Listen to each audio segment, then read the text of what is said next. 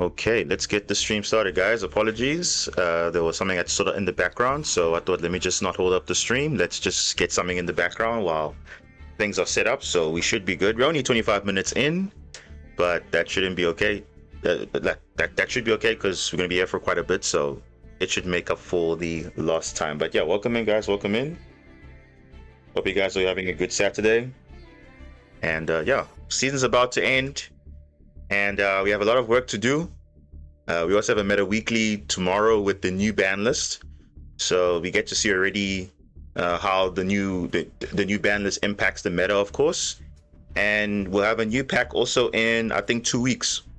So definitely a lot coming on the way. So hopefully there's something nice in there, because the last pack we had wasn't the main pack. It was just to, you know, almost like a filler pack in a way.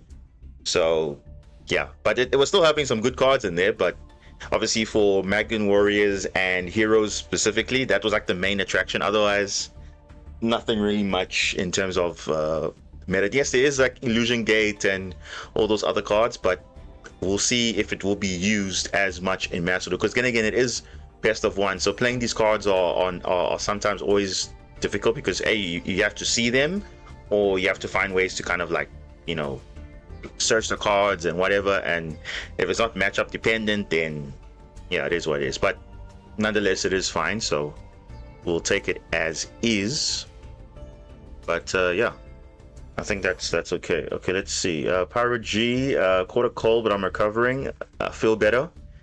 Yeah, getting a cold is not nice. I don't know about you, but for me, I'm entering the winter period, so my summer's about to end, and we're approaching the winter time. So,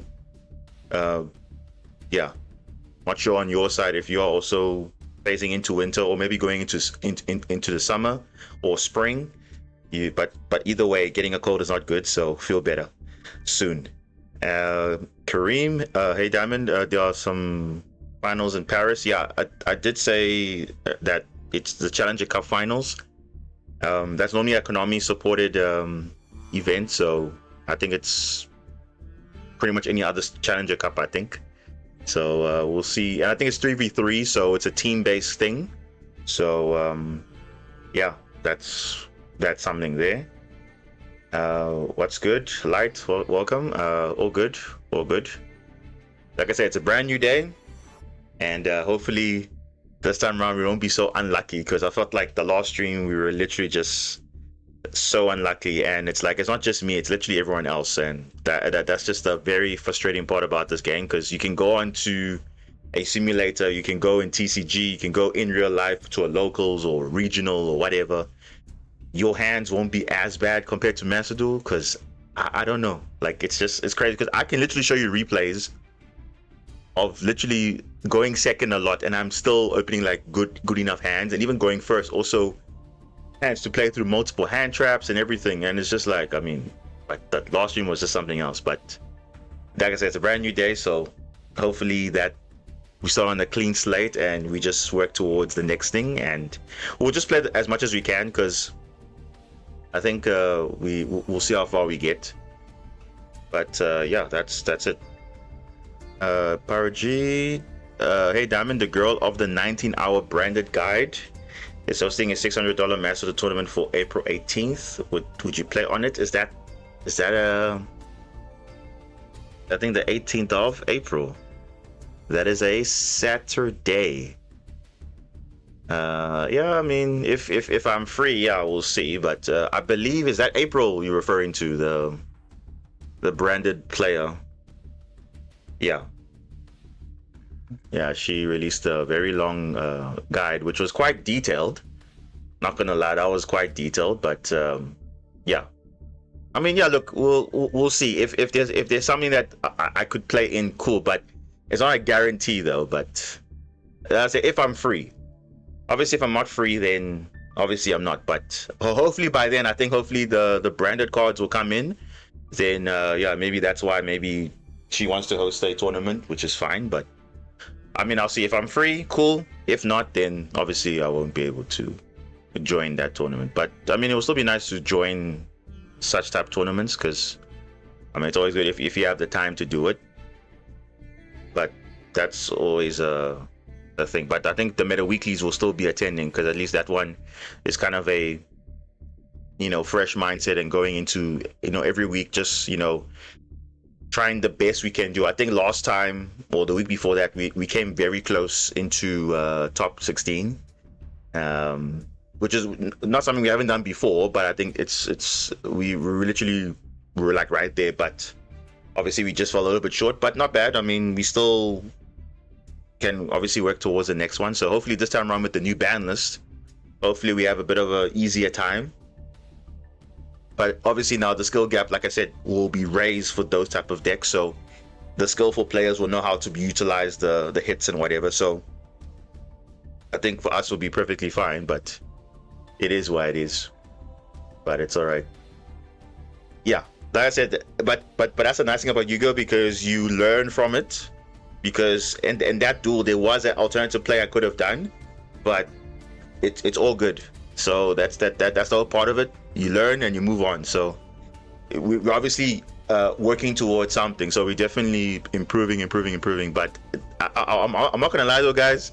When it comes to meta weekly, the shuffle has always been literally like not the best. Like literally not the best, because I'm either getting forward, max seed, or my hand is not as good, or they have like a crazy board and I can't break. So it's like, meta weekly specifically, every time I enter it, it's always like, okay, I'm on edge. Like literally I have to like, I just pray I have a good hand or whatever. But I think that meta weekly that week, we could have literally, we had pretty much good games. We had Sky Striker, we had VSK9, and then I think it was, no, Sky Striker, VSK9 was the other game. I can't remember, but I think it was VSK9. It was Sky Striker was the first one, and I think it was another deck I can't remember, and then it was VSK9. So we definitely had some. Oh no, it was two VSK9s and one Sky Striker. So there were pretty good matchups back and forth. But yeah, sometimes the shufflers are a bit weird sometimes. Was it Yummy? I think it was VSK9 if I'm not mistaken. But I can always play. You can always go back and confirm it. But I think it was VSK9 twice, I believe so. Oh, it was, because the other guy, I think he had shifter or whatever, and he didn't have a good hand. Yeah, it was two VSK9, one Sky Striker. So round 1 Sky Striker, round 2 VSK9, round 3 VSK9 again. So it wasn't Yummy. That was another week where we faced Yummy. But yeah, nonetheless, that's in the past. We're looking towards the future. So okay, so we're obviously going to be in ranked. We're gonna obviously lock in. We're gonna see, as you can see now, we are in Diamond 5. Unfortunately, that's just how it is, but you can see we were in Diamond 3. We ranked down, went back up again, but then we went back down again. So it's like, we're not gonna get like obviously the benefit of the gems, but realistically we should have been at least Diamond 1. But you know how this game can be. So again, this is the deck list that we're going to be playing, and yeah, this is what we can play. Because again, now we did speak about this in the last stream, but I'll just say it again. But this is for me, this is what's been working. I took this to the Duelist Cup and I did pretty well with it. I really lost a lot of games, and I think I could have gotten, if I wanted to play more stage 2, I could have, but this deck was doing pretty well. And like I said, it's not to be a specific deck. It's kind of like to have balance. So depending on the situation. So for example, if it's back row hate, we got the Radiant Engine, MST, we mandate to deal with that. We have our cards to search it and whatever. If it is, if it's towers or whatever, then of course we go under maxi, but we have full board. We can go Arc Rebellion for max damage or whatever, or just to out the towers and whatnot, or we can just try and go Magnus under Droll or whatever, and then we do that. But there's a lot of options in our deck, so that's what the nice thing about this, like everything kind of blends into each other. So yes, it's not a lot of starters, yes, but remember there's a lot of 2-card combos, and I think 2-card combos are more how would I say, more balanced than 1 card, which is kind of weird to say that, because in this build, this deck benefits off 2-card combos.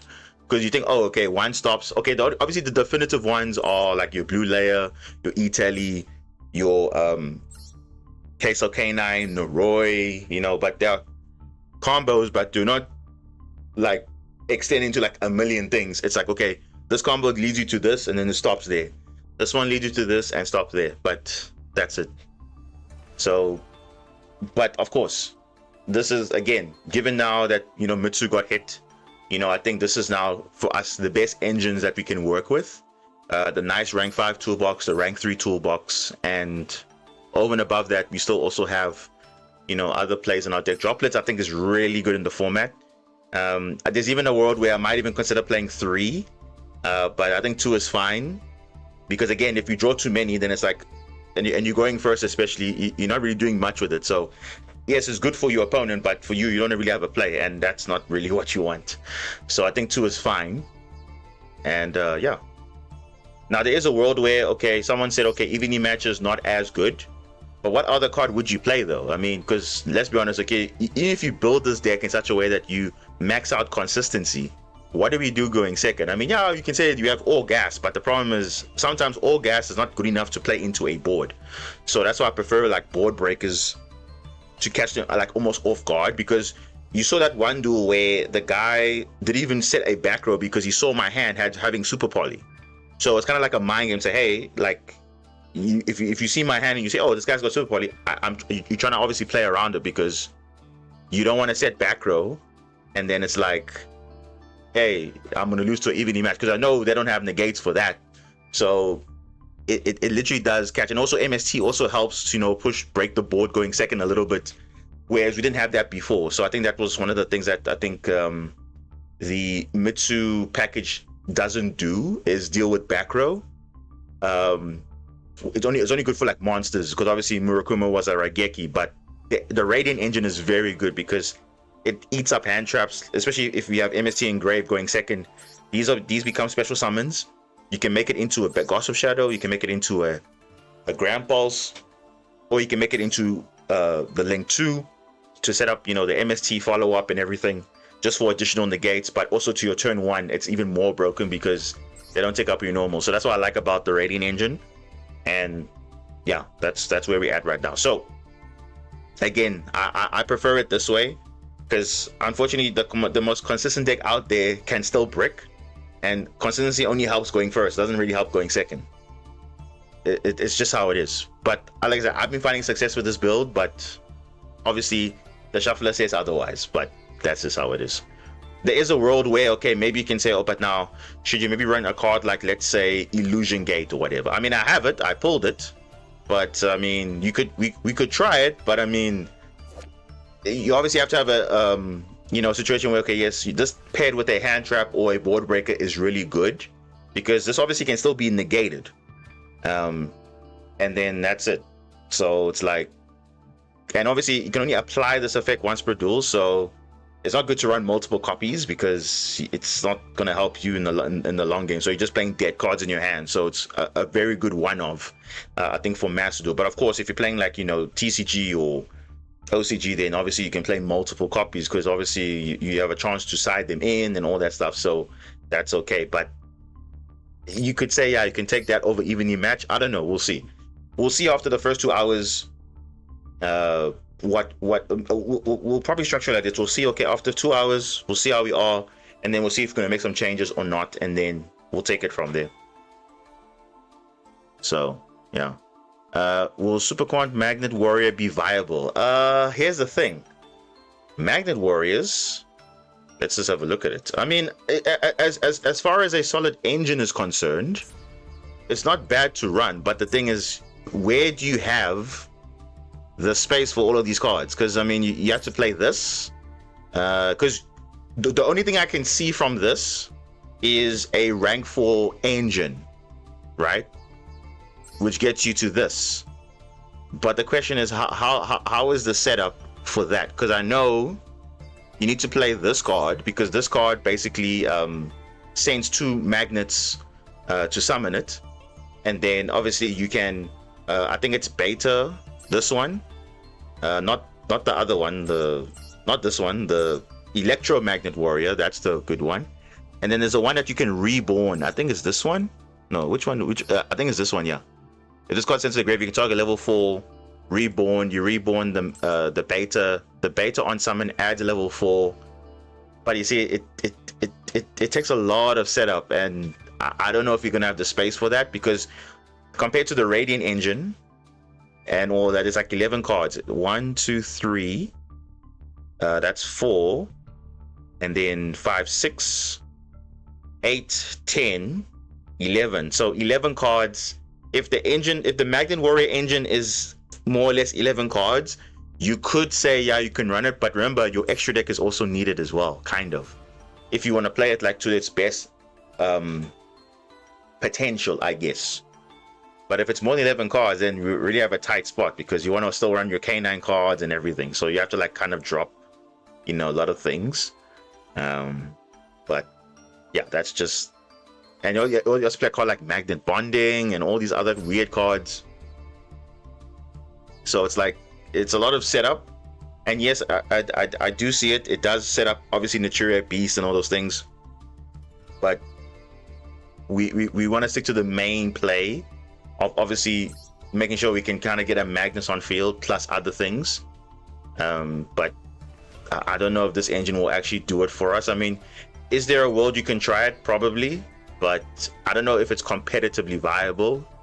Because given that, I mean, it's a cool concept, yes, but this thing requires a lot of testing. So I will look into it, but I cannot guarantee that I'll say, okay, this is 100% viable, because at least with the Radiant engine I tested beforehand. With the Mitsu engine at that time, I did test it. It was going to be good. K9 obviously 100% was going to be good, because it does synergize with obviously our deck, so you can bridge very nicely into that. So that's perfectly what you want. And yeah, that's where we leave it at that. So we'll see, right? If there's other stuff that comes in later in the future, which there is going to be stuff later in the future, we'll see if that can work. But for now, this is where we at the moment. The only other thing I'm considering is Doom Z, but Doom Z right now the support isn't there yet. So you technically can run Doom Z at the moment, but it's better when you get the new support. Then you can actually like throw in the full Doom Z package in there. So you'll have, either a rank 3 engine or a rank 4 engine, or you have whatever options you want. So it's like more flexibility. You will still have all the Doom Z disruptions, the K9 disruptions, and also the Magnus stuff. I've literally tested it already, and it's pretty good. So yeah, but anyway, enough talking. Let's go into some games. So, and obviously we're gonna see how best we can do, and yeah, we'll see after a few hours how it goes, and then we'll see if we need to change it up or not. But that's just where it is right now.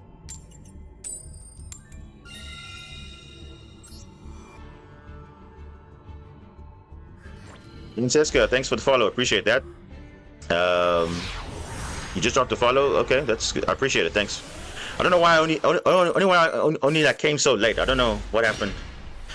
Only seeing it like 4 minutes after you sent it. That's weird. Maybe my chat app is not working properly, but yeah, I'm able to see it. Don't know why I didn't see it earlier. Oh, whoa. Hey, you know what? My hand is pretty good though, but the problem is, why do I keep drawing? I don't know. Someone can like just note this, right? Like every time I'm seeing white layer in my hand more times than usual. And it's not a card you want to see, because if you open it with no Supercoin, it's literally bad. And specifically a non-light, it is bad. So I don't know. I'm just seeing that more often. What happened here? What? Oh, geez. Regenesis? Geez, with all the floodgates in the world. Okay, I guess I didn't draw anything, so. That's odd, yeah. What is odd? The opening of white layer, or the chat not working? Okay, we're getting coin flips. That's good. But are we getting good hands? Because you see, coin flip. Okay, one thing. Good hand is another thing. It has to be twofold. Okay, white layer. Okay, yeah, that is 100% true. Like, That I don't know. I've just noticed that because I'm saying white there more often, and usually without any super coin in hand is always bad. Okay, I'm gonna start with this. If I play into Joel, it is what it is, but I think this is what the best shot we have. Ooh, Ash. Okay, you know what? I'm actually happy now. Okay, so now we can go into K9 Izuna. Or Izuna. Okay, so we add Izuna or Noroi? I think we add Izuna. Just giving us more options. Yeah. Actually, I've never played this game before. My cousin wants me to play this game, so I came here to watch. But what it's all about? Okay, well, welcome to understanding Yu-Gi-Oh, I guess. Hopefully, you'll find something interesting. But you can always ask questions if you want to ask. He has something. I don't know what that is. It looked like he had a Full loss, but we can play around that. I put in the EMZ. Extra monster zone. It's these two zones here. Oh, he's got something, definitely. And this is not Nibiru. This is definitely like something else. I think if he has Imprim, I'm gonna play around it. Okay. Gonna get that. We're gonna set this one.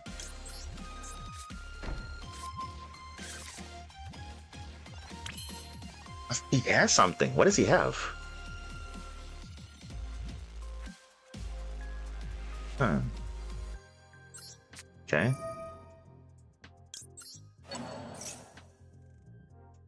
What does he have?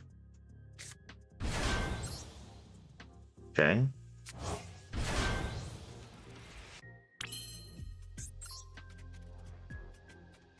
Just gonna go Valon here just for... I don't know what he has, but we'll see. Unfortunately, we can't really use Thrust right now because we don't have any search targets, because we can search a normal spell trap, but we don't have like Imperm or something to set, so it's not really ideal. We'll just keep it for our turn.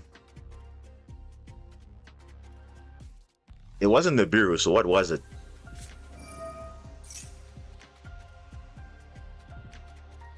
Lupus? Oh, okay. It was Lupus. Alright.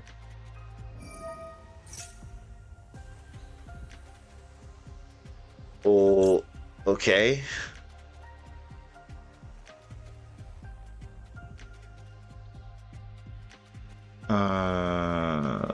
Okay.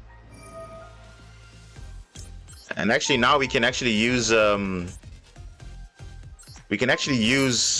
talents now, Thrust actually, because now he controls a monster, so we can actually use it now. Okay, that's actually quite nice.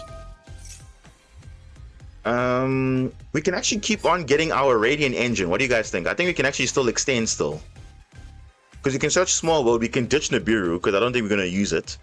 Then we can still extend with our Radiant Engine. I think that will be ideal. Yeah, I think let's do that, because I don't know what his hand is, but we can obviously negate and all that. So I mean, yeah, we can definitely do that. Yeah, we can literally get rid of Nibiru, and we can bridge into a win monster. We can get Eldum.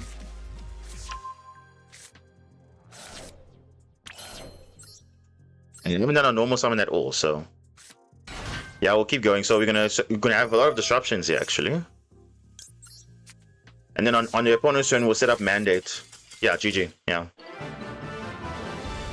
Yeah, literally that was... So you see, so this is an example of, you see when you feel like they're gonna...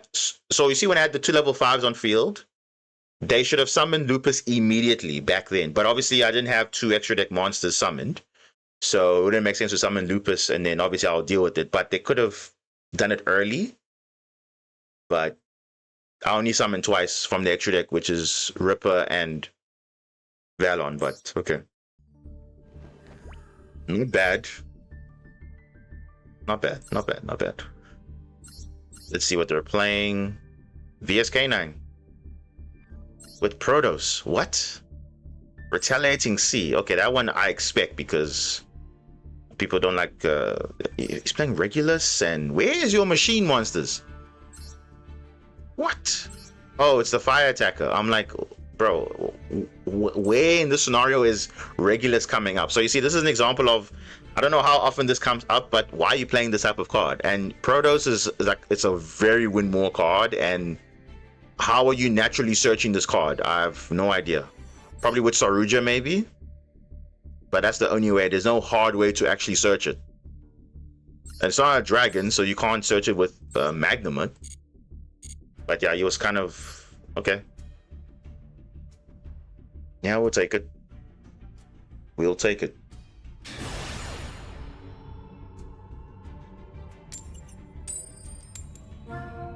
Of course, rank up game, we're going second. Come on, game. Seriously now? It's always like that.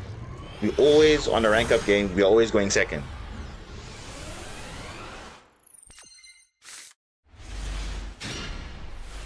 I mean, we got Droplet, but I mean, and MST, but I don't know.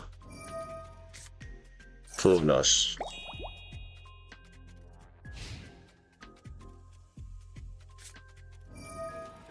Oh, heroes, okay. Heroes.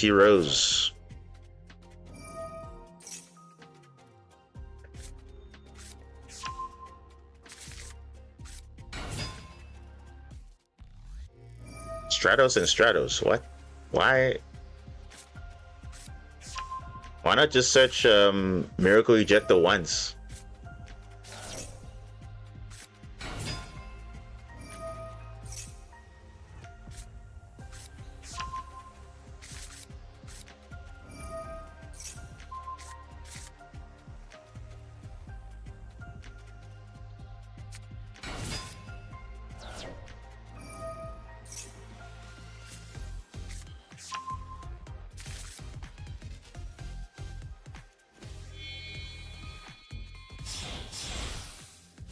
Xyz summoning, what? Dagaris, to draw more cards? Okay.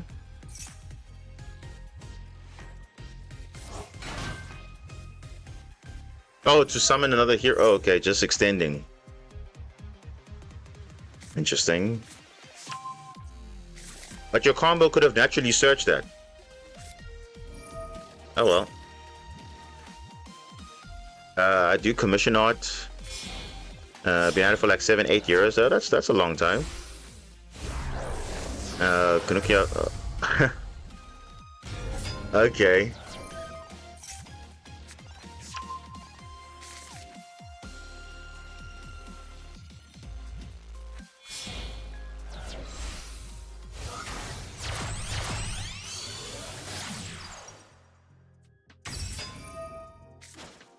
So you had Neos already in the hand and all of that. That's...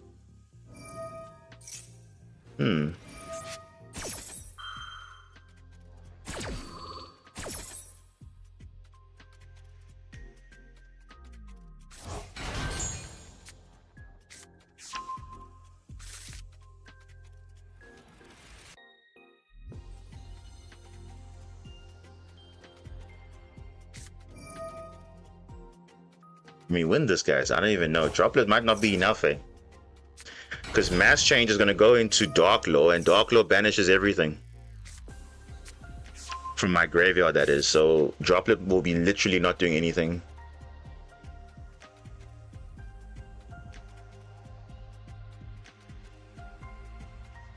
Okay.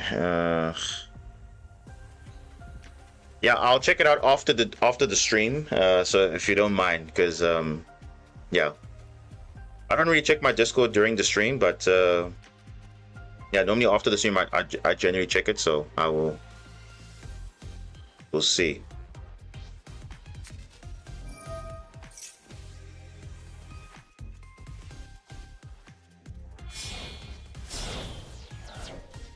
Okay. Contrast hero number 1. Set mass change.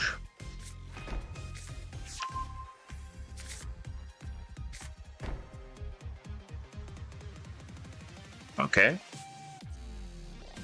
You still have Miracle Fusion. You can go into a second one.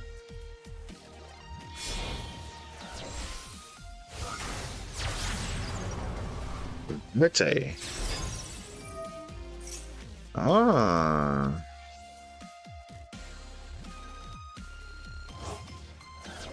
Double contrast hero. Wait, let me just check. What did he search with Miracle Ejector? Ian Shuffle. He never used it. He never used it. And he had Fusion Destiny? So why summon Verte then? What? Why summon Verte if you're gonna already have Fusion like you already have Fusion Destiny already? That's weird.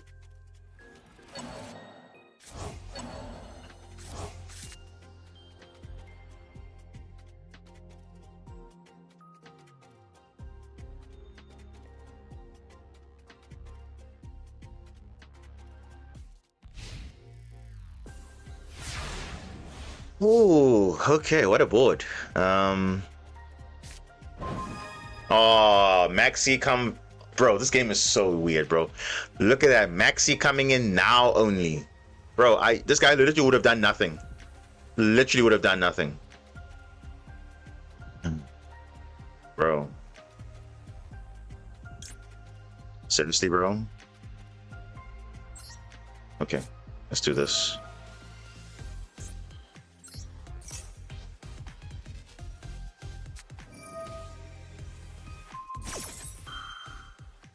I need to maxi now. Bro, this is gonna be tough, eh? If I had maxi earlier, like you would have done a minimal play. Like this game is so interesting, bro. Contrast hero, that's fine. I'm losing my field anyway. Yeah, let me just negate the other one. Bro, I have to literally give up like my whole hand, but it's not gonna do anything though. Literally not gonna do anything. Because Darklow's gonna come out, he's gonna randomly banish and...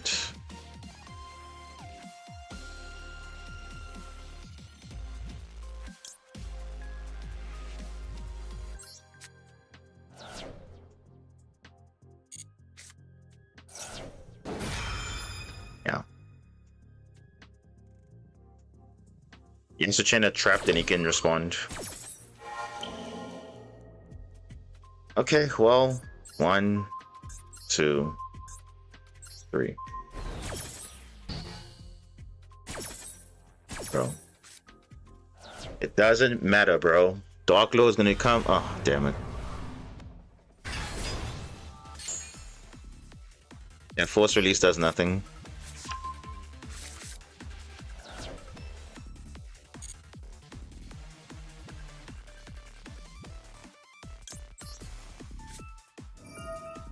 What I can do is deal with this.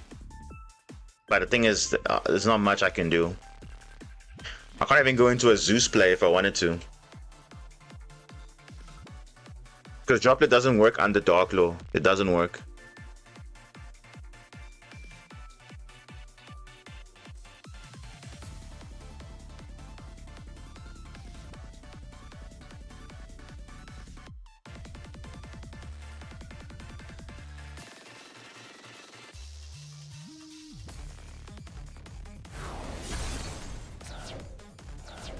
Wait, he could have chained favorite contact though.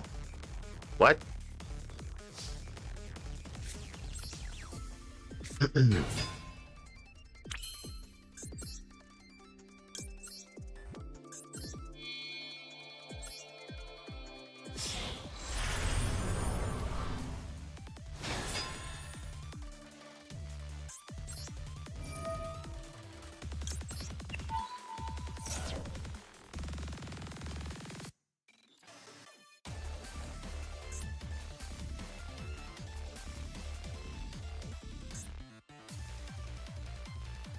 Should deal with this actually.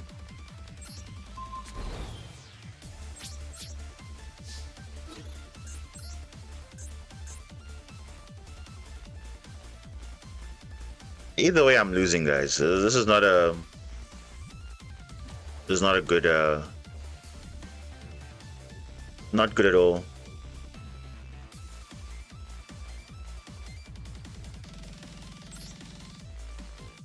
Yeah, this is not winnable. If I had a different Supercorn card, like maybe Blue Layer, I could have made Zeus here, but unfortunately not. And I couldn't activate Zayton's effect to send for cost because everything is getting banished. So we tried, guys, but we didn't get the right draw, man. That's the thing. Yeah, we didn't get the right draw. And Maxi came way too late. Way too late. Unfortunately, guys, we tried. Can't do anything about that. But you see, Shuffler again, like just not. It's Maxi too late. Like, come on. He literally had no hand traps. Literally had no. All he had was full loss. That's all he had. Yeah, it's lethal on board. So. Oh well. Classic rank up, right? Nothing unusual, right? Nothing unusual. Nothing unusual. At this point, very normal.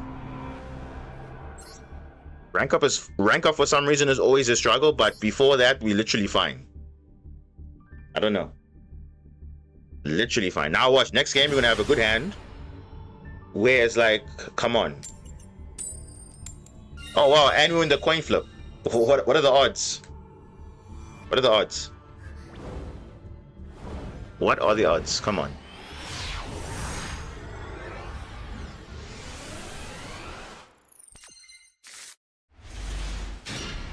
You see, look at this hand. This hand would have been way better. Way better. Insane, right? Literally a way better hand going second. Obviously, Droplet would have been, you know, a bit different. But I mean, this would have been better. If I had Blue Layer, I would have literally made Zeus and then cleared the board. Then you literally would have no follow-up. Dominus Purge. Oh my gosh, bro. Is it Odeon again? Or was it Blue Eyes? Or was it Yummy? I have no idea. No idea. Luckily, we got the extender in the hand already. Impulse. This guy's got something.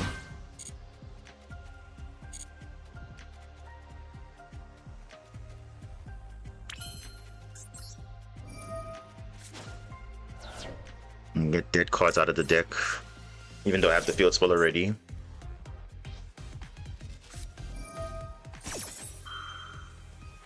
Bro, what?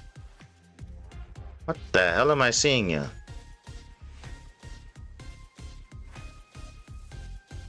Negate the effects of all face-off monsters your opponent currently control. Bro, he's playing Primite, bro. What? What am I seeing here? Summon a Primite. Huh? Normal summon a Primite, but what's this Primite doing though?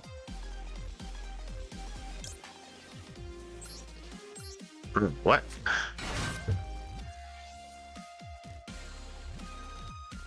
Okay.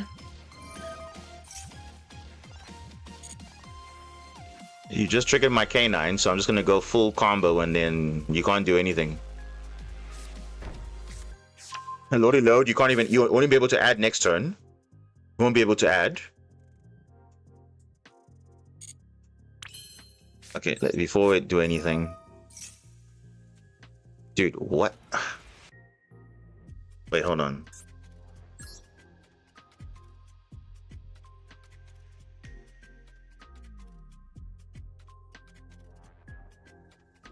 You can only use suspect once per turn. Yeah, I don't know.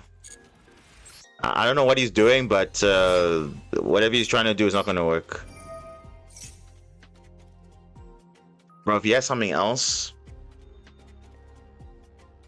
does it have a Velo or something? Okay, that's fine. It's literally fine. I'm making Magnus, bro. Magnus is gonna solo your entire board. You can't even add with Lodi Load. You can't even do anything. You can tribute something on you like. It's not gonna do anything. Yeah, this is fine. This is actually fine. It doesn't really do anything. Yeah, this is fine. Literally does nothing.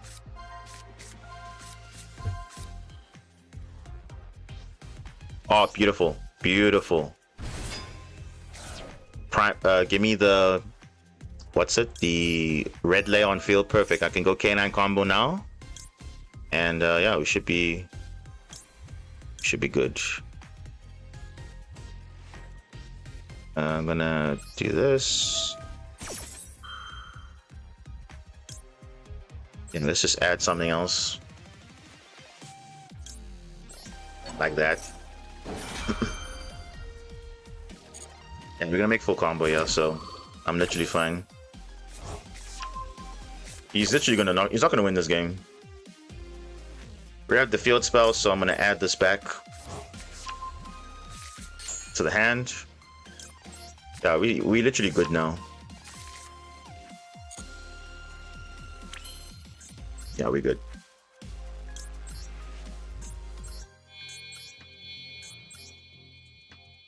You can see Lodi Load will not be able to add anything. Literally nothing. And I can obviously negate whatever he wants to do, but I think it's fine. Let's just continue on. Yeah, let's just do that. Khalid, welcome.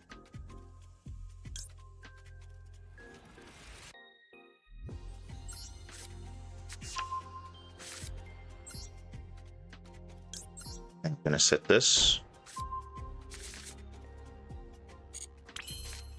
Yeah, I don't know. I don't see a scenario where we're losing this. I don't see it. Like Magnus solos this entire deck. Like there's nothing that they can do.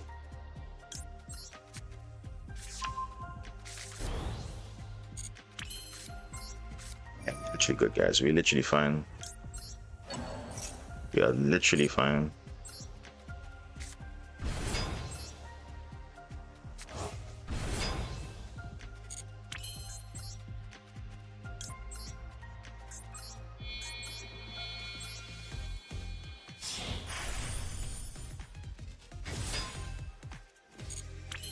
Actually, you know what?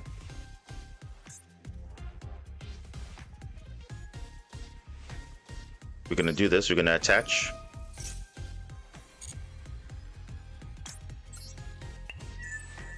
And we're gonna detach. We're going to do that. Gonna get rid of you. We're gonna pop that. Okay. And then we're gonna go special summon.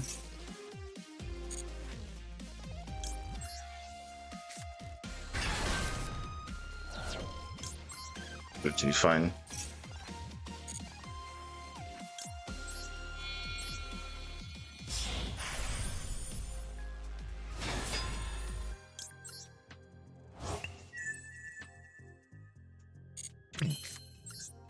And then we're going to,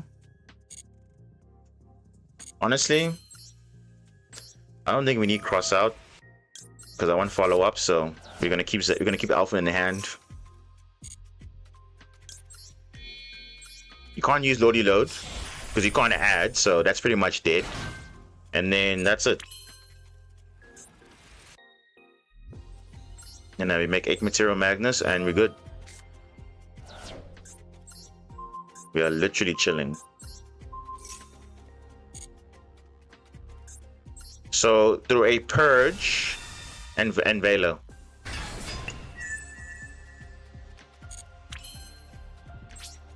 Nice. Yeah, but the opponent, I don't know what the opponent's doing, guys. Honestly, I don't know. Don't know why they shotgun everything like that, thinking that they have a play, but they're like, oh, now they realize, oh, flip, what's going on here? You can't activate all the load. You can't activate, can't add.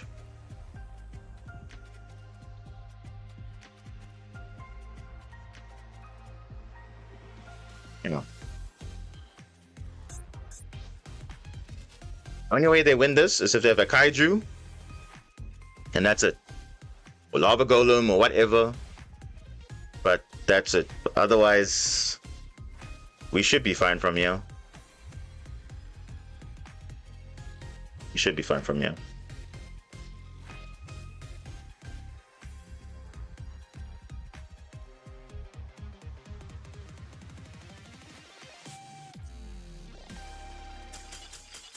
Exactly. As rightfully so, because what can you do? Nothing. Against most decks, I mean, that would be quite a bit of impact, but we had all the perfect... Look at that. Blue... Oh, it's Blue Eyes. I'm like... There's no way Blue Eyes is... Like, I'm realizing, oh my god, this guy's actually playing Primite Imperial Dragon in Blue Eyes. Whereas it could have been literally any other hand trap or whatever, but like, why is Blue Eyes playing this? Like, I don't know. I get Ether Barrel because that's actually a starter. I mean, to be fair though, to his credit though, it makes sense because he's setting up for the next turn. But there's no guarantee that you're gonna have a next turn. So, but I do get it. In most decks, it would work because he is trying to, you know, set up for next turn. But I mean, yeah, I don't know, but he was doing a lot, but he wasn't doing much. Ooh, both are rank up games. Who's gonna go first? Let's see. Oh, I go first. Wow. Okay, that's a first. When it's now not someone else's rank up game, they go first. Oh, okay. Watch. We're gonna get a brick hand. Watch, guys. Watch. We're gonna get like the worst hand ever. Okay. It's not the worst hand. Not the worst hand, but it could be better. So we're gonna start with Noroi. Actually, no. Actually, no. We're gonna start with this. We're actually gonna play around Imperm. We're gonna play around Imperm. We're playing around Imperm because most of the time these guys are sitting on Imperm, so it's better we play around it. So we're gonna normal summon.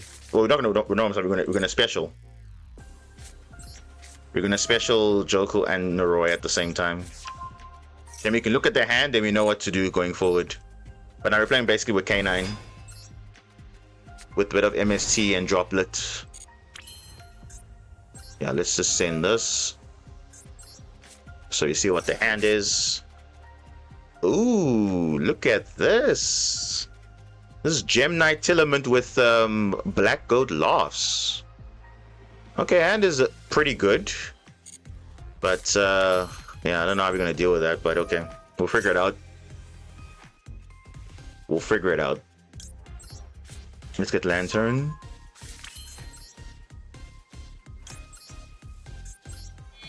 Yeah, we're just playing with the K9 hand for now.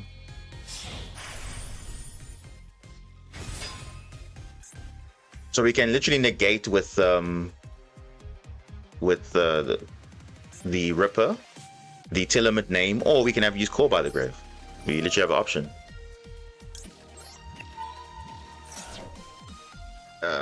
We're gonna get Izuna because they're gonna add, obviously, they're gonna obviously play the game. So yeah, I think our hand is pretty good. It's not bad actually.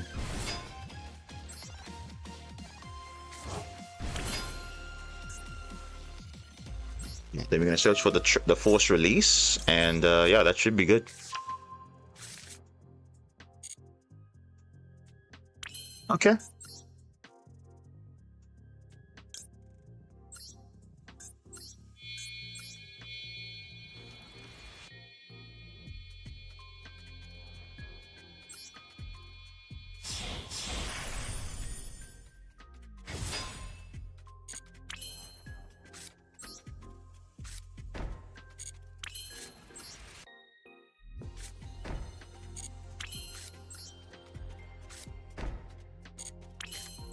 I don't know if MSC is going to be that useful, but we can just get rid of it if we don't need it. But he's got Black Goat Loss, which I'm a bit worried about though. But we'll see what he opens as his 6th draw. We'll see.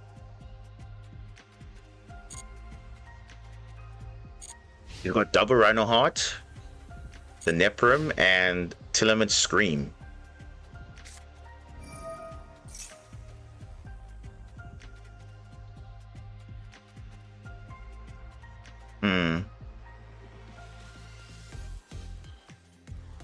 I don't know, should I let that go? Because you can search for a trap next turn. I don't know what a 6 card is. I think it's fine. We'll let it go.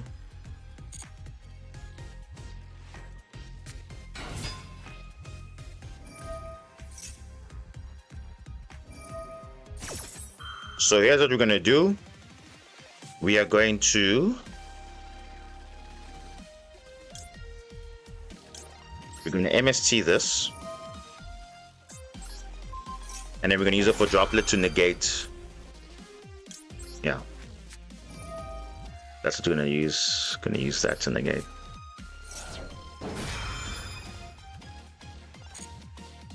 Then we should be covered. I think we should be fine. Negate that. Destroy that. You can search a trap, whatever. It's fine, and then whatever.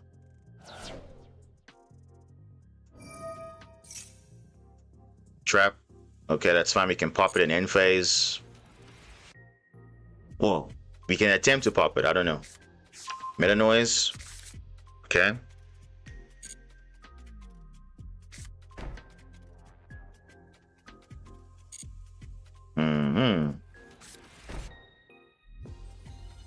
I think I have to pop this and core buy maybe. Yeah, I think I have to do that. Yeah, I think I have to do this now. We have to actually destroy that.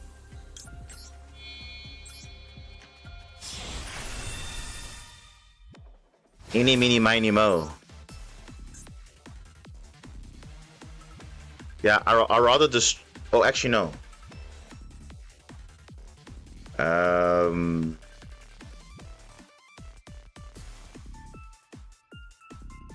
Yeah, I think this is fine. Because Meta Noise will be dead, and then, yeah, it's fine.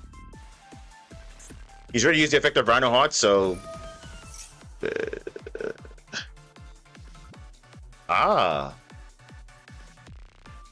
Wait. Yeah,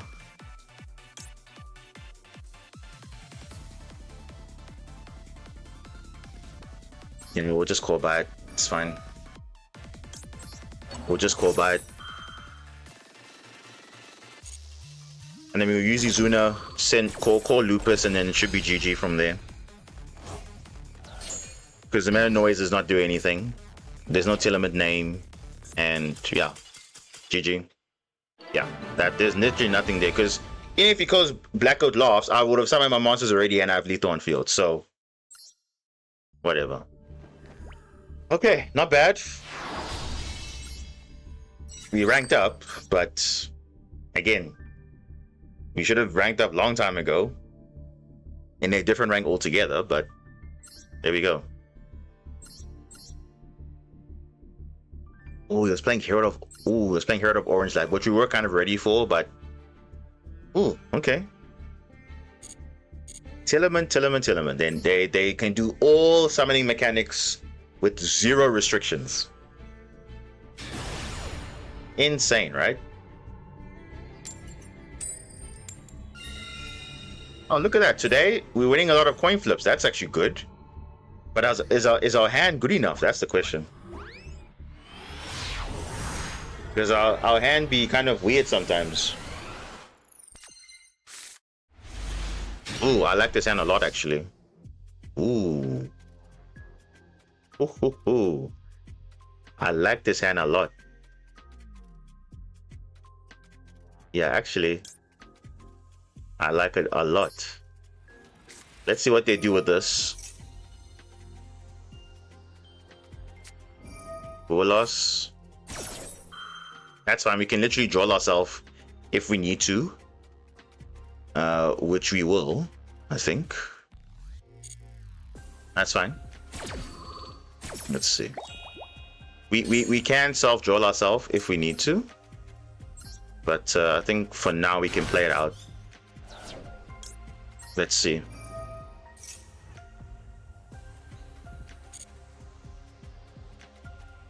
Okay, I can search for this. But this is just better.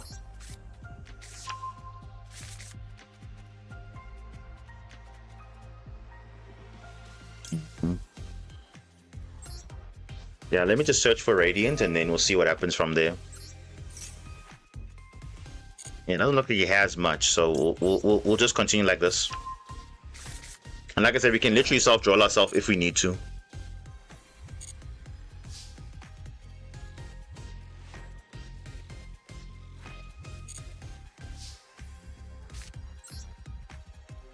Yeah, we can literally self-draw ourselves if we need to.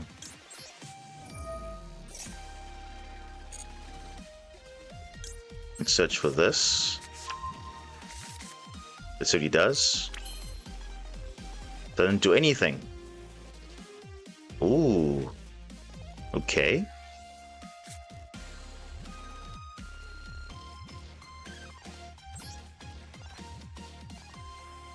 Doesn't do anything, so, you know, not bad. And then we have Mandate. Yeah, you know what? Let's see. We have literally a choice here. We self-draw ourselves and then we draw two in the same window. Yeah, I think we'll do that.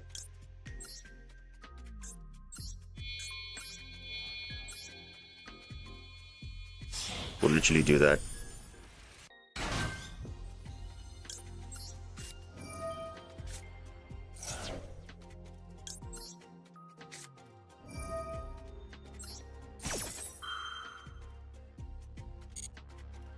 Brain plays, yo. Oh, bro. What? Why did I draw the Mandate? Oh, come on, game. You gotta be kidding me, bro. That's not what you want to see.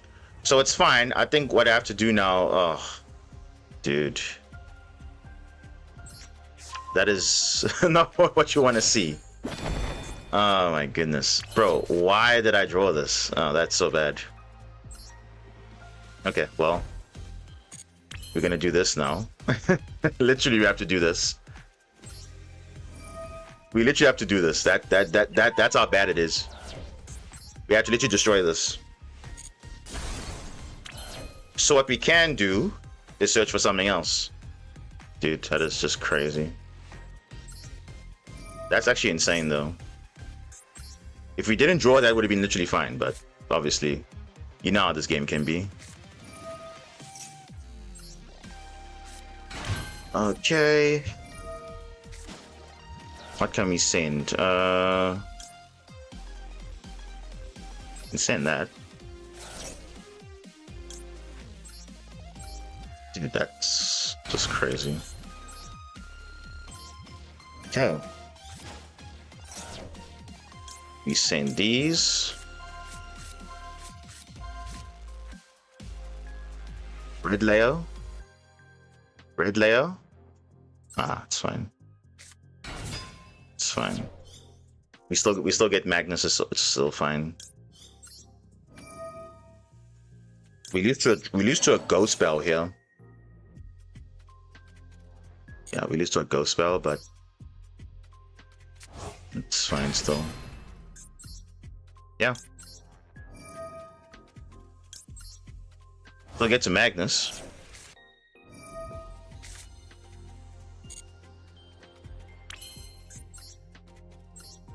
Wow. That if we didn't draw that if we didn't draw that Alphen Spike, would have been probably a better card. But I mean, imagine look at the play we have to do, because we can actually do that. We can self-draw ourselves and then we still have full play. That's that if we really want to be, you know, Like now, you see, we're sacrificing our hand, but we're still getting a tower still, which is not bad. And the hand was pretty good though, but yeah.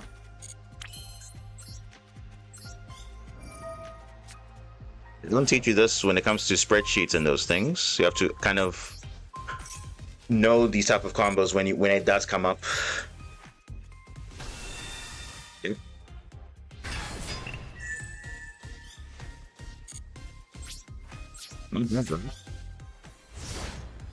Considering our open hand was pretty good, just quick, literally just quick play spells and draw. That's it.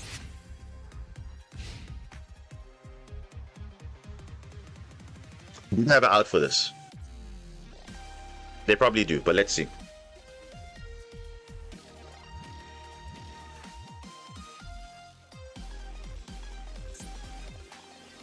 What do we detach here? We'll probably just got the Radiant cards. Or detach the Radiant cards. If we had summoned Red Layer, would have had like mega materials, but that's also fine.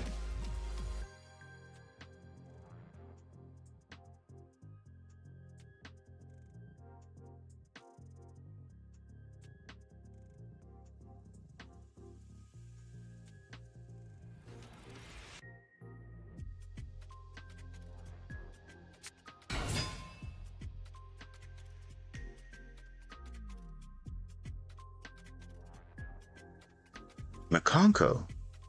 Whoa. Okay. Makonko, right? Okay, let's wait for battle phase, then we're gonna commit.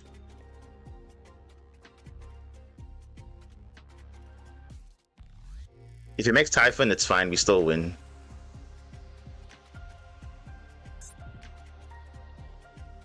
So what did he draw though? No Kaiju,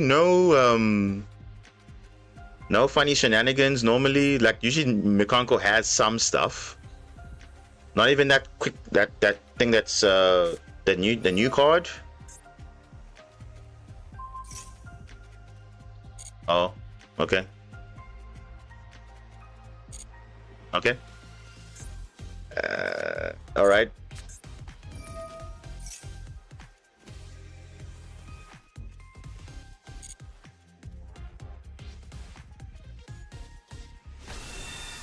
Ohime, okay.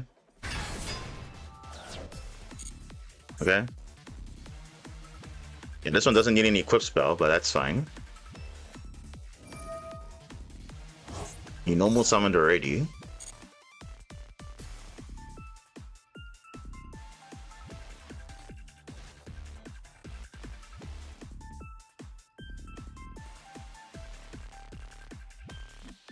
Realizes whatever he equips to me, I'm unaffected by it, so.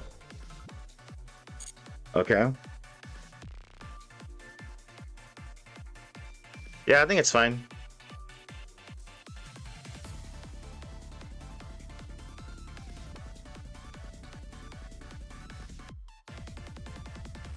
Yeah, this does not equip with anything, so. Okay. Unless it's like a battle trap I'm not aware of, but this is not doing anything. Okay.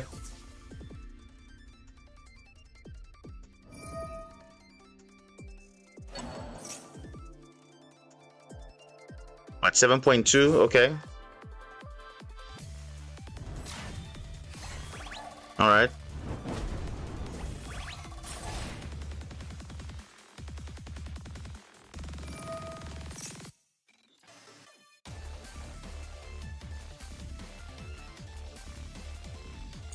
Okay.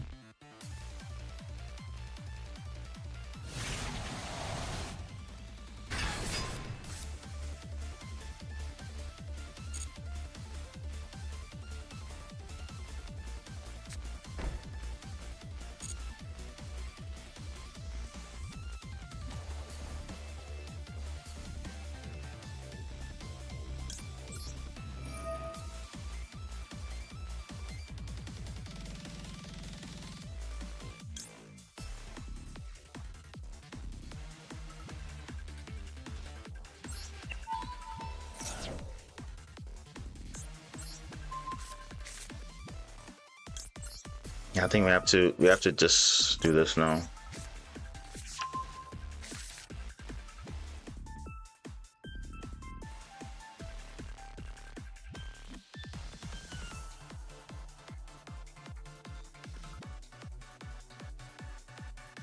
So no lava golem, no, that's interesting. Oh, beautiful. Droplet. Droplet. Actually quite decent here. The question is, can I OTK though? I can.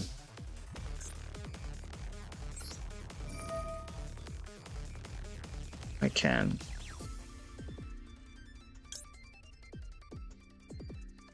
And shuffle back some cards.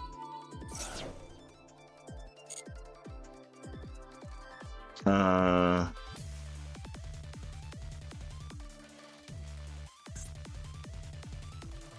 gonna shuffle this.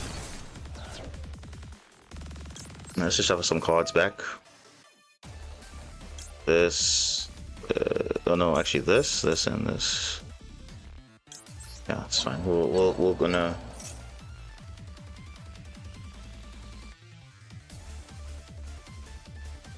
This is just equipping a card. It's not doing anything.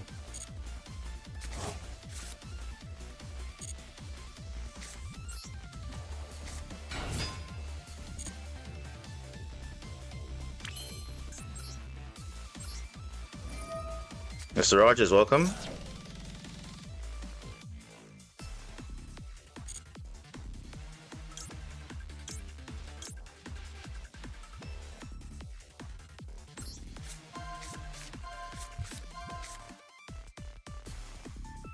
Neospatian OTK.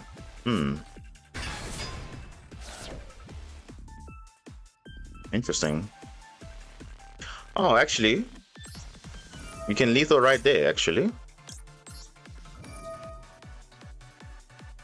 Yeah, this is lethal already on field. Okay, yeah, we win.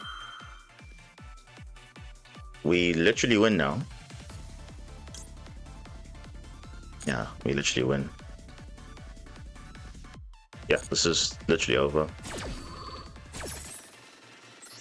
Because you can negate this effect and then it will just get that. Yeah.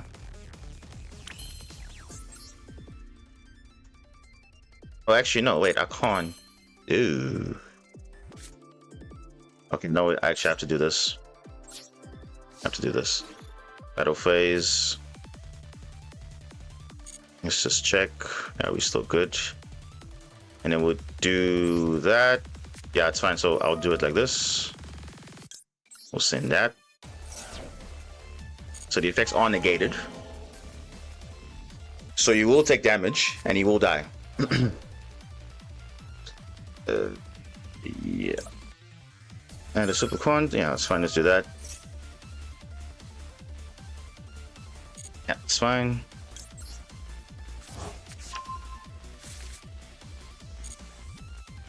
I hope this works out, but I don't know. It should work.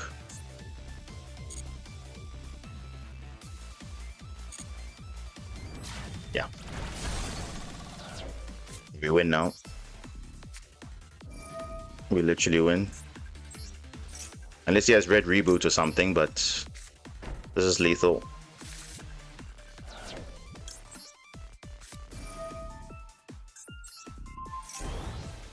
Nice.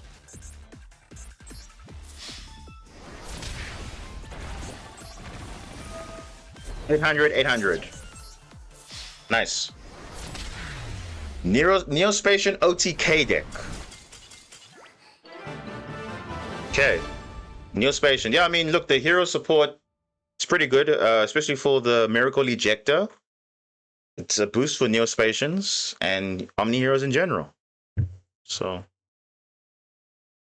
But obviously, it's not like super meta relevant, but it is good for hero players because they have an easier time now playing the game. I've seen many players combine cards in their deck and the opponent couldn't even make a move. Crazy combo. Well, like it's like a big pile deck Probably all the good stuff, I guess. Not surprised though if it's like that. Yeah, no, they didn't draw. They're playing one kaiju. No lava golem. Okay. Interesting. OTK decks are most fun. Yes, they are most fun if you can get to if you hand trap them to death, and they make like a half board, and then obviously you're playing breakers as well. Then obviously you can OTK no problem. But if you're playing unbreakable board, it's a bit tough with Omni negates and everything. Because that's one thing Heroes doesn't have. Okay, they do have it in the form of Contrast Hero, but it's not like an Omni. It's just target a card, negate on the field. But other than that, that's all. You just have like, you know, Plasma, what? DPE. What else? Contrast Hero, like I said, the Neospatian, obviously, for Cosmo Neos is like a turn skip if you're going first. What else is there? There's obviously the Thunder Giant, Voltic Thunder, for like literally destroying everything on the field, except itself. What else is there that Heroes has? And in terms of the end board, that is obviously Shiny Neos, Wingman for going first, of course. Also good for going second too. But usually the board has to be like super clear, and the board has to be like simplified. So, but what they have is a lot of comeback cards. Yeah, no, they do. But again, same thing with Lunalight, right? Lunalight has a lot of crazy cards, but you can obviously stop them to get there. So if you're not being stopped, by all means, and you have ways to have enough extenders and everything, then of course you can break any board pretty much. And I've seen Heroes do it a lot, so it's definitely possible. There's a lot of different versions you can play, and that's the beauty about Heroes, because there's a lot of different decks you can play, different versions you can play. So yeah, but it's obviously preference. So if you like Neospatians, some people don't. What the? I saw a Valence card. Huh? Oh, this is not going to be good. Uh-oh. Now I have access to even more stuff. Yeah, I think they're also kind of boosting, you know, like, you know, Mask Hero specifically, because there weren't really a lot of main deck monsters. So I'm glad that they're actually giving support for that. And also it's good Omni Hero support too. So on top of being a Mask Hero, it's also good for, like, you know, general hero decks in general. But yeah. Oh boy, this is the Omni negate.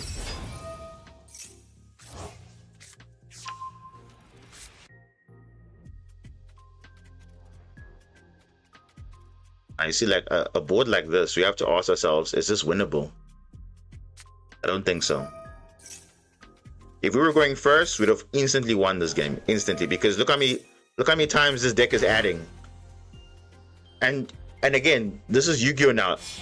Almost 99% of the decks add cards, except for Malice. Malice is the only deck that doesn't really add. But most of the decks in the game add cards, and Magnus solos all of that. Literally, all of it. Unless you have combo in hand already, then yeah. Also, Evil Hero is interesting like this. Might be the best time to play Omni Hero.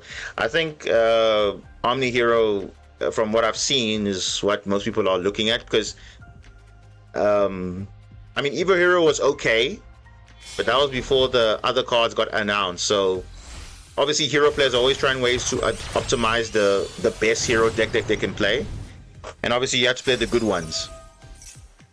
That's what makes Omni Hero. You play the best of the elementals, the best of the vision heroes, the best of the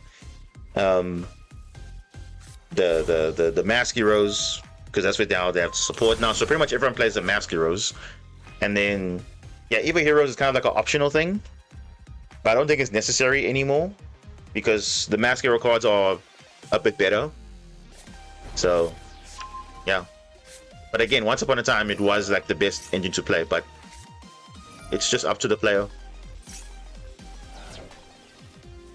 Oh boy, Pendulum Summoning.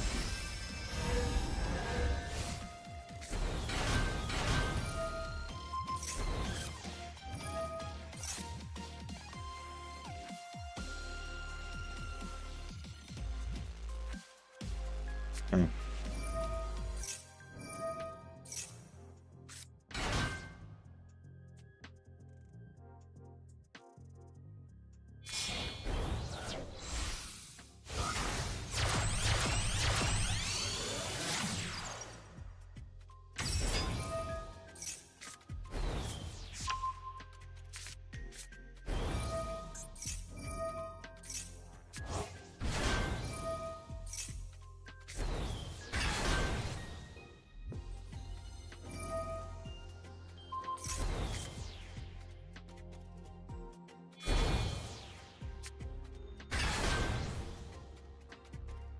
Zach C, what's up? What's up?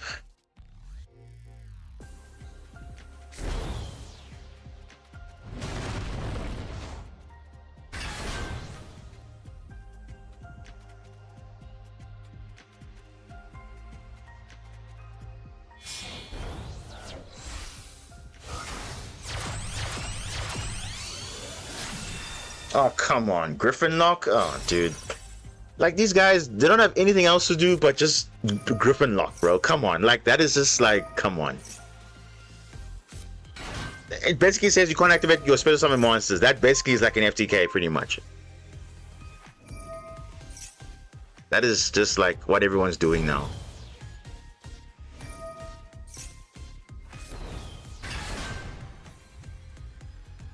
They have a normal summon, but I don't think they even need it because...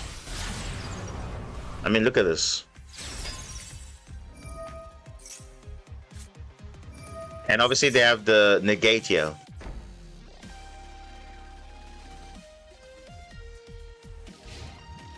Oh, gosh.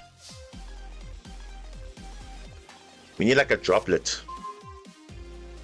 I mean, Noroi is good. Noroi is good, actually. It's not bad, but not amazing, too.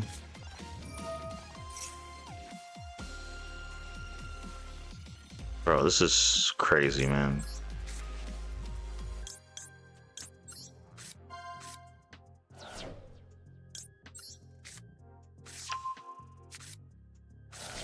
Do I negate Griffin?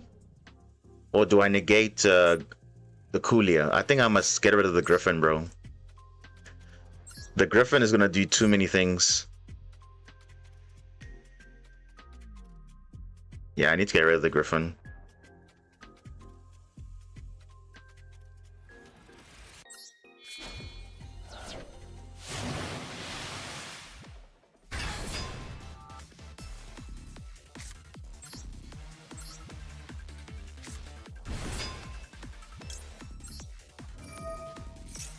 I mean, you probably lose anyway, so it's like, doesn't really matter what we do. We'll just negate.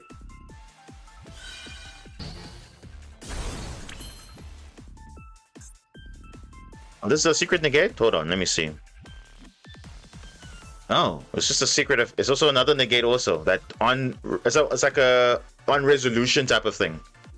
Because they say on the field resolve, so... Okay. Right.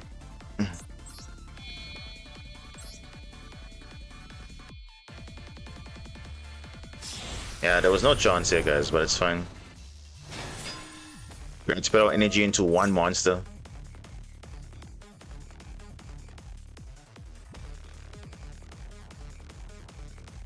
Masquerina and all these, yeah, it's just... Oh, yeah. Fancy Ball. Fancy Ball. Fancy Ball? Fancy Ball. What? Why not Little Knight? Now you want to go Little Knight?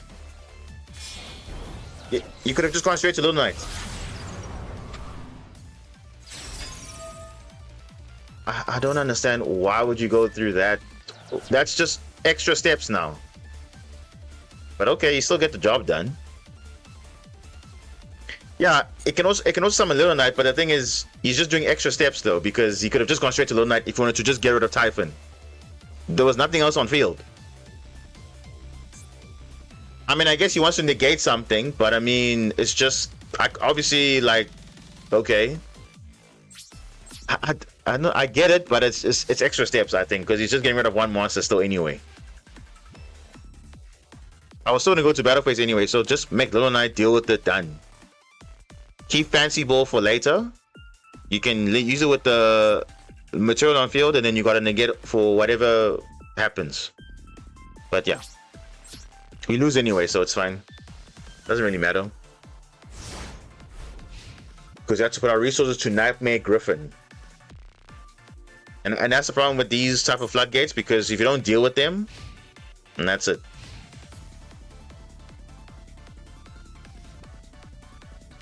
And this is literally what was giving my energy. I could have kaiju other things, but this is just like, okay, you don't deal with it, you can't even activate your stuff.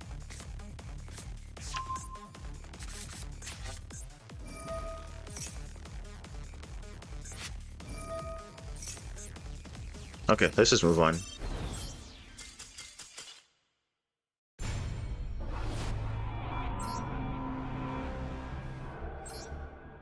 Non-interactable floodgates. At least Magnus you can interact. That's one thing I like about Magnus. It's not like you can't interact with it. You just can't add cards. It's basically draw and lockbird. So what do you do on a draw and lockbird? That's pretty much what you do with Magnus. That's all you do.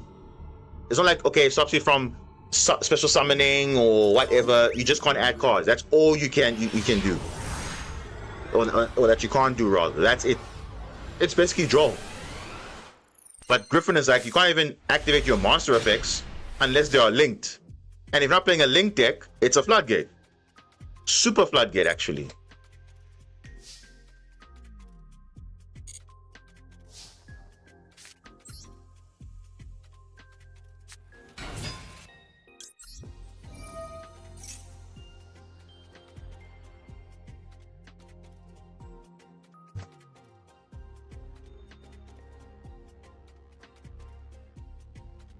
I need to do this play first because in case I do get drolled, I can still play the game. Because if I don't, if I start with this first and I get drolled, then I don't really have a chance to play the game. So this is the best. If I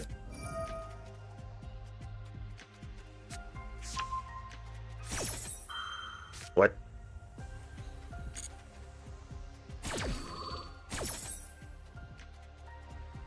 Oh, okay. All right. Now that you're doing that, I'm not gonna add this. I'm gonna add this instead. Because this will help you play around that now. I can play around this card now.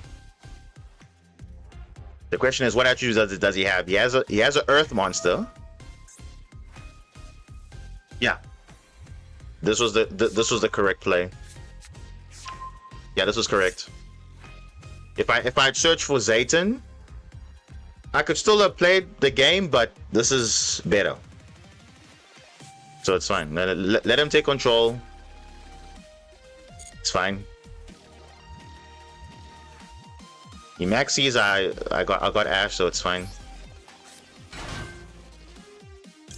Or if he does, he have something else, because I can Ash the Holly Suit for the second effect. Yeah.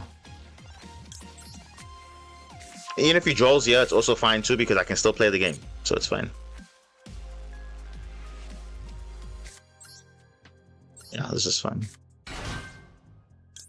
And then search for MST because it's quite good against him, especially the Vanquish Soul start. It's pretty good. Yeah, I'm gonna search for this. Yeah.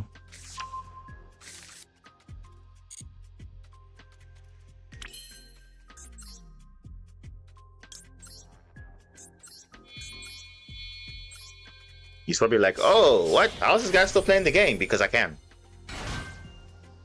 Because I can. Yeah, if he wants to activate Maxi, we have Cross Out. He wants to use Solisu. I got Ash, so it's like, it's fine.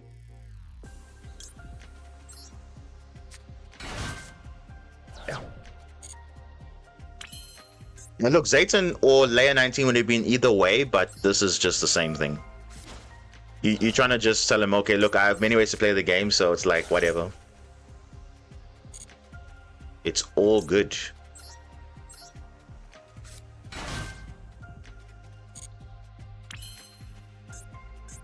Yeah, he's realizing now, like, oh, what? This guy's still playing? How so? How is he still playing the game? So you basically play like you're under draw. That's basically how I'm playing it right now. Literally playing it like that. I'm literally playing it like I'm under draw, but I'm not under draw, if that makes sense. Because if you have this, then it becomes an issue. So it's literally fine.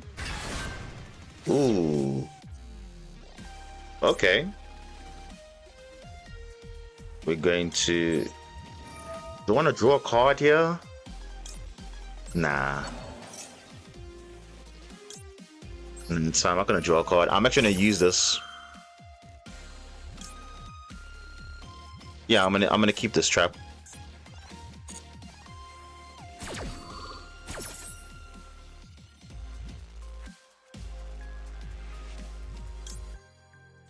Actually send no, I could send black, but that won't be ideal.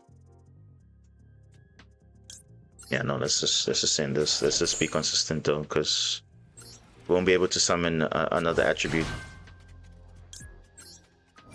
So it's fine, we'll just do that.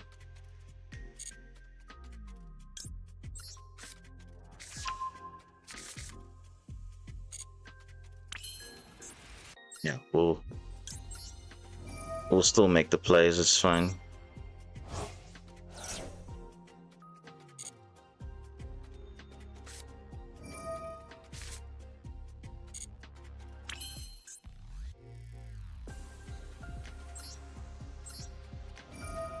You know what? Yeah, I'm gonna keep the Ash and MST. I'm gonna keep it.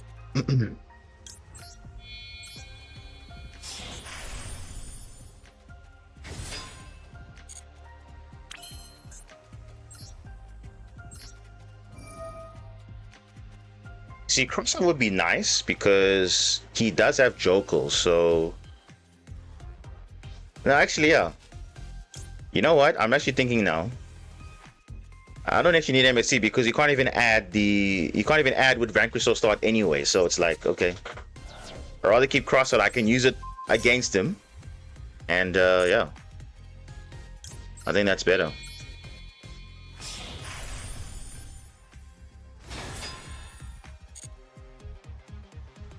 Oh, come on, bro. Does he have Nibiru? Yeah, good thing I didn't just take Crossout. Maybe he has Izuna. I don't know. But either way, I have Ash and Crossout, so it's like, whatever.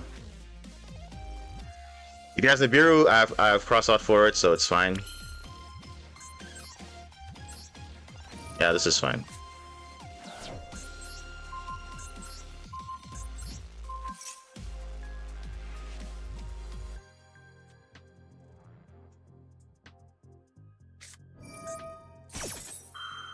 Izuna. Izuna's doing to do what now? Okay. That's fine.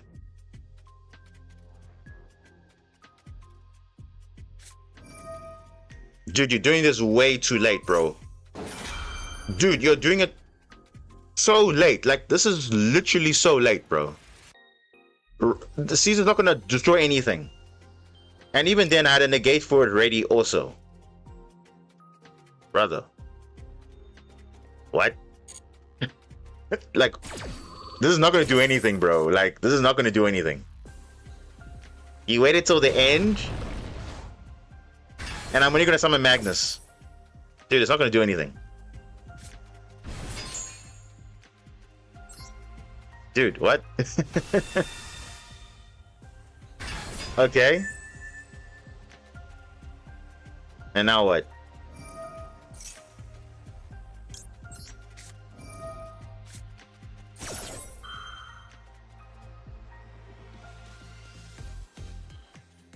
Dude. What?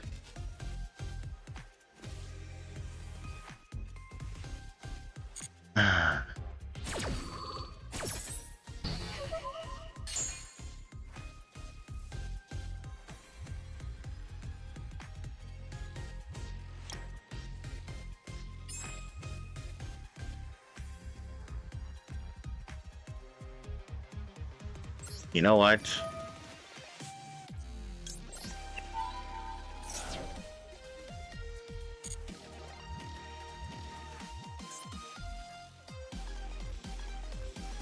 Yeah, just get this out of here, bro.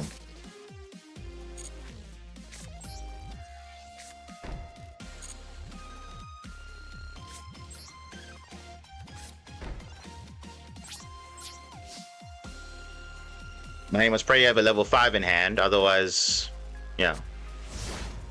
You must have a level 5 in hand because I have literally no cards in my hand, so you can't even normal summon them if you wanted to. And just to make it worse for yourself, 4,800. Want to activate Joku? I negate Joku, and then we're back to square one again. You can crash into this, that's fine.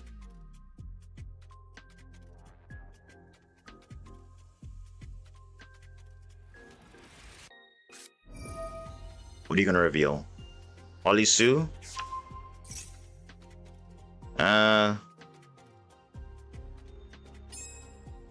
He's gonna try to go Arc Rebellion. That's what he wants to do. Once he wants to go Arc Rebellion, it's fine. It's literally fine, bro. I'll just negate Joku.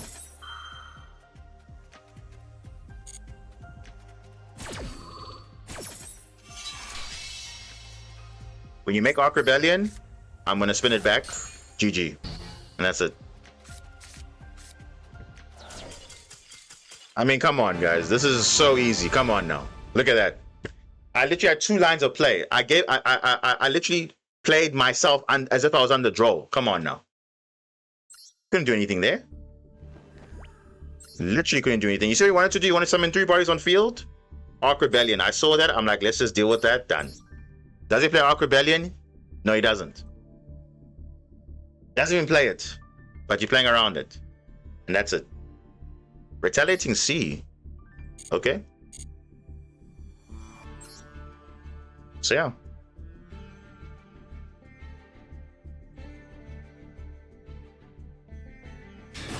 But now you see, why can't I have games like that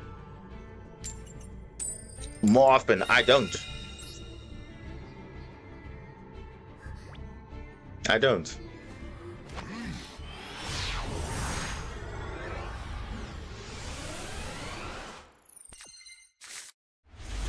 Oh. Okay. This is interesting.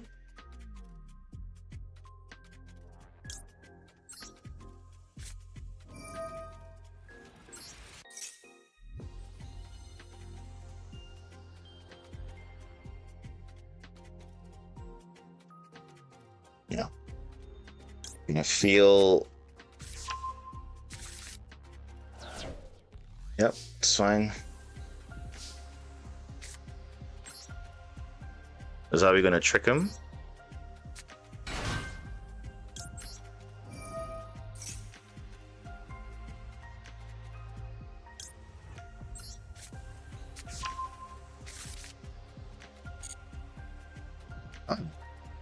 No.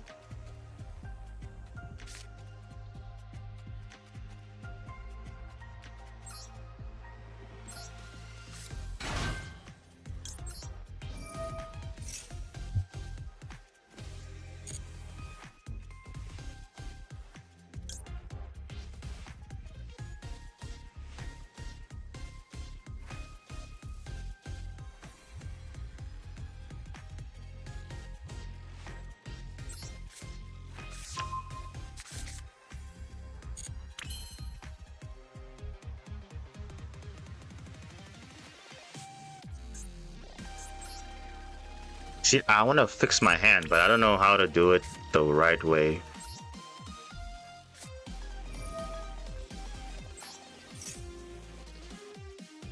Doesn't feel like he has something.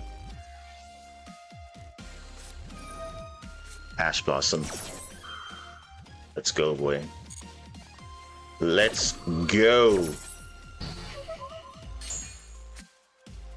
All right, now we can play with our... Wait a second.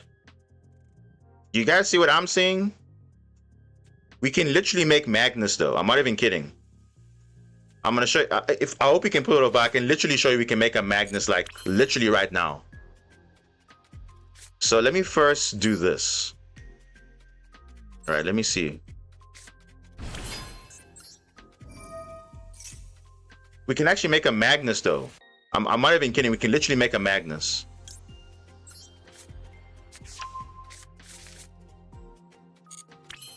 Because we have the field spell. We have literally Grand Pulse.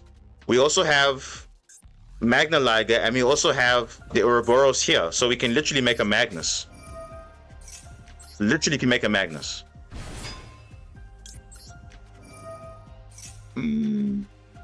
I just hope he doesn't have Nibiru though. If he has Nibiru, then the combo's over.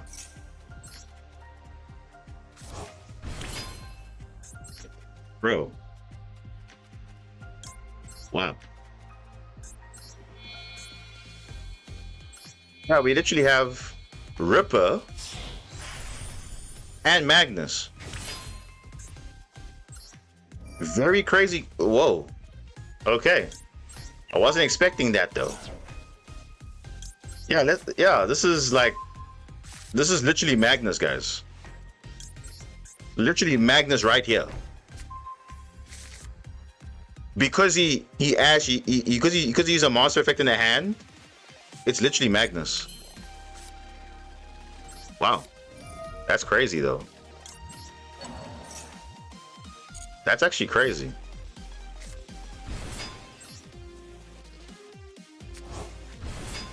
And we have an extra body for whatever we need it for, but that's still... Wow.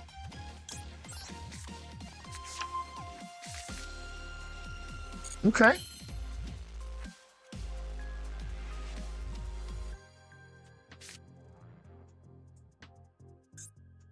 Oh no, we can't make Magnus now. Oh no, we can't. No, we can't because we normal summoned Jokel. I just realized now we can't. Okay, but I thought I thought we could, but we actually needed a different card. But it's fine. If we had this card, we could have done it. So it's fine. No, I take it back. I take it back. If we had this card instead of Jokel, we could have literally made Magnus because this would have been a normal summon, and then we just got a card. Then we can make green, blue, and red, and then we fine. So it's okay. What we can do, we can do this just to get more, more disruptions here. Now I can't link it to it because I put in the extra monster zone, so it's fine. It's not an issue.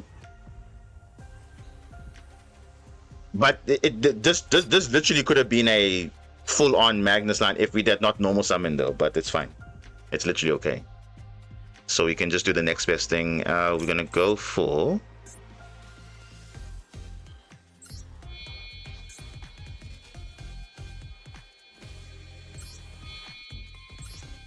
And this, yeah. If we had case for K9 instead of this card, it would have been literally fine because we would have used our normal summon, and then would have normal this, and then discard a card, make the green attribute, and then pretty much Magnus on. Yeah, but it's fine. It's fine. This will do.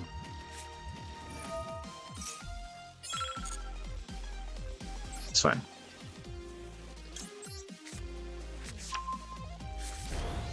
Because I literally saw the line there, but I'm like, nah, it's fine. We don't actually have it. Because literally, we had the 2 level 3s, we had the 2 level 5s, but obviously now I realized the normal summon wasn't there in addition. But this is still decent though. Still decent. It's not bad. It's not bad at all. Rebellion not really good right now because it's like you're going first though, but because you already know what you're facing, so they could just like out it, but it's not like a quick effect to do anything to gain attack. Not like again Punisher.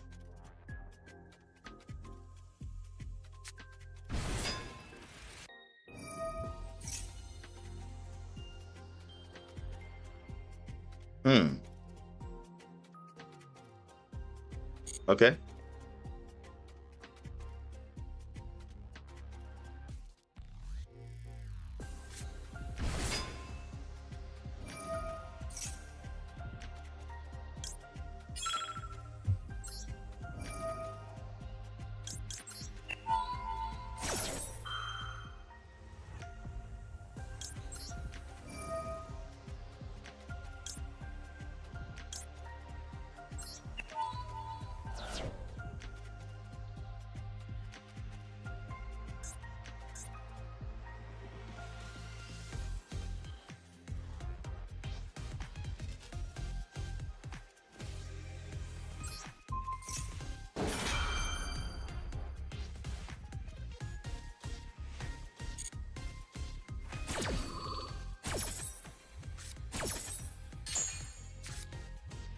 Full loss? No, come on, bro. That's literally trolling me right there. This for K9.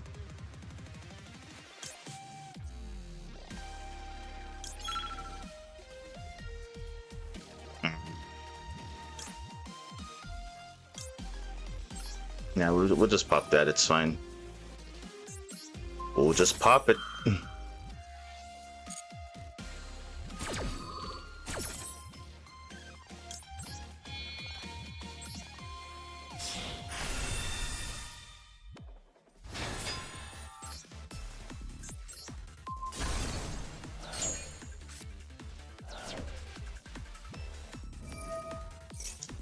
Shouldn't have done that.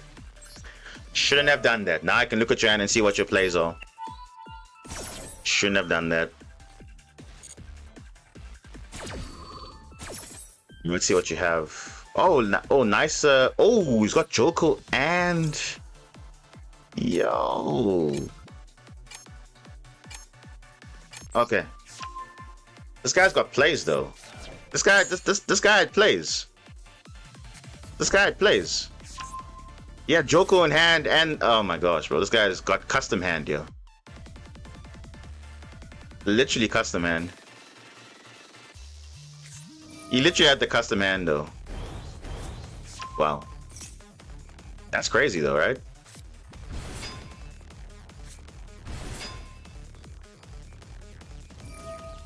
That's crazy though. You know, you might actually win now, actually.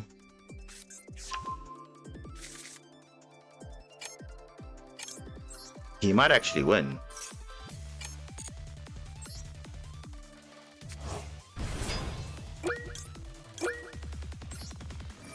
If I even have time to rank up. I didn't have time to rank up. No. I don't have time to rank up. It's fine. This guy had the hand anyway. He had the perfect hand. I don't know. He had the perfect hand to play through it. That's fine.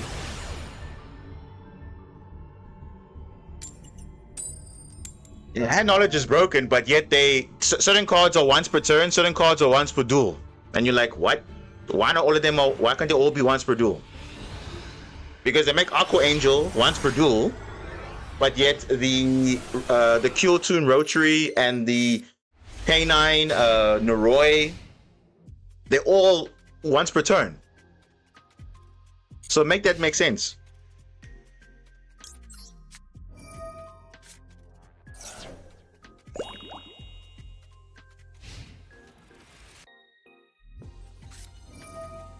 Miracle Ejector. Oh, heroes again? Okay, Black Layer is not doing anything. No, I think Konami knows what they're doing with certain cards, because obviously they can make certain effects broken and others not. It's a Trickstar card, so you can't burn people easily in one turn. But you're literally looking at the hand. That's all you're doing. You're not even sniping a card out of the hand. You're just looking at the hand. That's it. Because Noroi, you can summon it infinite times. Look at the hand. Just send a K9 card. Yes, that's the only cost, but that's pretty easy. And then the Kill Tune card is literally you can search that card naturally in any of your combos, and it's like, what? Even better, look at your hand, and you can also add a card on top of that, which is even more broken, I think. Because usually, looking at the hand alone is whatever, but looking at the hand and also getting a benefit, because hey, your opponent has this. Let me search this card to play around this. It's like that feels broken though. So you can see the power level the power level of cards is not balanced, because that's not once per duel. That's once per turn, which is crazy.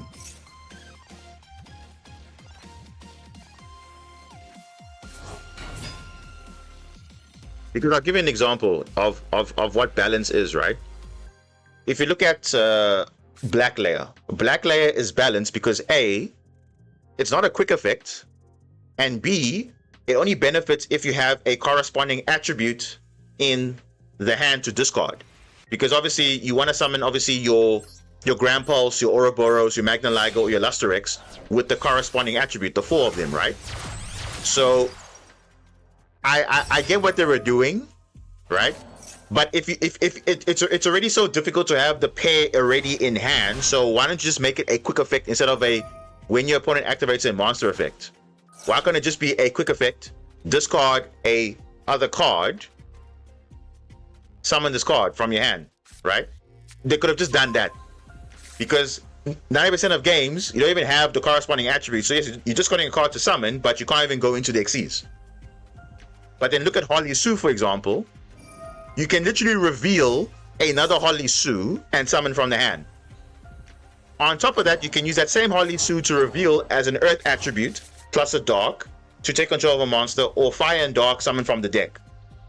Like, that is just, all of them are quick effects. The only one is in main, I think the one is in main phase, I believe, summoning from the hand. But the actual effects on field is, I might be wrong, is not in any limited to any phase. So it's like, they came from the same set, by the way. Duelist Advanced, last year they came from the same set, but one is more broken than the other. Black Layer is more balanced than Holly Sue.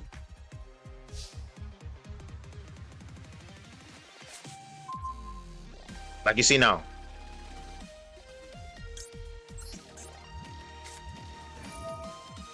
I don't know how you even out this. Because everything's getting banished though.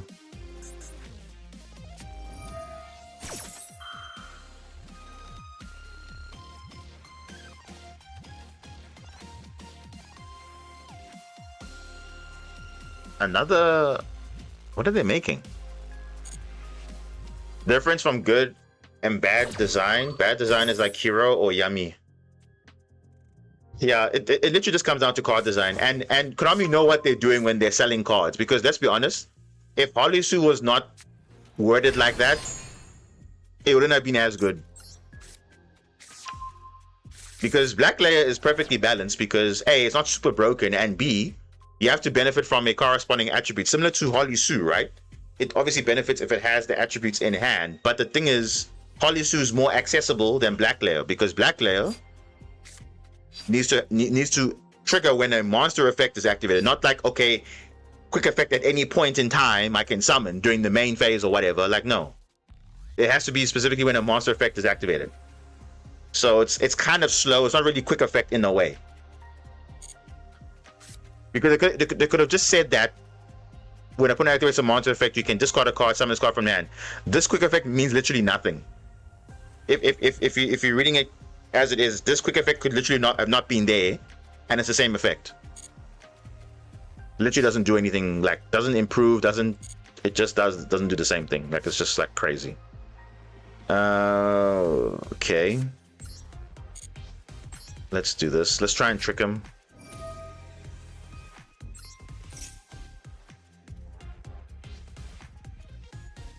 Bro, if they snipe my cards, I'll be so annoyed.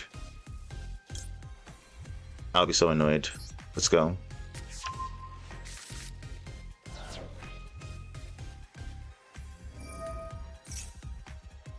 You see, like now, black layer triggers, right? But the problem is I can't discard my red layer.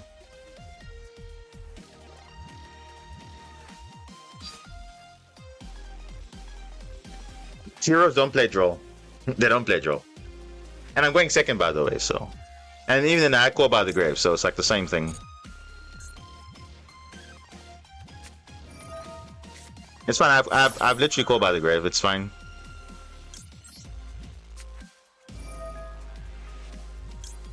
And I have MSC to destroy the card he wants to target for a contrast hero. Brother, he has double draw. What? Okay. Dude, like, are you good? Oh my goodness, mate. Okay, yeah, let's just trigger this now. This guy has double draw. Like, what? He could have literally drawed himself in the when I had Perilia live. I don't know why I didn't do that.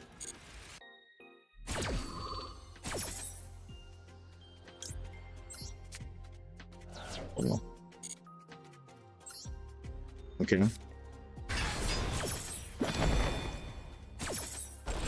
Dude. This guy is double draw. And on top of that, on Dark Law as well. Yeah, red layer is useless, it's fine. Literally useless. Bro.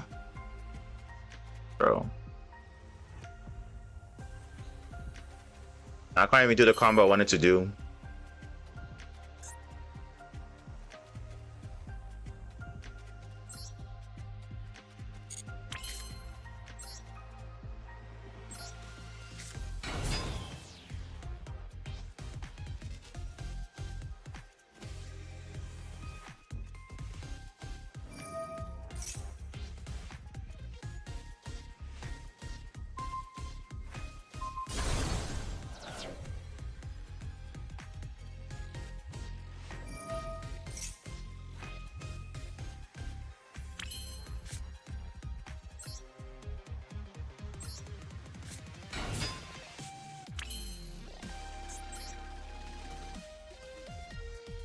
You see, I could have gone for a Zeus play, but the thing he's got Contrast Hero, which is a problem.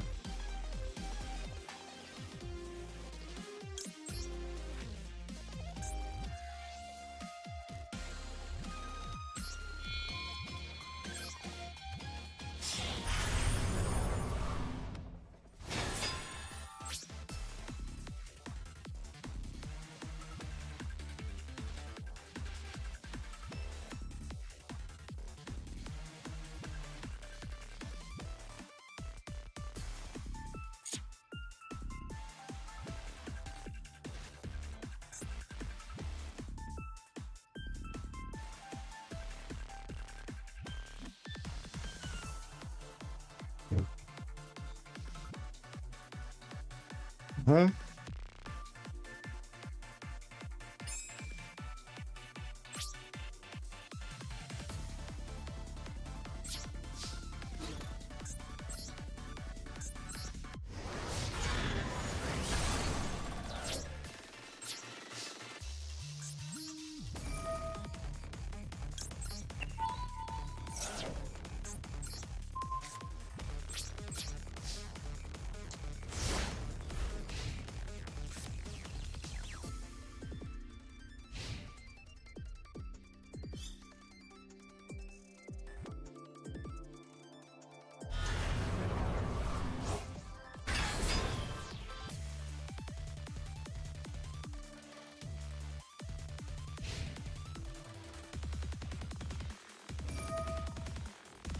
No, he's gonna probably go for. Oh my gosh, this guy's gonna go for probably like Plasma or something.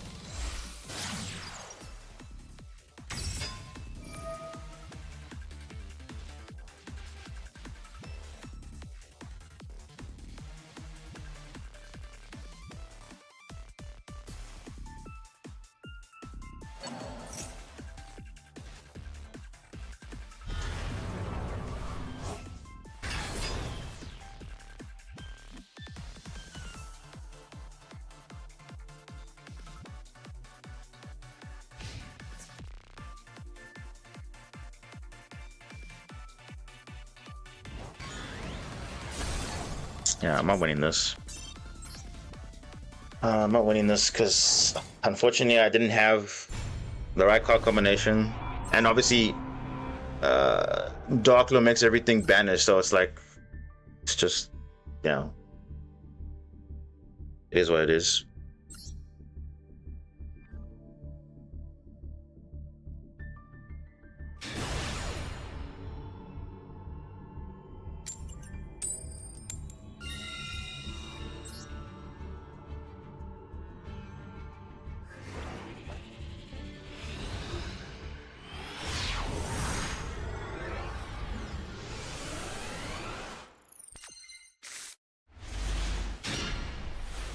What is me? Why am I opening green layer, bro? Come on now. Why am I opening green layer?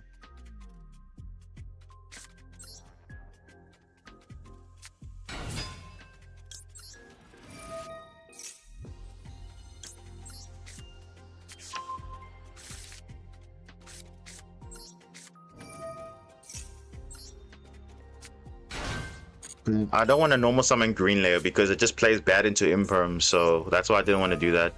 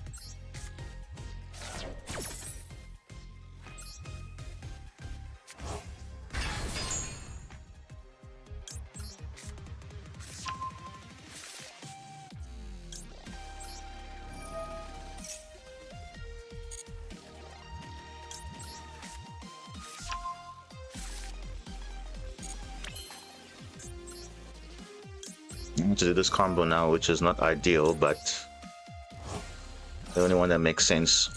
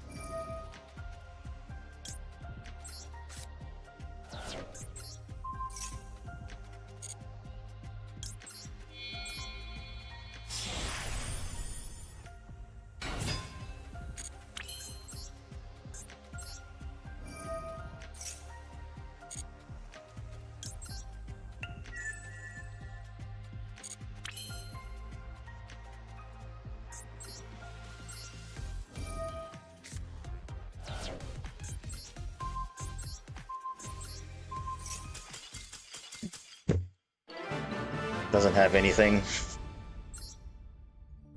And if he did, I had droplet, so it's like, eh. Now let's check his deck. Oh, Mitsurugi Orchestra. Okay. And they're abiding by the ban list. You can see they're playing one prayers. Yeah. So is this the engine now? 1, 2, 3, 4, 5, 6, 7, 8, 9, 10, 11, 12, 13, 14 Mitsu cards. 15. 15. So now I have to play 3 pre-prep and 1 mirror, which is, and you see it's 2 extra cards you're playing that are not doing anything. So I prefer 2 and 1 instead of 3 and 1, because this card is, if you open it, it makes your other cards dead, so you don't have dead cards in your deck. So it's like, yeah. And now prayers are at 1, so you have to be really smart of how you utilize your effects and everything. So, but yeah, Mitsurugi, unless they have Wuso or whatever, then, or they hard draw ritual, and that's it. But they are getting new support soon, which doesn't really care about you searching anything. End of World Ruler, banish Mitsurugi ritual summon from the deck. So it doesn't really matter.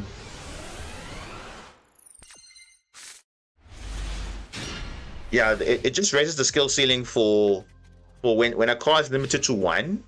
It means you need to now appreciate, okay, or actually now do your combos with that in mind. Oh, bro, what? Cybers? Linguribo. Why do I feel like he has something? I'm gonna ask that. I don't know if that's good, but I feel like that's... He might have extenders. We'll see, he's got extenders. Code of Soul. Yeah.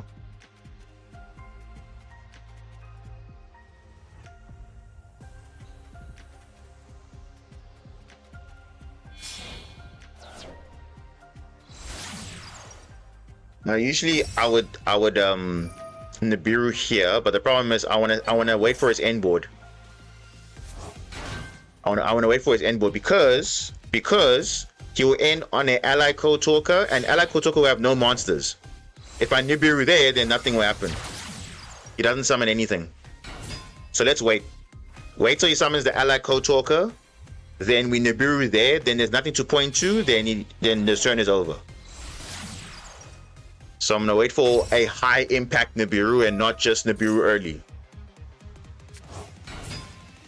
Unless he gets in the gate before that, but there won't be. Because if I do it after it resolves, then obviously there'll be a negate.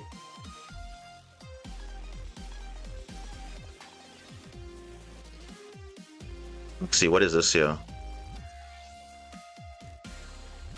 He's gonna make ally code. If you make ally code, I literally Nibiru right here. What? Heat Soul?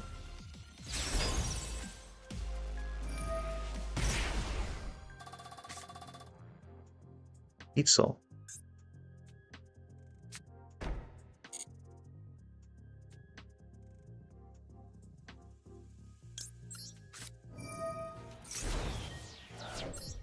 I thought I was gonna go for ally code talker, but I guess not.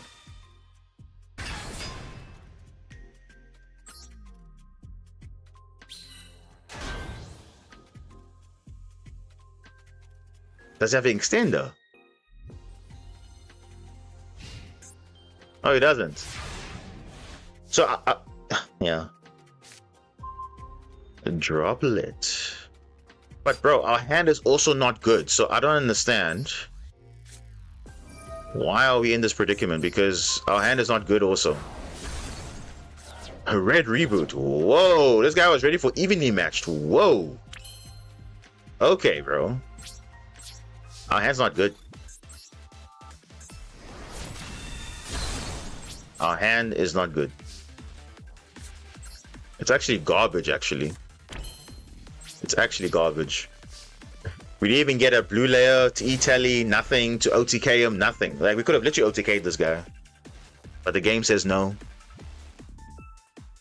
Long time invested in Blue Eyes, and now I have more than 9+ gems. I don't know what to invest in. Should I go for Hero deck? Or Typhoon? I think wait for the next pack and see what afterwards. Because Radiant Typhoon is still in the shop for another month or so. No, you drew Matmix Sigma? No way, bro. Okay. I think we just wait.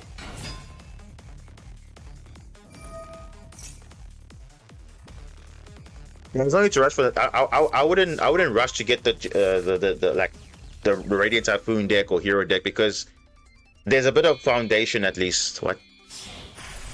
Code Igniter. The add a Cyberus Ritual monster. What?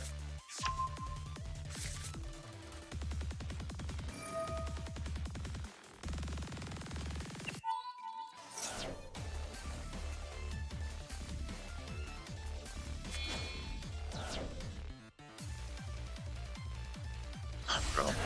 Literally, if we had a better hand, we could have OTK'd this guy a long time ago.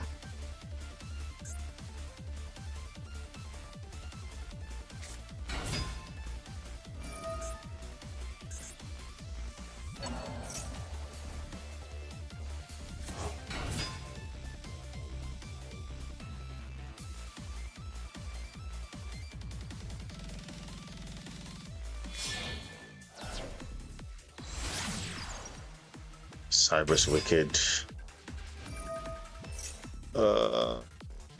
Boy, here we go. Dude, because you just do not draw well. I don't understand, bro. Like, how come? He just top decked a Matmech Circular. Now he's got like full combo now.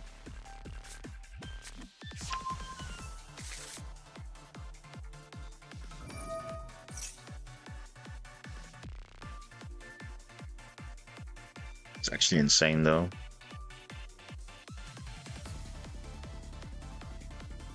This could have been any other card, but not Green Layer. Green Layer doesn't do anything on its own.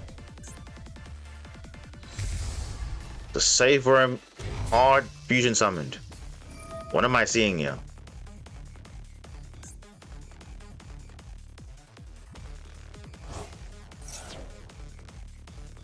It's fine, we can droplet chain Green Layer. Bro, what?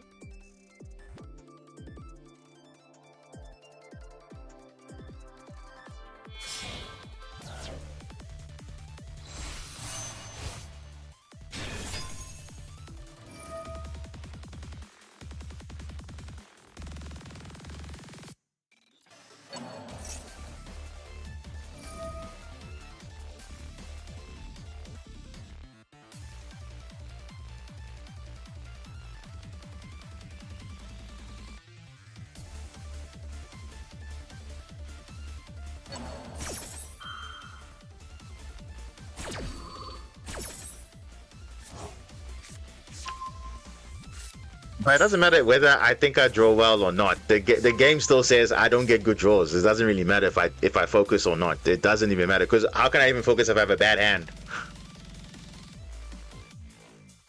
It literally doesn't make a difference. Now you see, they top deck something nice. Now they're doing all this combo, but I'm just here like, okay, but I could have literally ended the game earlier.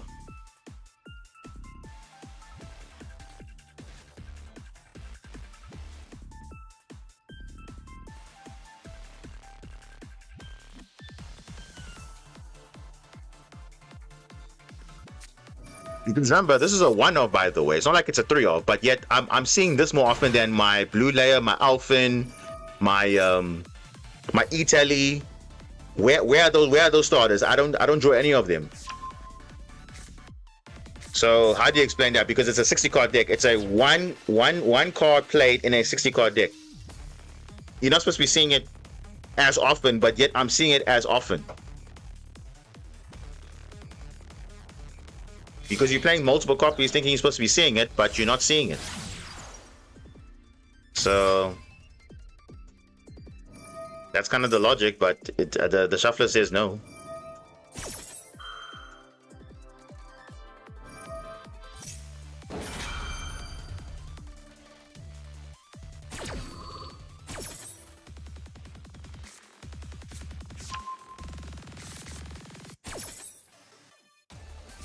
If they're playing Malice, it's unlikely though, because they're playing a lot of Code Talkers and stuff. And by the way, they only can tackle one monster, but I don't know.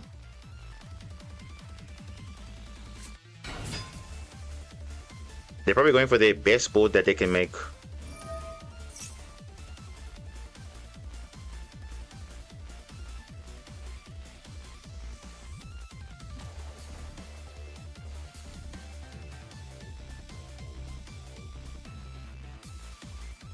Now the thing is, he can negate evenly match, which I'm a bit annoyed though. Firewall Dragon.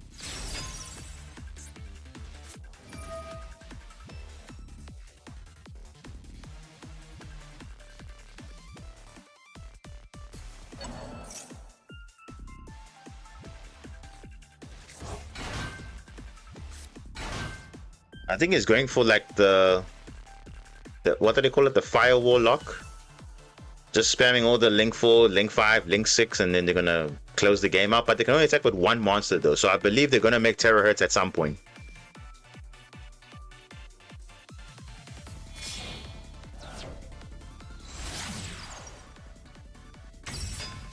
Tech Code Talker. Like, this is like a proper Code Talker deck though. Like, can you see? It's all from one card, by the way. This is all from one card. Can't I just OTK with attack? Yeah, you can, but that's why I'm kind of saving my droplet for the terrorists, because I can't activate monster effects, but I can obviously use droplet, which the save room can't negate because it's a monster card. And yeah. In the damage step, I'll surprise him like, oops. You'd be like, oh damn.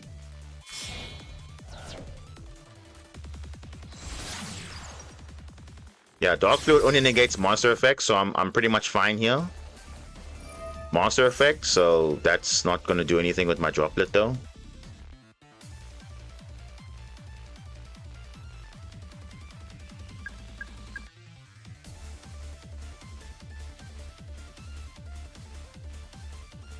No, this does gain attack in the battle phase though.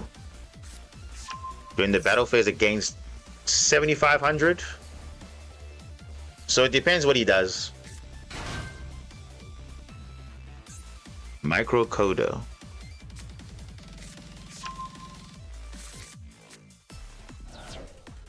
Bro, can you believe off of one math make circular?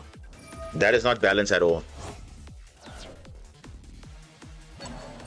That is definitely not balanced.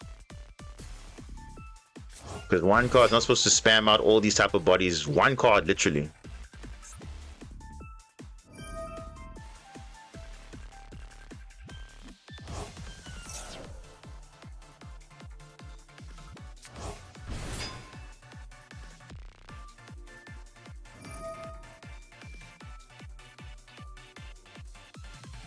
Don't return the Biru.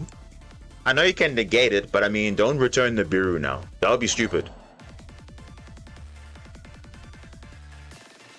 I know you can negate it, but I mean, don't return the Biru for no reason.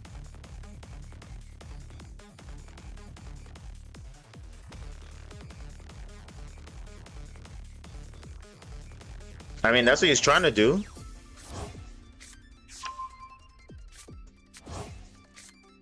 Remember, he can only attack with one monster, so I don't know what his play is here.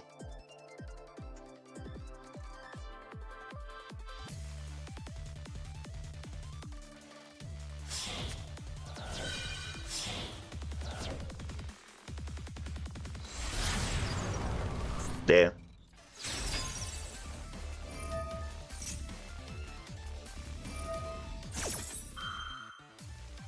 But now, why is this card not summoned for... Oh, gosh, bro. You can't summon for the rest of the turn, though.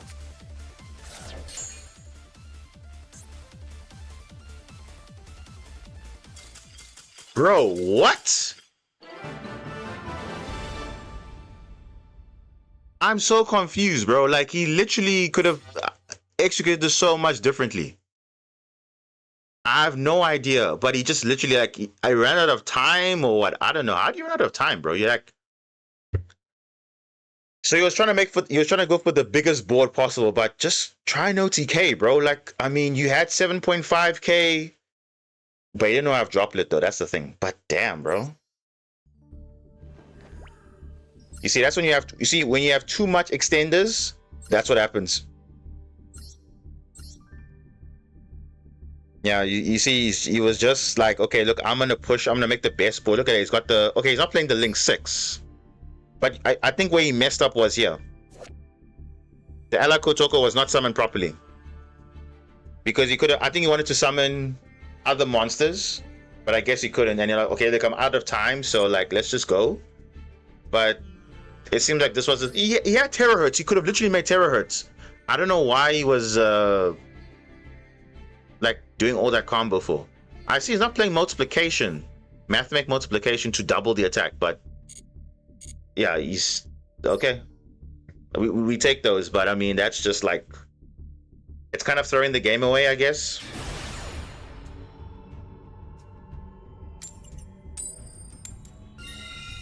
Obviously, he wasn't hand trapped at all, so of course, if I had another Nibiru or a Maxi, you wouldn't have done all that crazy combo.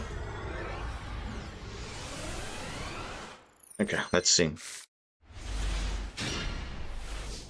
Okay, this is again a good hand, kind of, but the thing is, you do play into an imperm, so I'm gonna play around it.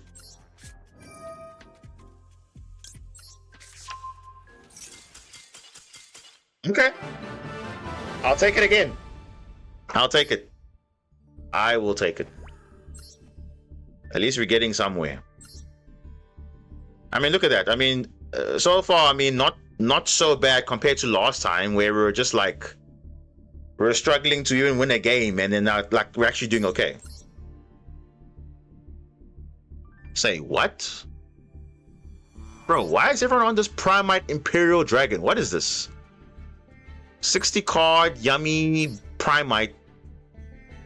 I don't know, bro. Like, what even is this deck? First off the Dragon Node, he's actually playing this. With Primite Fusion, I believe. Like, bro, I don't understand. What is the synergy here, bro? Like, what are you even doing with this deck? And the thing is, if you didn't open any hand traps, I'm making a Magnus, and I know that's not gonna happen. But let's see.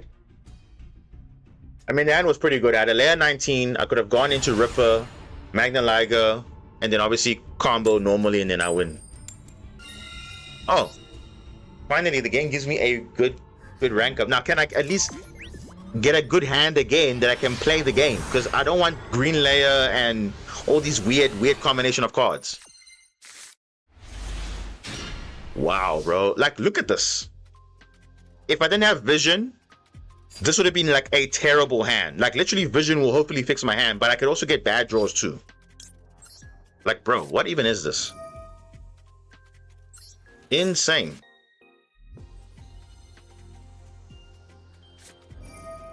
Bro, bro. This hand is literally trash, bro. This is literally a trash hand. Full loss, yeah, it's fine, bro. It's fine.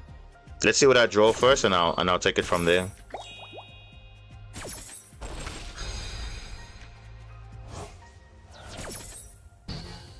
Come on, game, come on. Bro, are you kidding me? Dude, look at this hand, bro. More spells and traps. Where are my monsters, bro? Where are my monsters? Look at all these monsters here. Where are my monsters, bro? Where are my monsters?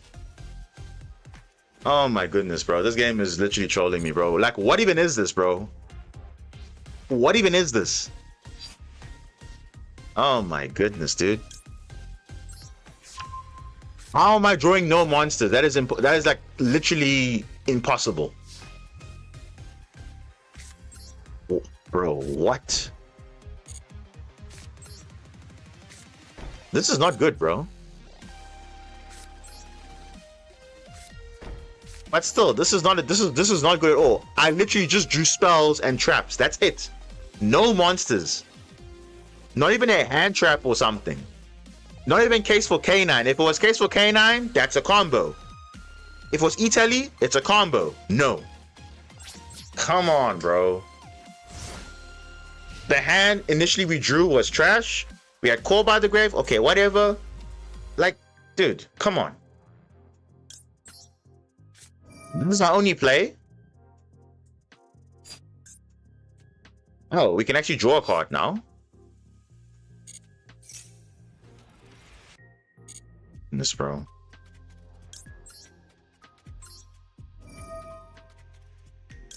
Like we actually literally draw a card because we don't have any play here. Oh my gosh, and he has Ghost Spell too. Wow, bro. Ash, Fua, Ghost Spell. What else don't you have? I got one negate and droplet. That's it.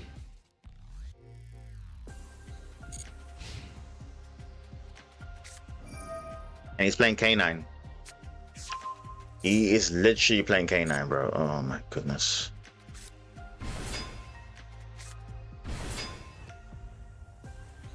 Dude. Talk about unlucky, eh?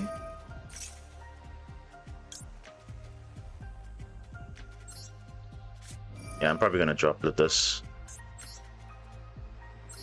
Dude. This guy had...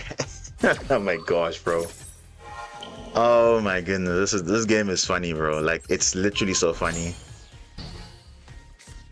Like, I'm trying to understand, how is this even possible, bro?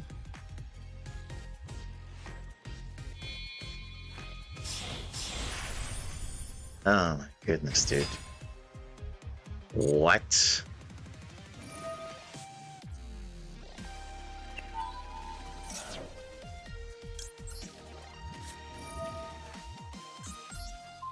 If he has a quick play, that would be just like unfortunate.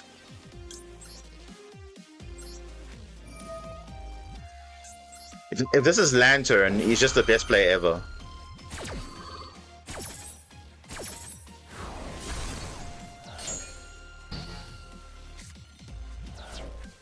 At least next turn I can draw again, but still, bro, like, this is crazy, bro. Like, this guy had 3 hand traps, and he had play. At least Ripper's negated. At least, okay, but he can go into a Zeus. You can go into a Zeus. No Zeus. Why not? Why not Zeus? Oh, finally a play. Thank you, game. Jeez. Yeah, I'm gonna do this now because I need a draw, bro. I need cards. Force release. Yeah. And call by, it's fine. Bro. Oh, look at that. Thank you, bro. This is what I'm talking about. Let's go. Ash me, I don't care, bro. I literally have plays. Yeah, exactly. Get out of here, bro. Dude. What even is this game, bro? Like, what even is that?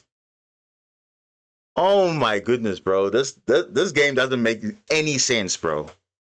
It makes 0 sense. Why is that even happening? Why is this even happening? Oh my goodness, bro. This is like one of the craziest duels ever, bro. We open spells and traps. We use vision. He has Ash. I call by it, and we still drew more spells. No monsters, but luckily we got Mandate, we had an MST. Okay, fine. But this guy had a Ghost Spell, a Full Loss as well, which obviously didn't do anything. But let's talk about that, though. This guy had a play. If I didn't have Droplet and I didn't have MST, I would have been screwed over.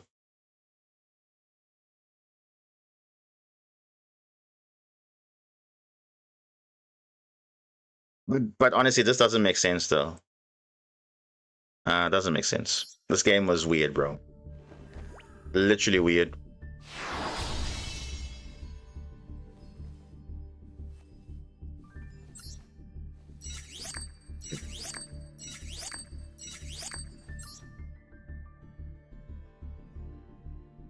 Okay.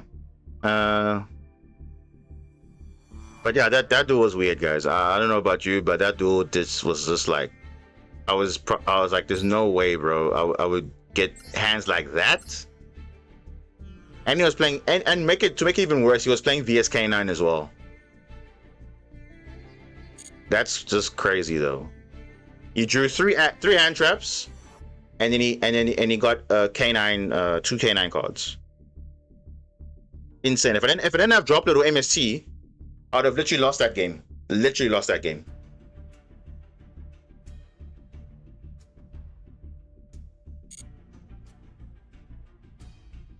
Yeah, I was definitely lucky because, geez, bro, like, what kind of luck is that? That's just insane. But that's why I was even thinking, like, why didn't he Zeus there? Because, oh, he's not even playing Zeus. He's not even playing Zeus. That's why he's playing Fancy Ball and Gorgon, and yeah, he's playing that over Zeus, which is kind of crazy. I mean, you're basically playing an Xyz deck. How are you not playing Zeus? I think second Ripper is too much if you're not playing pure K9. I think two Rippers are a bit too much. But okay, but you're playing Hound though for some reason. But okay. I guess if you made Zeus, it would have been better. But luckily, we did have a play anyway without it. But still, dude, that's crazy though. But nonetheless, you see, we're back now in Diamond 3. But we should have been. Now imagine now, if the game was doing it right, we would have been at least Diamond 1.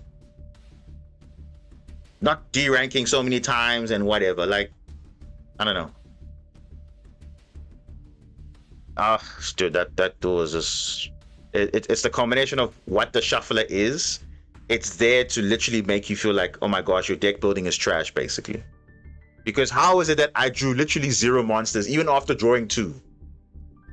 And I'm drawing like 1-ofs, by the way, not even 2-ofs, 1-ofs. Then only later on I'm seeing my cards. Like, come on, game. Like, that's just messed up. It's messed up. 40 cards in your opinion is better, but you see, it depends what deck you're building though, because some decks can afford playing 40 cards and it's fine because the cards are premium cards. They all do pretty much the same thing. Other decks can't do that.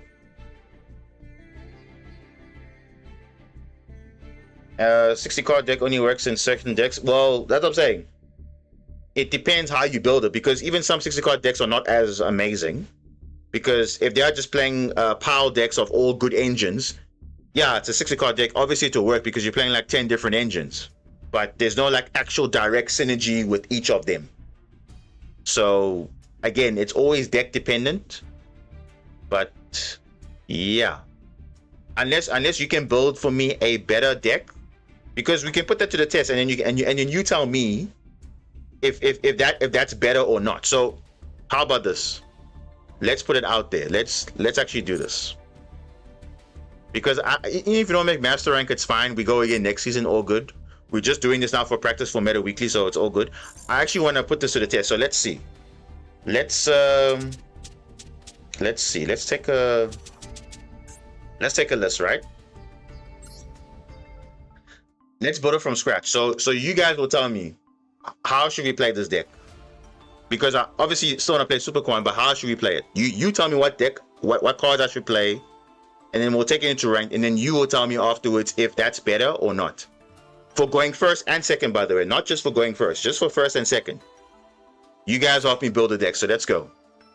So let's start with obviously the core of our deck, right? Let's start with that. So we're playing Super Quantum. So you guys will tell me the ratios.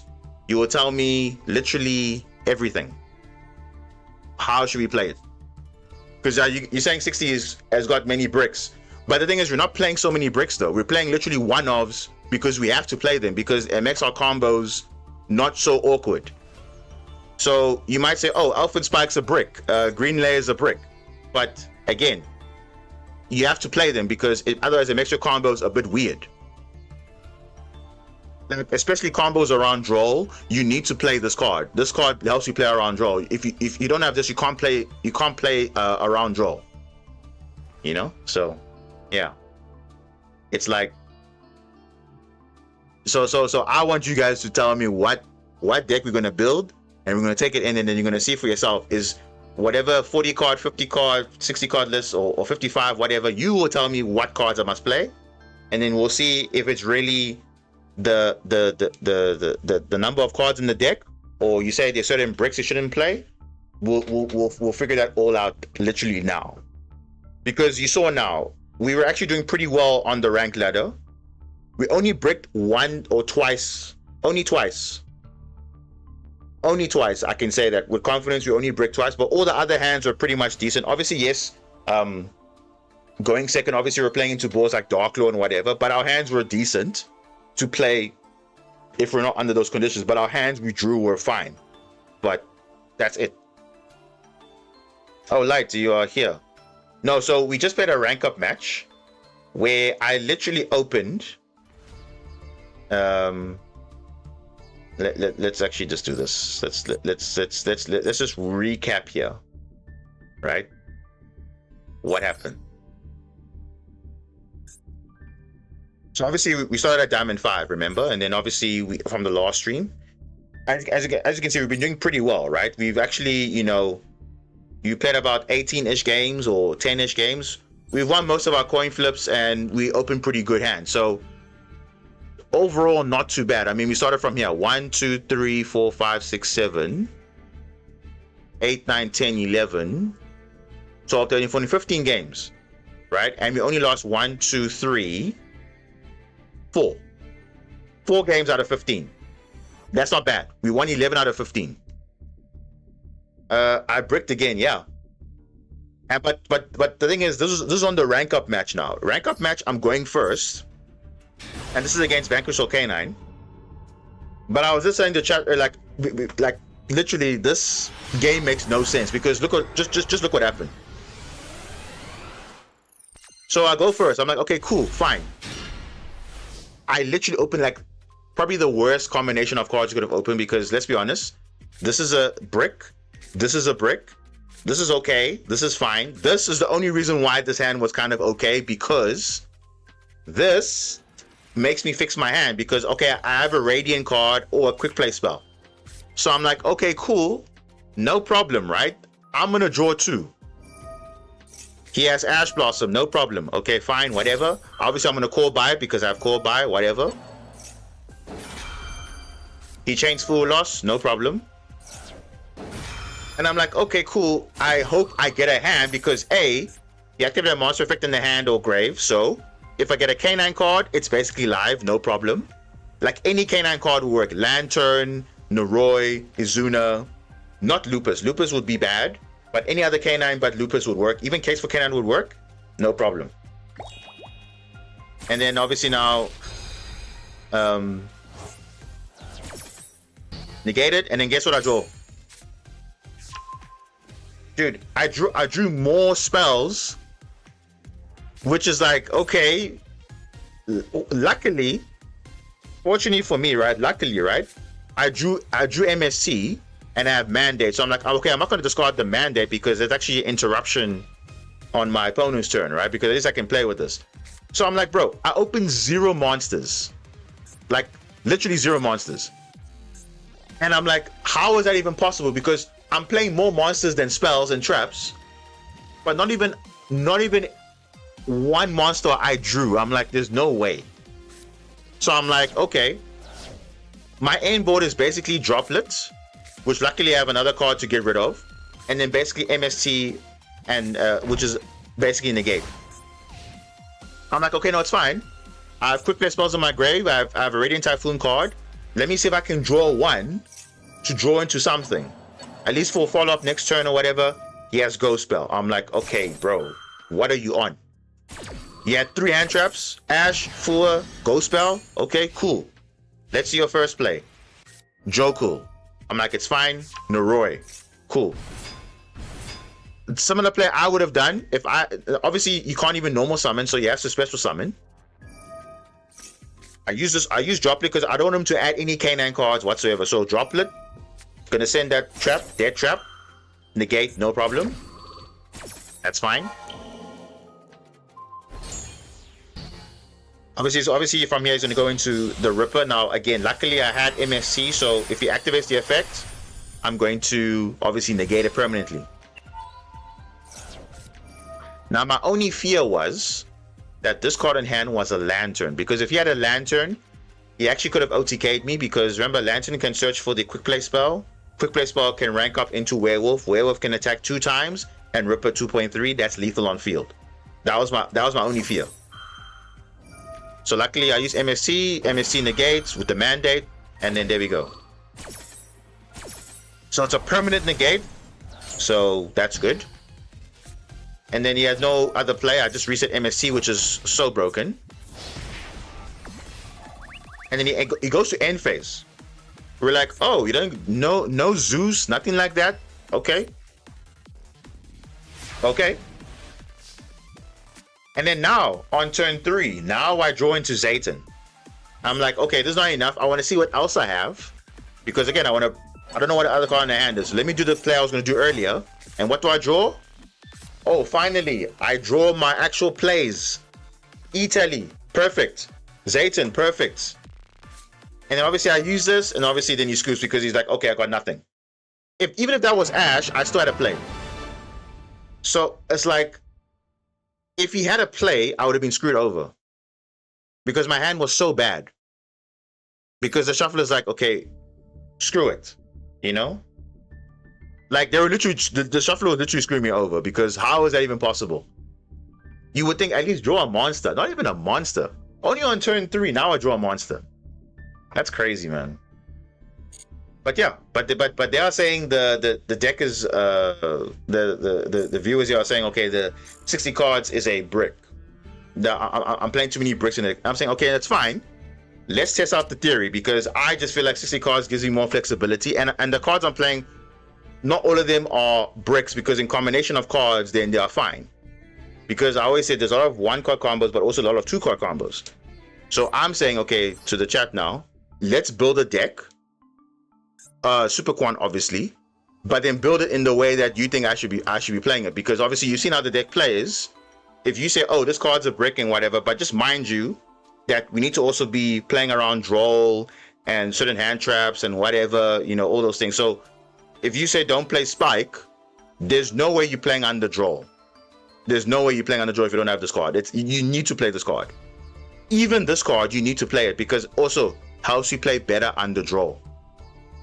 So yes, if you open it, cool, but again, you have to play these cards. As I know people don't want to say, oh, but it's a brick. Yes, because it's a one off in a 60 card deck, but yet you're gonna open it for some reason, and you can't do anything about that. So that's what I'm saying to you guys. Everyone that's in the chat here on Twitch and YouTube, I actually want you to build a deck. Super Quan, right? You will tell me what hand traps I should play, what board breakers I can play. I literally have all the cards that I have. Obviously you can say, okay, oh, play this card, play that card. I'll give you my thoughts on it, but literally you will decide what the ratios are going to be. You saying play 40 cards or whatever, 50 cards. You will tell me exactly what I must play, because I feel like the deck I was playing was doing just fine. Because however now we played what? We played only almost just over 3 hours, and we managed to go back to Diamond 3. Right? Not bad. Okay, but all I'm saying is, play. You say I must play 40 cards, but I'm telling you 40 cards will not be giving me the best chance of, you know, going first or going second, or especially going second. And I want to see what your list is. And why not try 40 cards for that's what I'm saying. Build me a 40 card deck, because if you are saying 40 cards is better, give me the cards that I must play. Because I don't see a scenario where in a best of 1 format that I'm going to play 40 cards. Unfortunately, my deck is very heavy in engine. I can't afford a lot of non-engine to play like under 40 cards or 41 or whatever. I really can't. And I also want to play other engines too, because it gives me more access to play the game. You saw now how some of those dudes were, because I had the Radiant cards, I was able to play the game. Because I had the Canine cards, I was able to play the game. So you tell me what 40 card list I must build, because I don't know what else I can do, because I don't control the shuffler. I honestly don't control that. You saw now, I literally have no control over that. So if you're saying I'm playing bricks or whatever, but I did tell you, like, certain cards, you have to play them, because otherwise your combos are really, really bad. So, I don't know. You're saying, you know, the quantum gear, I haven't used it. So that's what I said to you guys earlier, that because I know the ins and outs of this deck, so I know what the deck needs. So the only way to utilize the potential of this deck is to play more than 40, because you cannot. Yes, you can play it pure, but remember, pure is not going to get you to break boards as much as you wanted to. Because yes, you have the layer 19, yes, you have the trap that protects you from being targeted. However, a lot of effects nowadays are non-targeting. So you have to have other plays beyond that.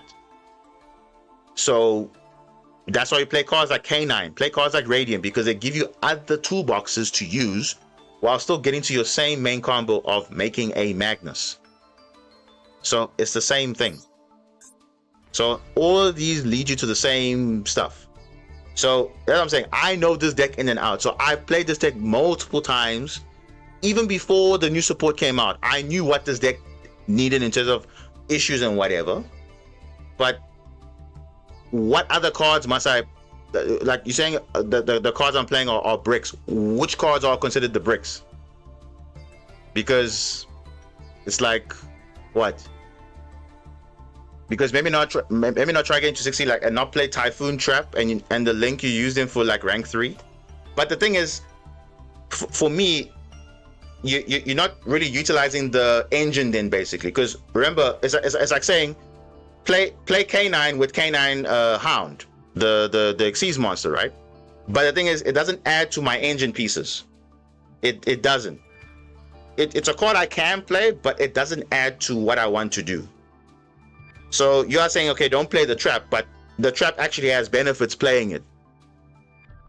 So yes, even though it's a brick, worst case, you can set it. You have quick play spells. You can draw a card. Okay, it's a benefit.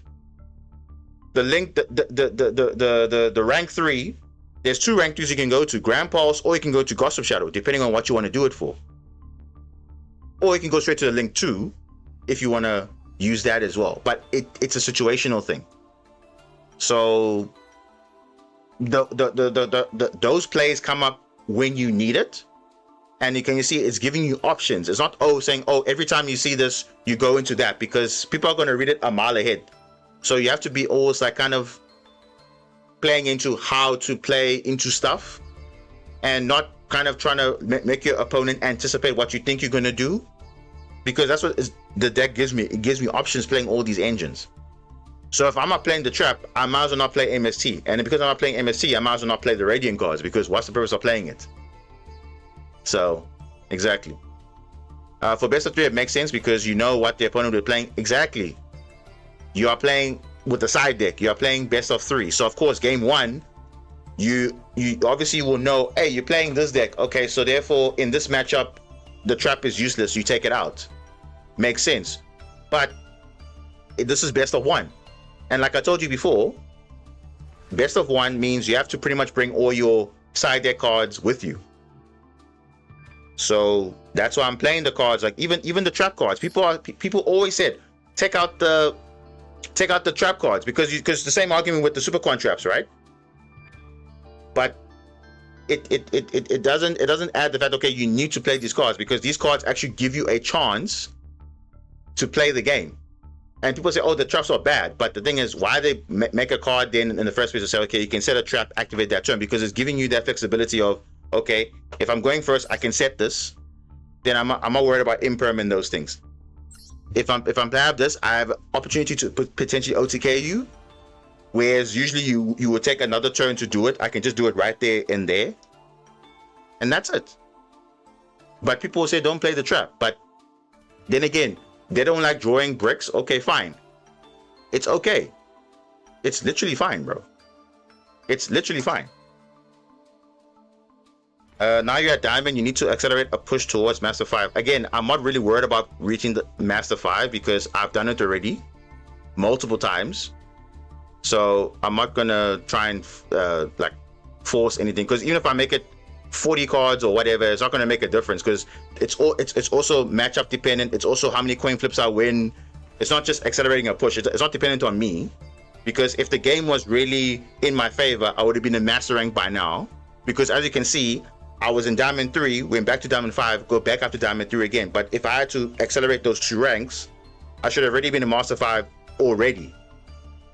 So in hindsight, I'm already there. But the game has said, no, I'm not there. The trap is a win more if you go first. Which one? This one or this one? So, because both of them have their purpose. Obviously, going second, this is pretty good. Going first, obviously, this is better. Obviously, going second, this does not really do anything. But in some situations, going second, this can come up. So, yeah. The MST trap, but then again, you see the nice thing about the MST trap, it makes your MSTs a negate, and also can destroy a spell trap on the field. So it has its purpose. It's not like it's just a dead trap doing nothing. Obviously, if you're gonna have it on the field, you're obviously gonna have it with at least a MST. If you don't have MST, that's fine. You just discard it, no problem. Because worst case scenario, if you can just discard it. Would you say it's win more? Because if it's part of my combo of me searching, because obviously if I'm playing into a board, I wouldn't obviously prioritize that. I would prioritize, okay, using MST, clear the back row, and then make my Radiant cards online, and then that's it. If I have it, that's same thing with Canine cards. Canine cards is also considered then basically win more, because it's like, oh, you have Ripper, you have the access to the force release. That's also basically win more according to what you are saying. But you ask yourself, why are you playing it then? Because you're trying to play around hand traps. You have to, if you can make a Ripper, make it. If you can make a Mandate with MST on the side, that's more disruption to your board. I wouldn't call it win more, because it's like it's part of your it's part of the combo you can do. Because Magnus alone is not that, how would I say it, not that intimidating, versus Magnus plus Ripper plus Mandate plus this. That's more threatening a board, isn't it? So if that was the case, why are people spamming 10 Omni Negates? Because they want to have board presence. Board presence is a very powerful thing turn one. So most of those cards are definitely win more, but they want to because they can do it. But my deck needs it more than anything else, because Magnus alone can be dealt with. So if you say it's win more, I mean, that's I wouldn't say it's win more, because if you can do it, do it. But it's not like every turn, every time we are consistently doing that MST thing. No, it's if we have it, we do it. If we don't have it, we play one version of the deck. If we don't have it, we play something else. That's literally how it is.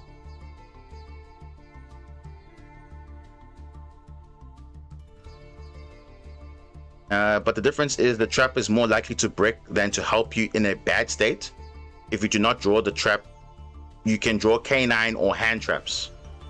Draw Canine or hand traps. So what if I draw Lantern? Lantern sometimes doesn't also help me.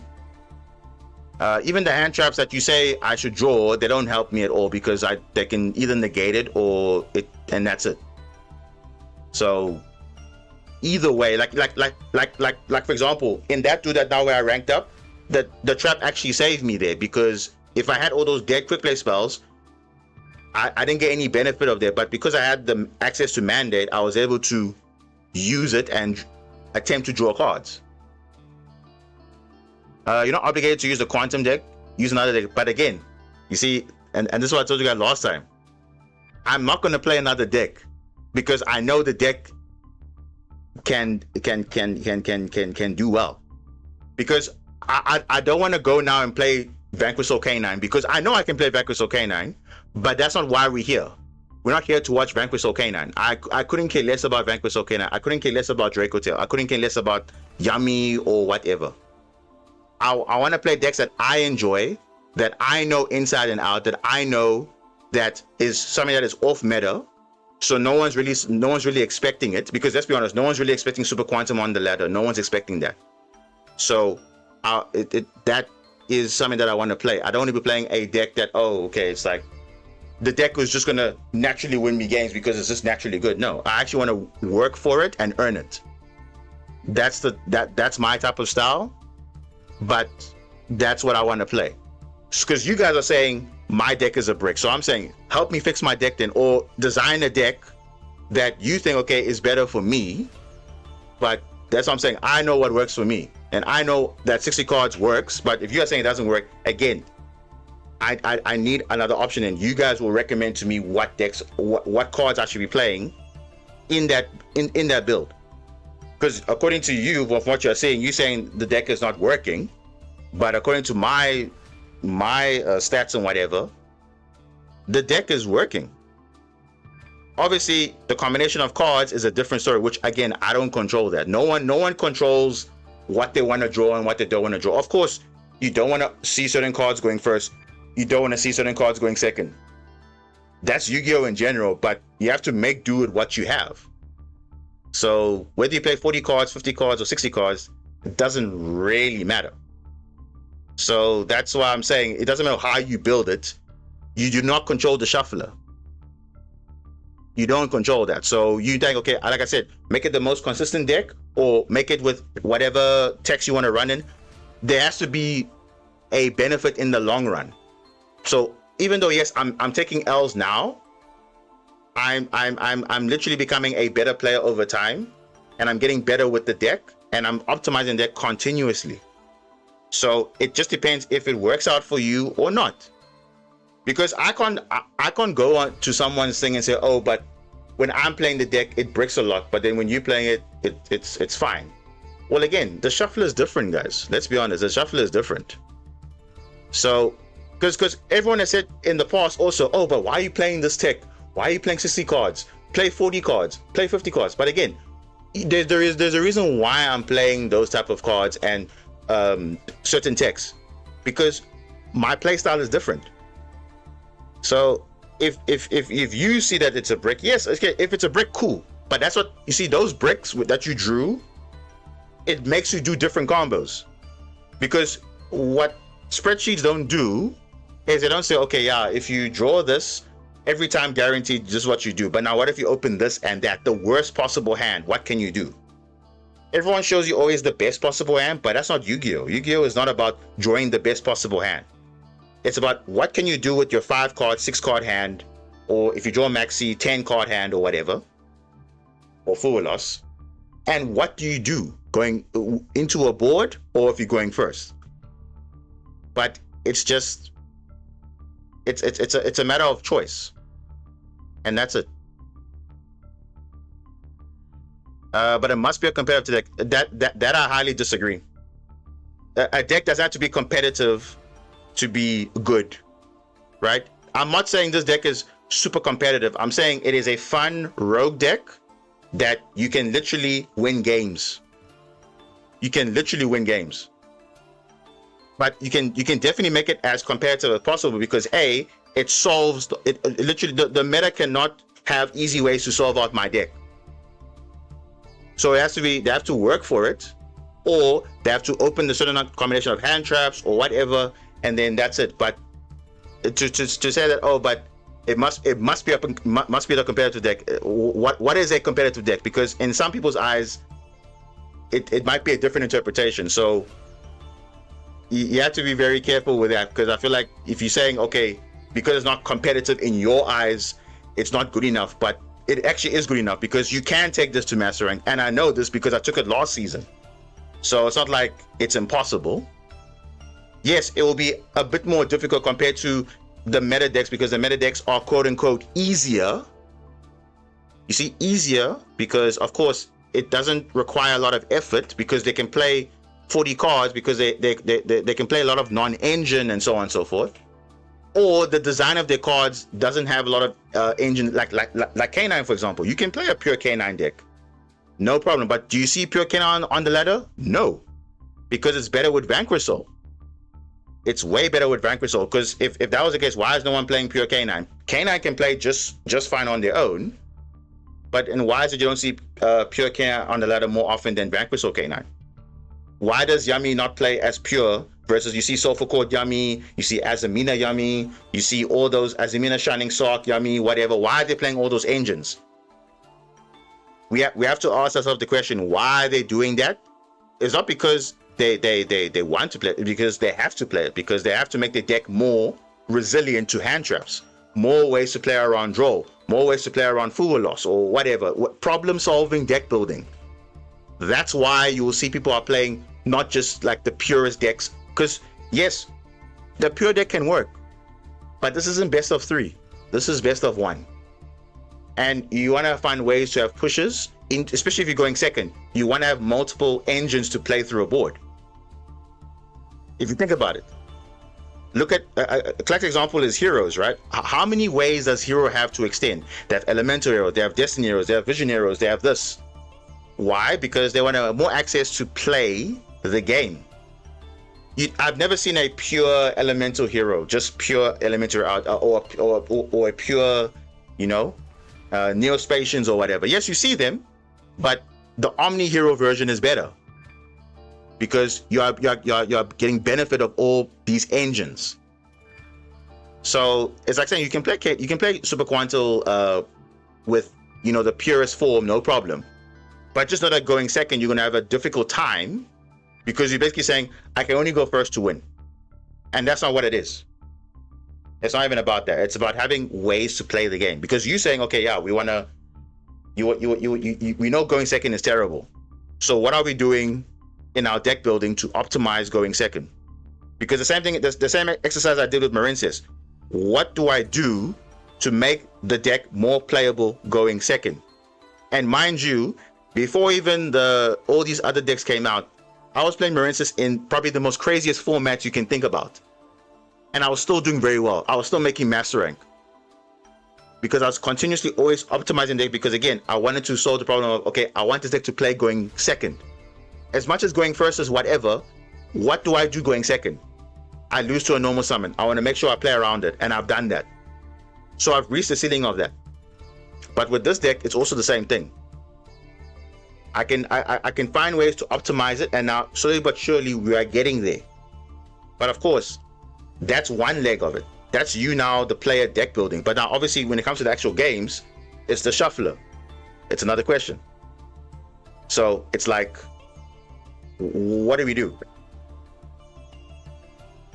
So yeah.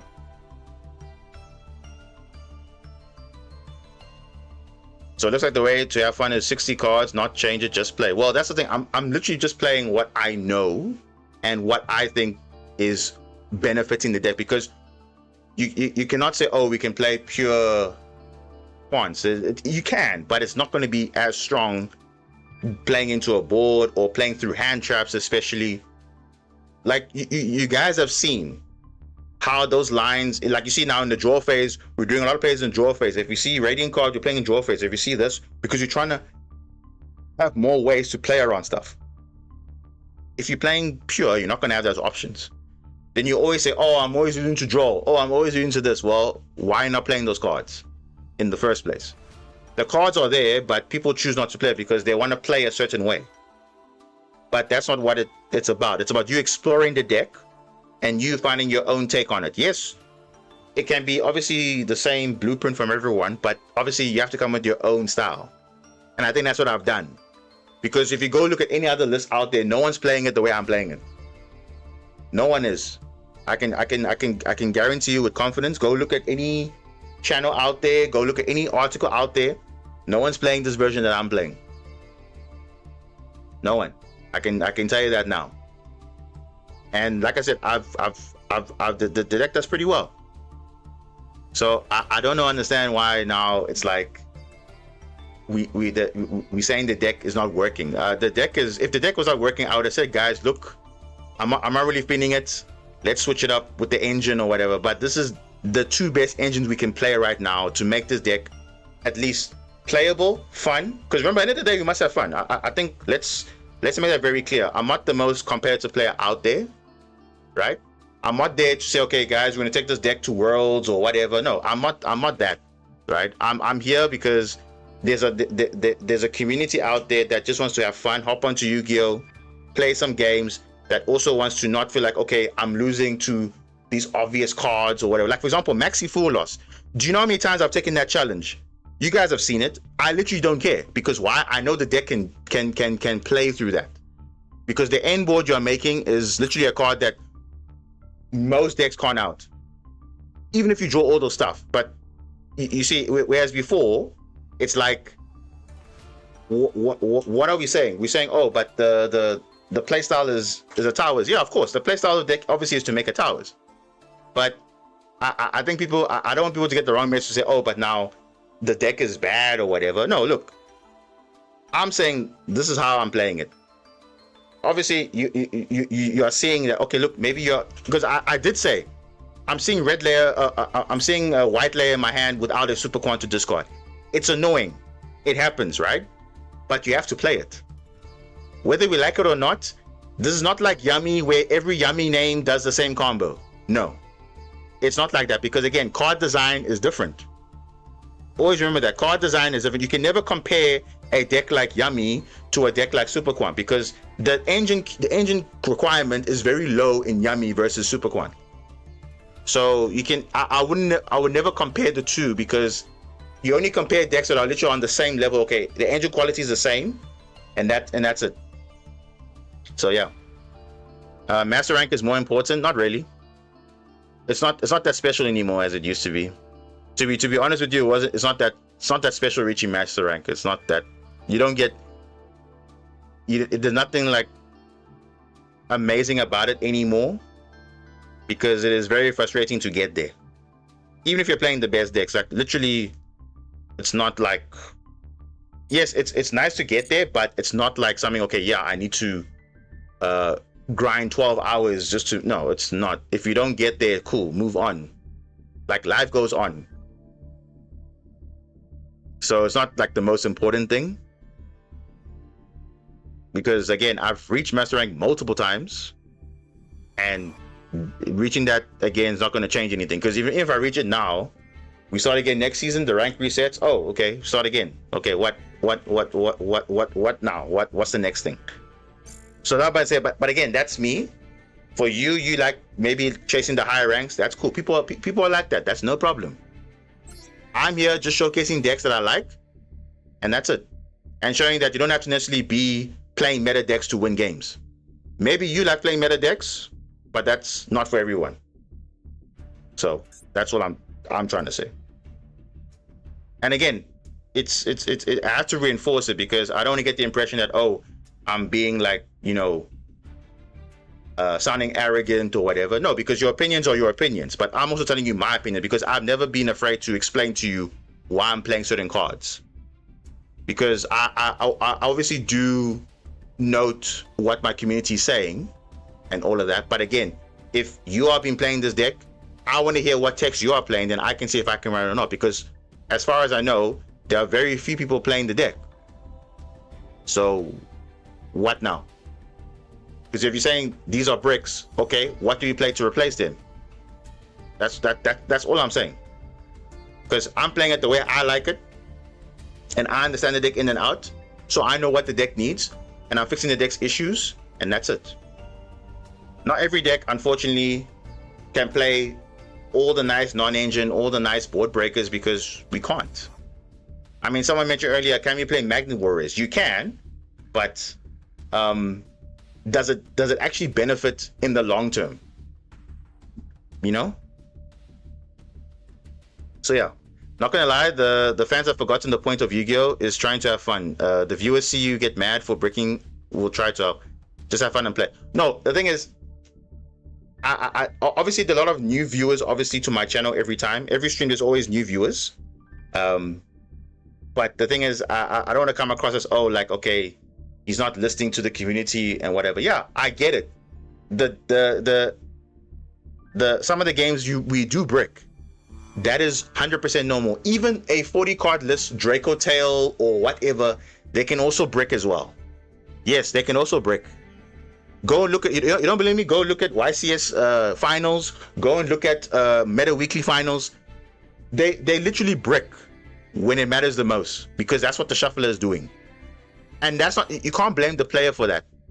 You cannot blame the player. It's literally the shuffler. There's you, the deck builder, and then there's you, the shuffler. That the shuffler is a I don't know if it's an AI or an algorithm or something that is totally random. It's totally random, which you have no control over. So you just have to pray, okay, look, I get a good hand, and that's it. If I get a bad draw, it is what it is. Like the other game, I drew Maxi after he made a hero board. Like, okay, I can't do anything about it. Maxi's in my deck, but I only drew it too late. Tough love, as they say. So That's the love and hate of Yu-Gi-Oh, because it's like, oh, it feels like the game's cheating you over, but at the end of the day, we're just trying to have fun. And whatever deck makes you feel comfortable having fun, do that. That's all. But this game can be frustrating though at times. That I can tell you that much. It can be. Because even if you build the most competitive, most consistent deck out there, how is it you're still bricking? Or getting timeout losses for no reason, and all that stuff.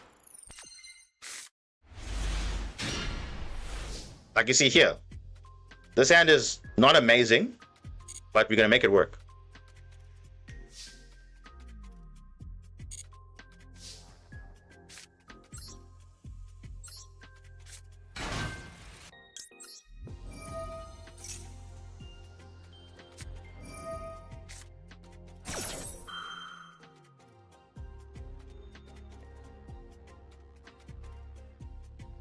Now, see, if he has max C, then I might be throwing away stuff here. But it's fine, because my K9 players are going to be live, and then that's it. Yeah, so I'm not going to do anything there.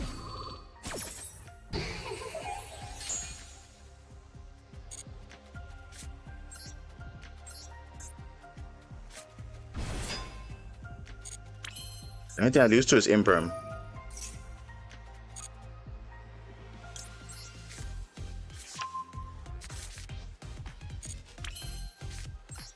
Because again, that's what we're playing these cards, to bait out hand traps. Because that's not even the main play. The main play is right here. Plan B.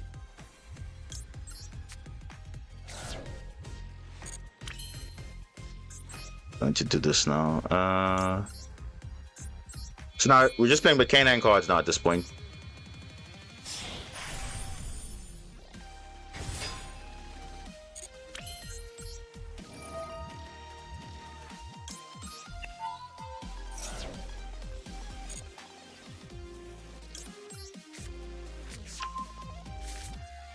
Set a card in case he wants to draw here for some reason.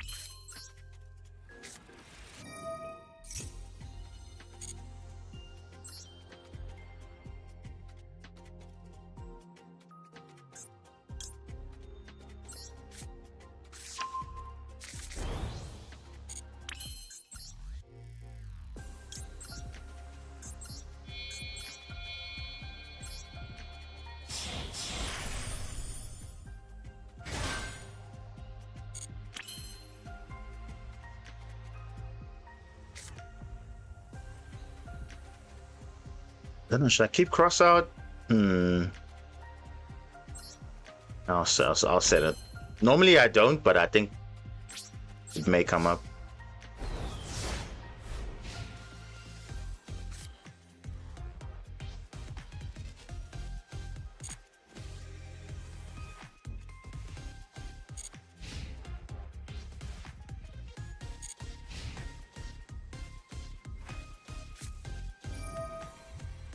Oh, magnets. Oh. Okay. Magnets be doing a lot of summoning.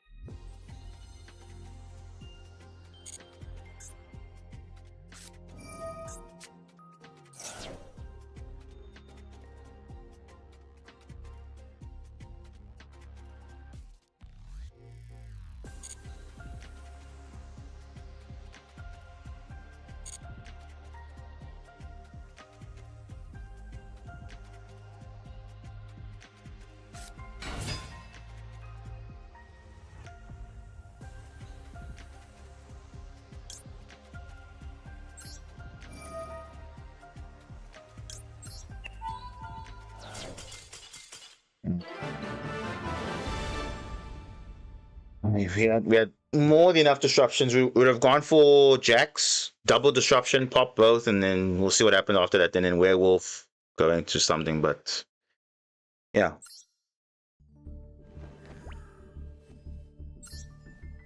Now you see, we're just talking now about drawing cards late. You see, he drew draw late. Could he have done anything there? No, he couldn't, because he literally drew this card late, and he couldn't do anything about it. He didn't draw a purge. He didn't draw a super poly. He didn't draw a Nibiru. Only thing he drew was Ash. That's it. So again, he's designed his deck obviously for going first and second. You can see he's got super polys, board breakers, whatever. But if you don't draw them, or you don't draw them at the right time, that's it. Because there's a lot of layers to how duels go. It's one thing to have them, but also using them effectively. Like you saw that duel we had against the Kotoko deck. Using your Nibiru wisely, not just shotgunning Nibiru early because it's early in the combo. You know what the end board normally would be, a Link 5 or whatever. You wait for that because that's all their resources used. So you want to minimize the resource management, and then that's it. Bro, now I'm seeing black layer the whole time. What's going on? What's going on with this game?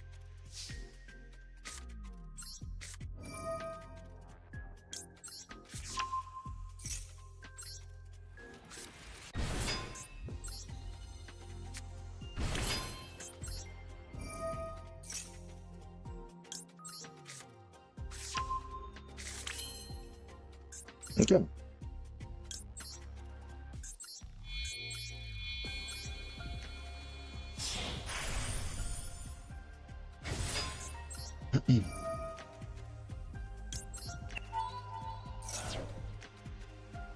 Yeah, I don't know, but the shuffler is definitely not. It's not right today.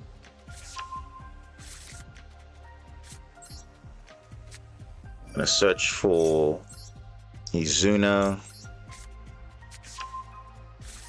because black layer is always in my hand, but can't do anything with it.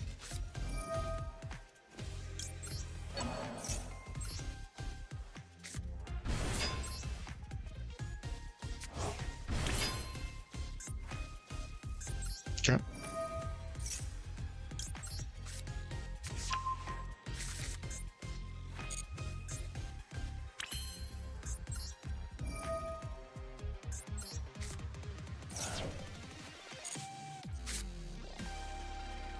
Oh, what? Bro's got Dark Ruler. Oh my goodness, bro. Look at this.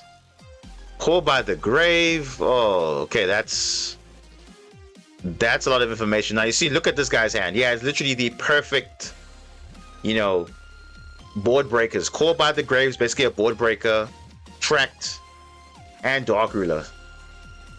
And he's got Dear Bellstar, and he's got Popular. He's got literally multiple ways to play. 3 ways. 3 ways to play. But we do have Nibiru, so worst case scenario, we might use it.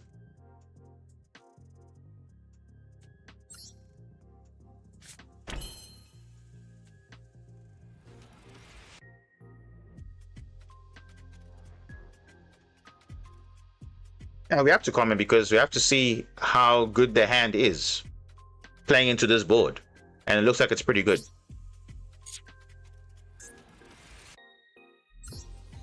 So much so, I'm not even going to activate my Lantern and Noroi into an Xyz. Because I would have made Valon there, but then now you see he plays into Dark Ruler. So Ripper's going to get negated definitely. But yeah, we'll see what he starts off with.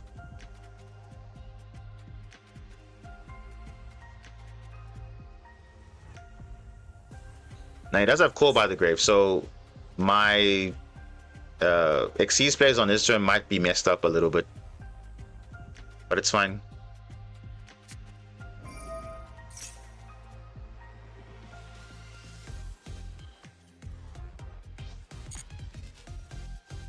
Why am I starting with track first? Why not Dark Ruler? Because I can negate that now. What? I can just negate that. Why do you need not Dark Ruler first?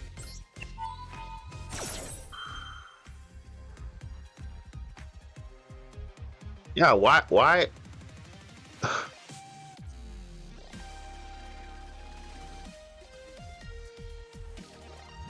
I don't know.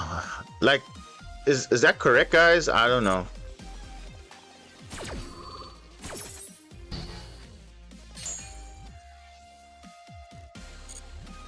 That wasn't. I would have used Dark Ruler first and then. Okay.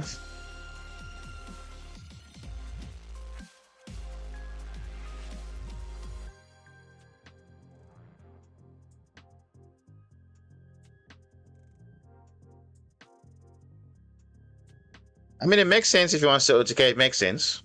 It makes sense. It makes sense if you want OTK.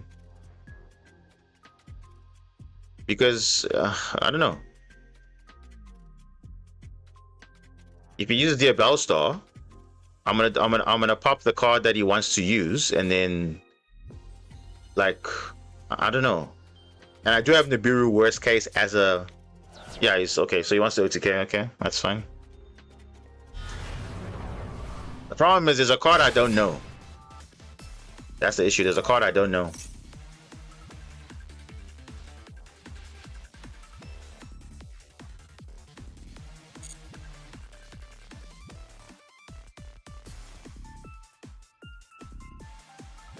There's actually a card I don't know. And that we have to get rid of.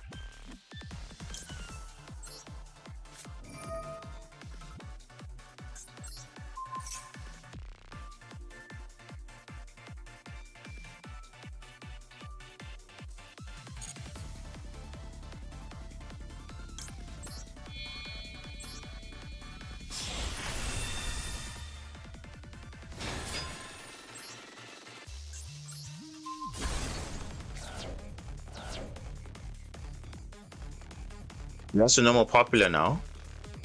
If I can banish Call by the Grave, I can use my Izuna.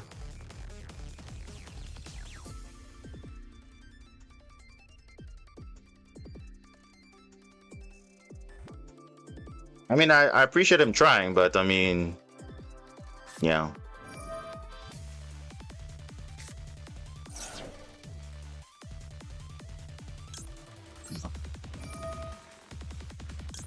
This is that's Call by the Grave.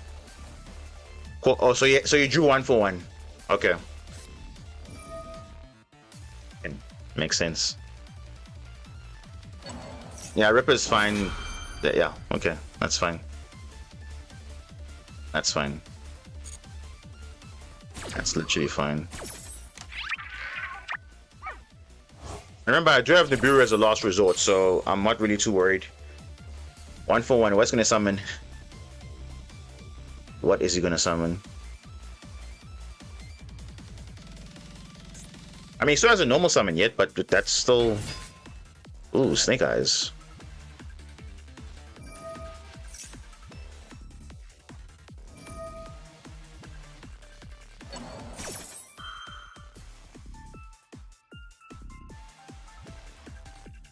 You know what?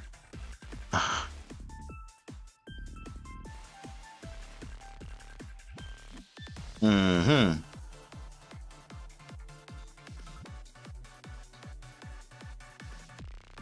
I don't know, should I let him cook? Because honestly, there's no threat yet, actually. I want to see what he adds first.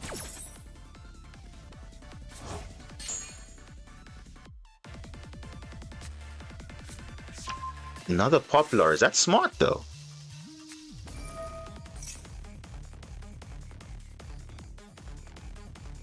Okay.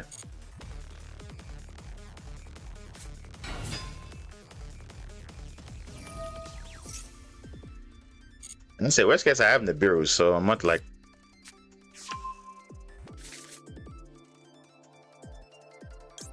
Okay, let's put pressure on him.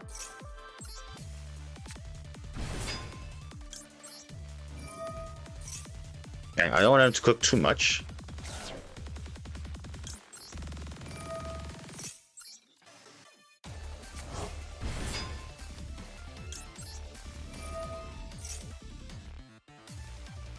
Hawk Rebellion is nice, but no.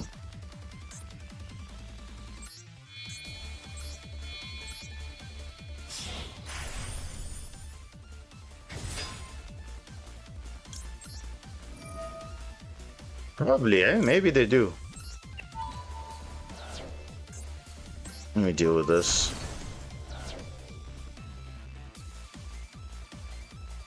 Remember, I still have Nibiru as a worst case, so like if he summons 5 times, I'll just Nibiru and then we'll see what he does then.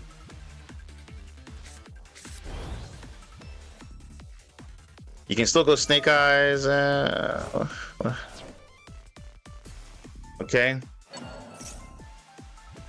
Okay, let's turn this off. Oh, Kurikara. Oh, what? 1, 2, 3.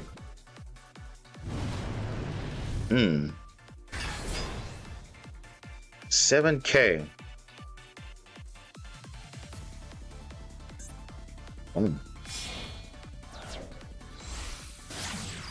Hey.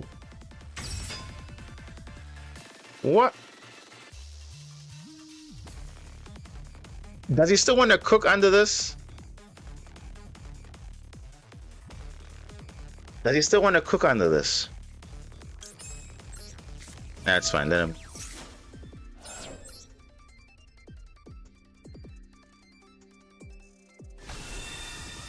He's just getting okay. You can still make the other card the yeah. You can still do that. Yeah, you can still make that. That's fine.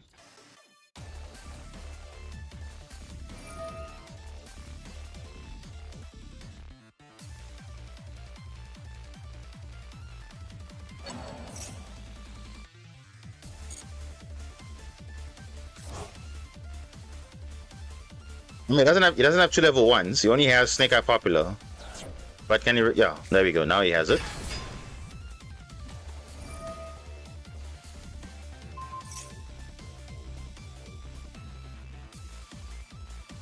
But is this lethal though?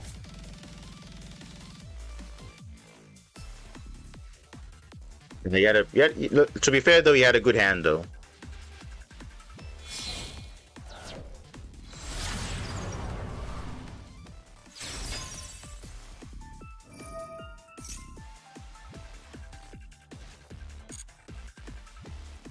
Yeah, this might be lethal, guys.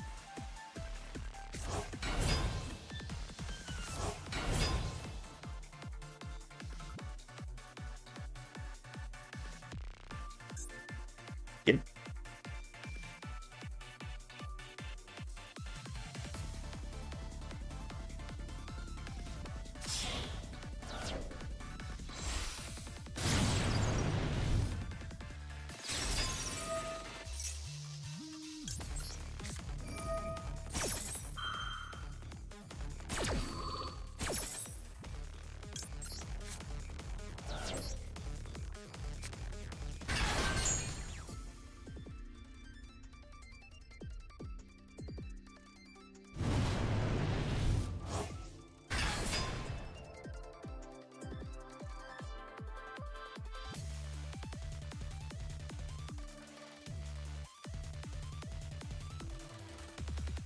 Remember, you must look at the context of Nib. He did have a lot of pushes before Nib was used. And he also had an answer to play around it as well, so I always look at it in that context. Because if you didn't have any other pushes, then Nib would have been effective. But of course, there wasn't any other.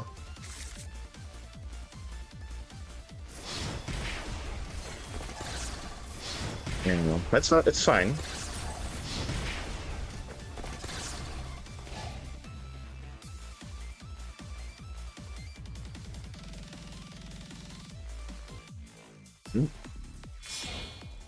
We survived the turn.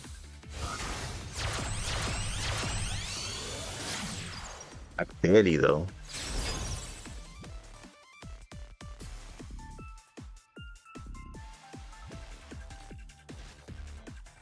If we draw a Super Quan monster, we're literally good. Because we can literally be untargetable from Promethean. It can't activate. Give us a super quantum monster.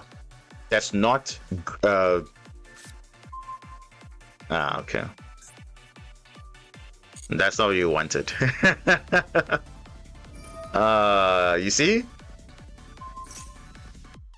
It could have literally been any other card, but you know how this game is, right? We all know how this game is.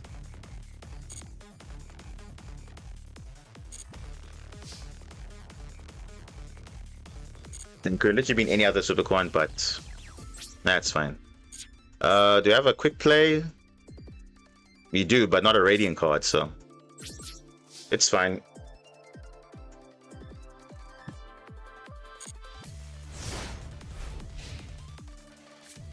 The trap that out's going second, yeah. Yep. The trap, guys, the trap. Obviously, you're being sarcastic there, obviously, so we obviously know it's not obviously for going second, but yeah, that's when the game is like, nope, it's fine. But yeah, again, like I said, he literally had push. So and the 6th card was what? What was the 6th card that he drew? 1 for 1. So let's put he drew 1 for 1. If he didn't draw 1 for 1, it would have been different. It literally would have been different. Because this actually kind of helped him to play around, you know, searching another popular, whatever. He just discards the one that he has in the hand. So I'm not really complaining, because if you have multiple pushes, which you can see there, he had Fiendsmith, he had like that's literally the perfect hand that he could have drawn. If I had a maxi, he had call by for it, or a hand trap like Ash or something. But that's what else can you do there? And my board wasn't really like a full board. It was just K9, which it's just what can be easily dealt with. And also I was playing around Dark Ruler, so because again the surprise factor wasn't there because I saw Dark Ruler, so I didn't exceed into Valon or something. So again, it's a decision that I made there not to play into Dark Ruler, because maybe he would have used it and then okay. Nice. This is an interesting hand.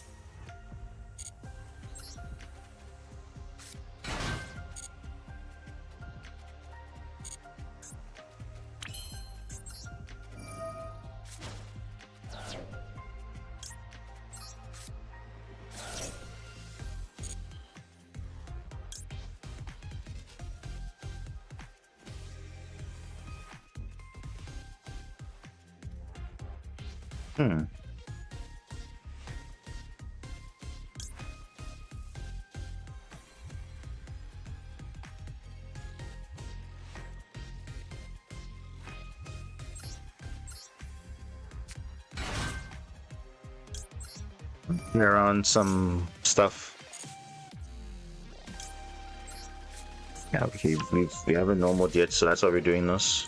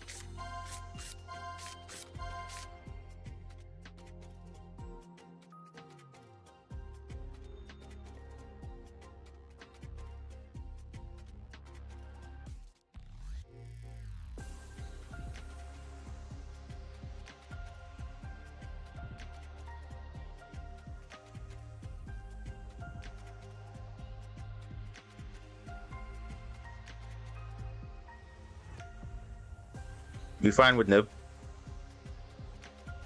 The answer's right here.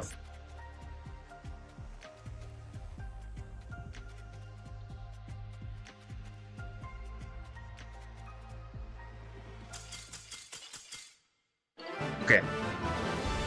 So you know what happened here? He didn't surrender. I think he just wasn't there. Because remember, the effect was to select 3 cards. If you don't select, you're basically surrendering. So it will surrender. You'll make you surrender by default. So I don't think he was there. I don't think he was there. Because remember, it will prompt you, okay, select. If you don't select, you're basically surrendering. And he's like, yeah, look, Sky Striker, we can deal with Sky Striker. We can have some very good matches with some of these decks. And also, by the way, just also give you a heads up, like the future decks that are also coming, we can also deal with it as well. Because you know the interactions, how they work, so it's literally fine. Because once you understand the interactions of a deck, yes, you know what to play into, what to play around, and yeah.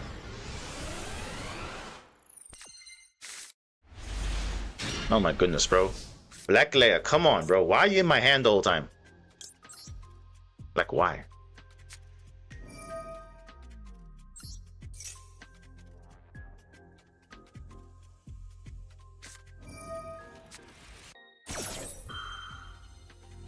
Everyone wants to fool us. Okay. Fine.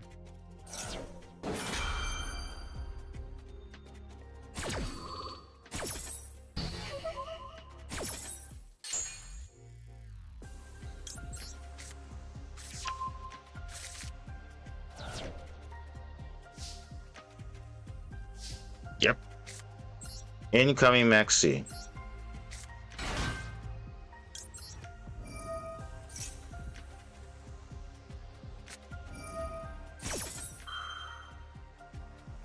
Oh, bro, this is crazy. Yo, this is crazy, man. If he's literally giving me his card for free. Literally, he's going to give me the card for free.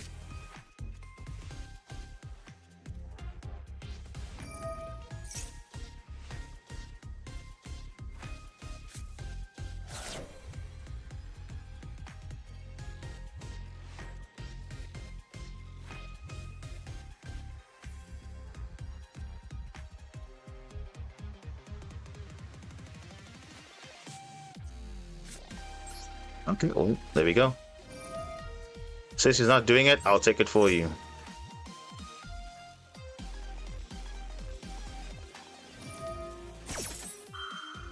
Oh, even better.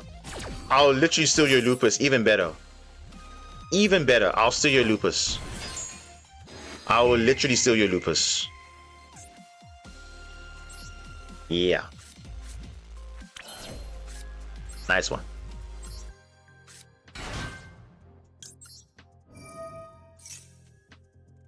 Yeah. We're gonna take MST.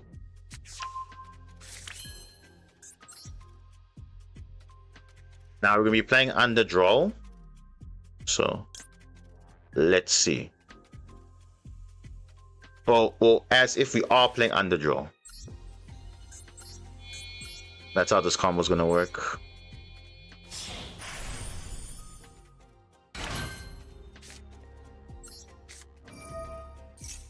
Obviously, if we see a line where we can go into a play, we'll do that.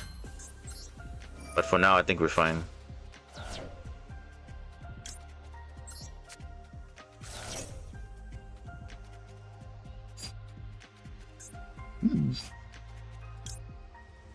Have we normaled yet?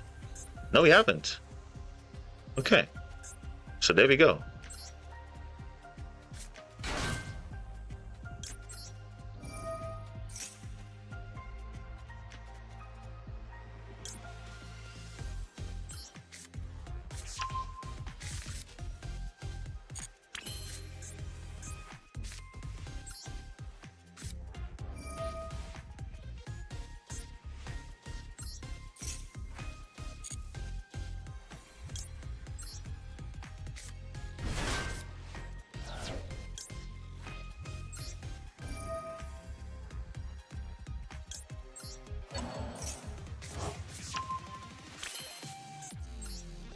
It's my card now.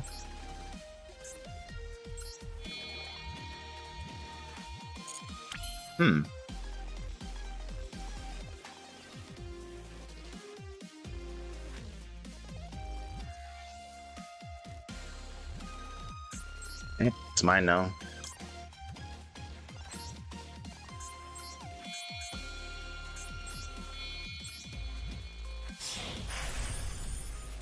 I'm changing my game plan now.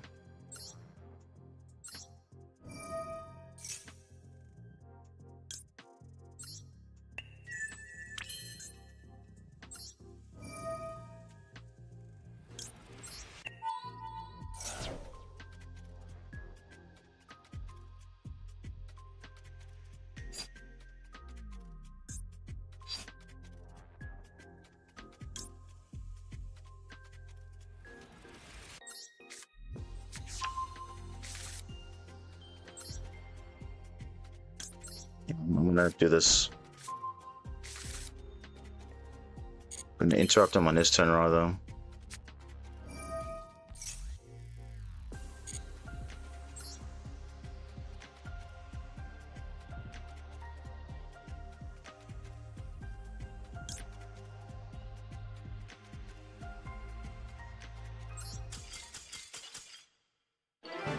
Nice. Funny, eh? What a nice interaction. Okay, this one you literally just Alt F4. This one was not a surrender. You just like, nah, bro, this guy's got play still. You see? This is why I'm saying we bait out things, and there we go. But he also kind of just played into it. Like, why did he summon Lupus? He should have just, you know. You see, that's what I'm saying. It's about how you use your interruptions. He didn't know I was on K9. He didn't know. I think he's like, oh, wait, now he's searching for a case of K9? Like, what? How is that even possible? Because I'm playing that also. But yeah, there we go. Let's just see what he was playing. Oh, look. What the hell? Mitsurugi or K9 Mitsurugi? What? That's crazy, though.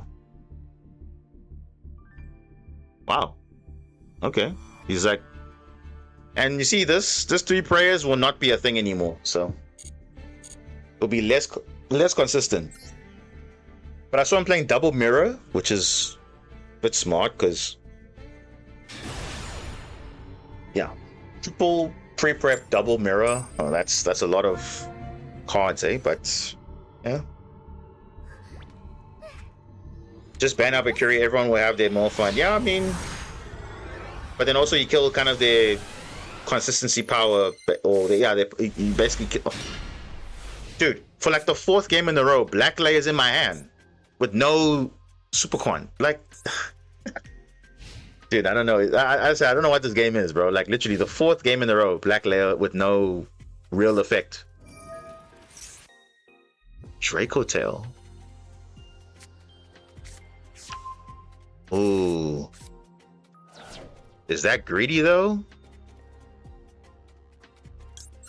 Oh, is that greedy? Yeah, Call by the Grave. Yeah, they will get better. Definitely, they will. So they lost prayers, but they're getting End of World Ruler coming soon. They're getting Fordralus Harmonia. They're getting a whole lot of cards. Oh, what is this? Oh, come on, bro. No way you hard drew the 5 Rainbow Magician. Oh, come on, bro. Get out of here, bro. Oh my gosh, bro. What? No way, bro. Oh, come on, bro. That is literally like... That's crazy, bro. This guy hard drew 5 Rainbow.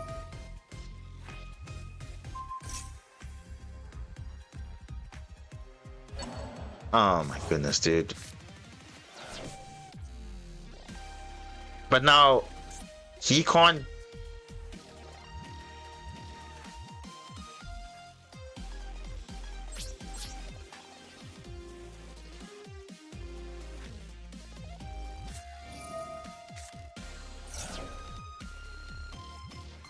Bro. I can literally chain block now.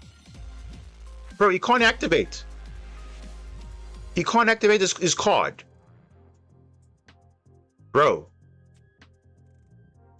He literally, oh my gosh, bro. This guy.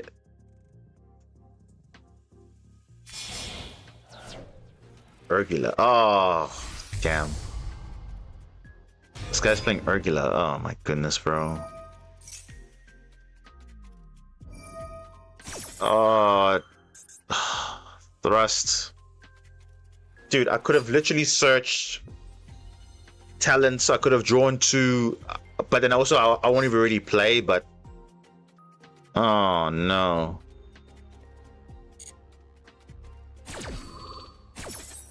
Dude, this guy had Urgula. He's the luckiest player ever, bro. And he just gets to reset his cards. Oh. Dude, this is toxic, bro.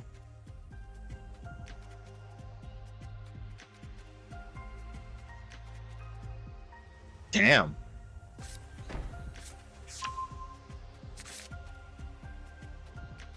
This guy had Urgula. Like, what are the chances this guy has Urgula? Like, yo. Damn, bro. And this is super toxic, bro. Holy moly, bro. If that's a monster, that's unfortunate, though. Yeah, that's not a monster. That's not a monster.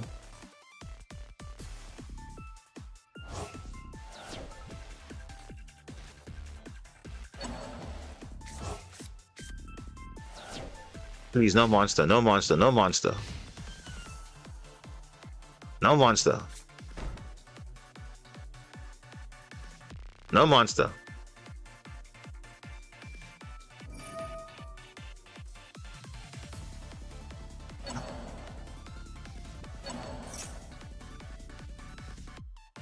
Dude, this is so crazy, bro. Like, this guy had the perfect top deck.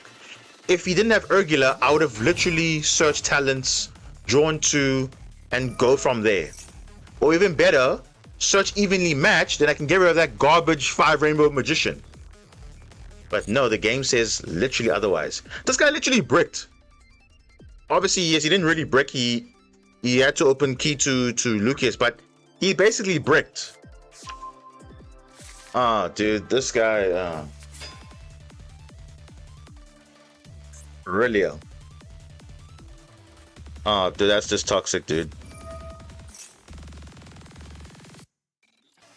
5 rainbow.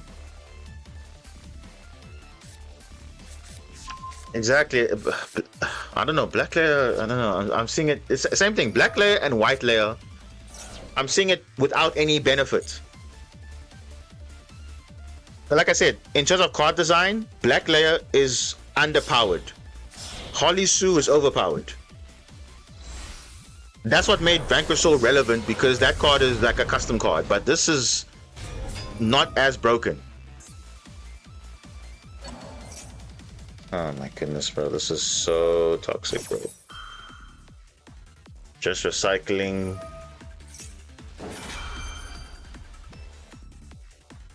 Dude.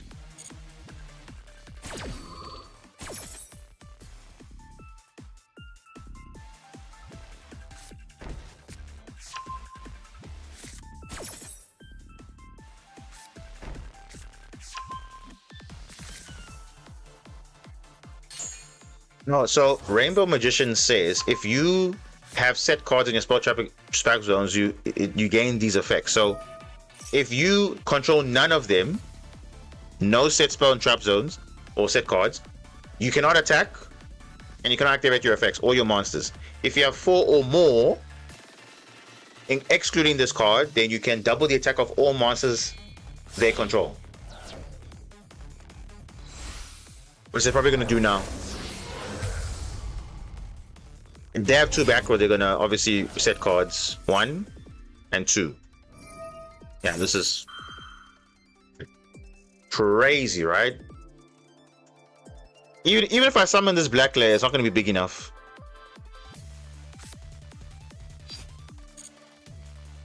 Oh my goodness, bro.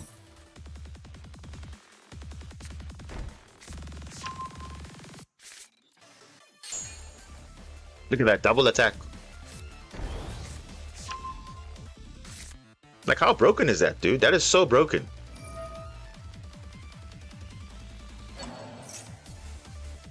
Even if I summon this card, it's like, look at 6k attack, 6k, 5k. It's not gonna make a difference. That's super toxic, bro. Nah. And the fact that they also had Draco Tail Horn, also just hard drawn. Let's talk about that also. Like, nah, bro. You had to be that lucky to open 5 Rainbow and Draco Tail Horn when you literally had no other play, because you're under draw, by the way. Oh my goodness, dude. That is crazy, man. No, but it's literally toxic, because like most people aren't really playing spell and traps, and most of them are quick plays. So you have to sacrifice your quick plays just to play the game. That is just ridiculous. And again, non-interactable floodgates. Again, which is better, Magnus or 5 Rainbow Magician? I think 5 Rainbow Magician is again more toxic than Magnus. I think so. If I had to make a tier list of all the floodgates, some are more toxic than others. And that's just a fact, though. That's just a fact. So, because Magnus, at least you can interact with it, because basically it just means you underdraw. But 5 Rainbow Magician says, if you don't have back row, you can't play the game. Which is basically a Feather Storm, a, you know, all those cards. Ooh, Trap Tricks.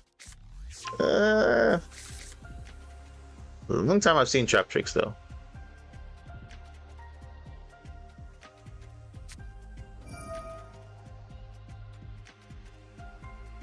You don't care about the new hero, Magnet Warrior, or Armed Dragon cards? Look, they're okay, but the thing is, I mean, if I have them, I'll collect them, but it's not like an urgent thing. So it's like, it's fine. Because I know I'm not going to invest in it, but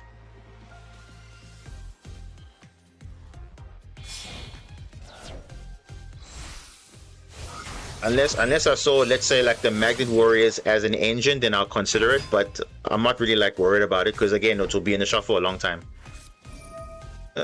What?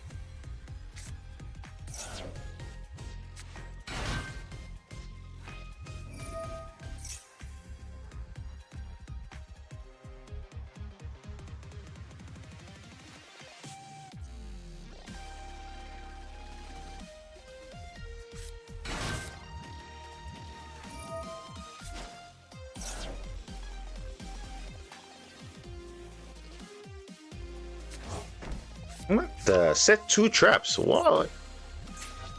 Time space. When I punch out a monster from the hand or extra deck, shuffle that monster.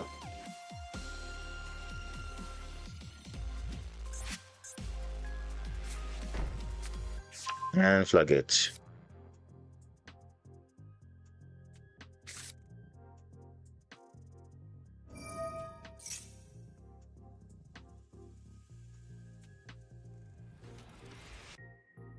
Yeah, of course it works with Draco Tail, because they can set cards because of the effect, so that's why they're using it.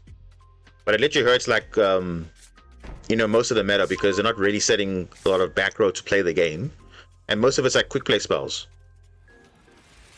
And what makes it more toxic also is that they will deal with your back row that you set.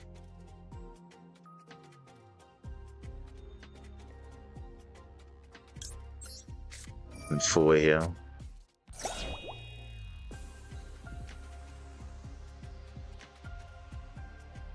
In case he wants to go into Rafflesia or something.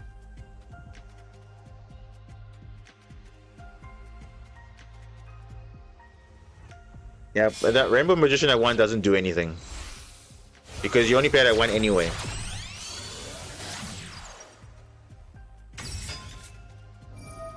Oh my gosh, bro. You have talents? Dude, what? Oh my goodness, bro. Like, all his back row is like, okay, cannot summon, negate. Bro, come on now. This is also like,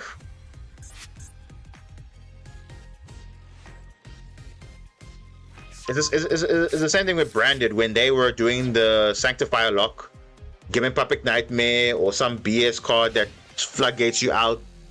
It's the same thing. Everyone has their own win cons or strategies or whatever.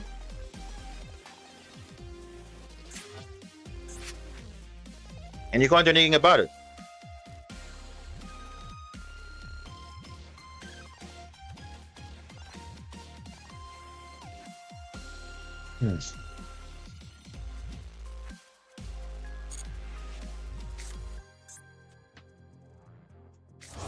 Bleak Andy. I like the new hero cards, but I really want the new overframe cards, which sadly we're probably going to get them end of the year or next year at best. Or even worse, the anniversary. Oh, beautiful. The chant, the one that you try to spin back.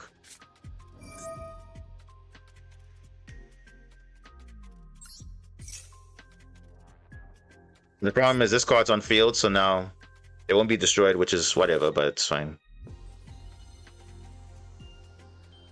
And that's probably what they're gonna do.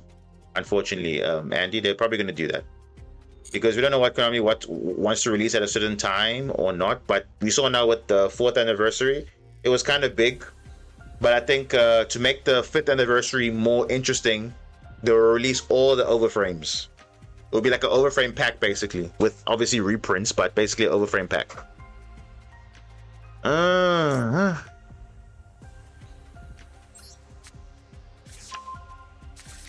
I don't know how we're winning this, guys, at all.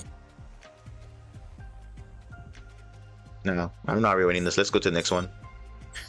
He's got literally negate, negate, negate, negate, and yeah, it's just like whatever. Trap tricks, you rarely see it, but again, they suck going second, but they're only good going first. Same thing with Odeon, they suck going second, but good going first. So we all know how trap decks are.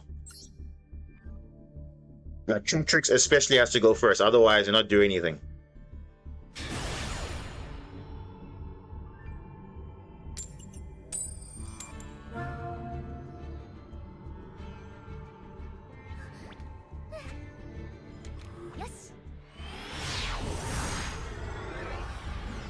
Okay.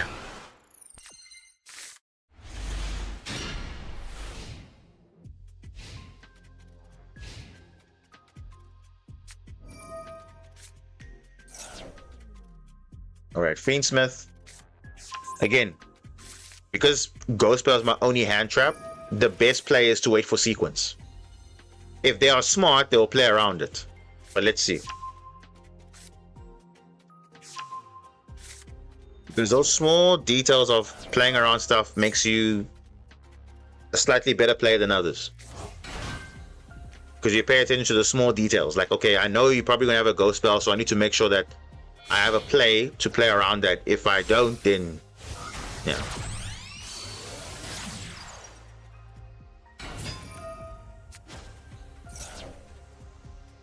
And obviously, Master Duel makes it very easy to know what your opponent could have or could not have. You see that? You see that trap card? That is a play.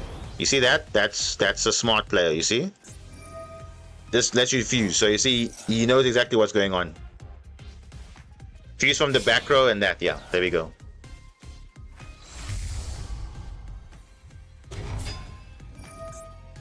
So now.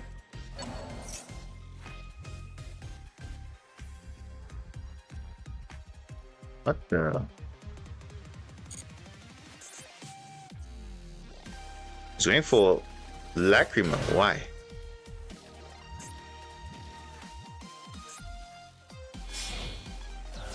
Pardon, it's afternoon.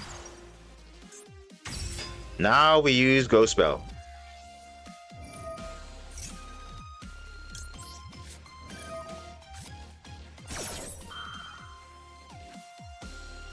If he has Call by the Grave, that's like, wow.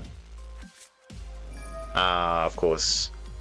Of course. You see what I'm saying? It doesn't even matter if you have the player out in your head, like he just has the Call by to like, okay, screw you.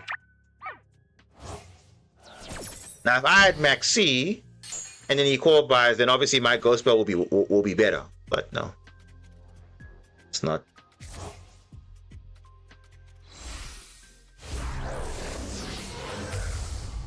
Oh, he's going for unaffected. Okay.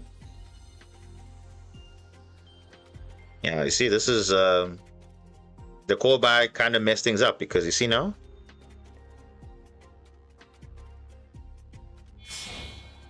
Namde's going to equip, and yeah, Rextrange is going to be huge.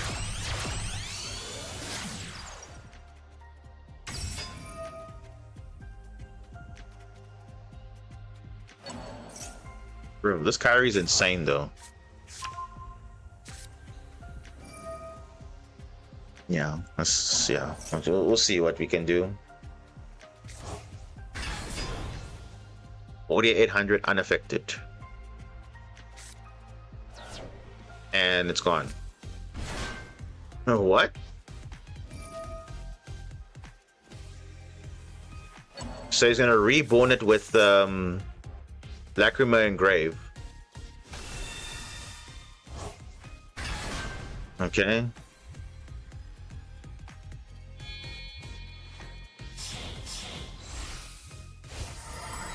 For Caesar?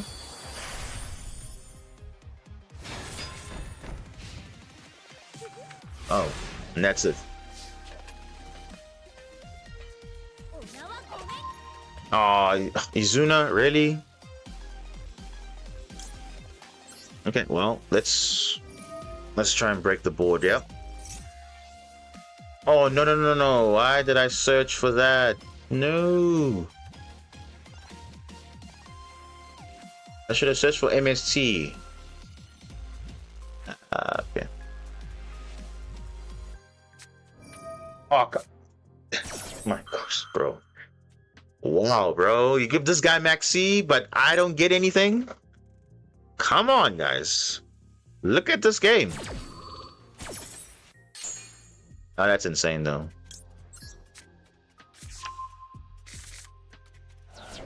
Well, I can trigger Izuna. That's a bait, but I want to focus on the back row, though.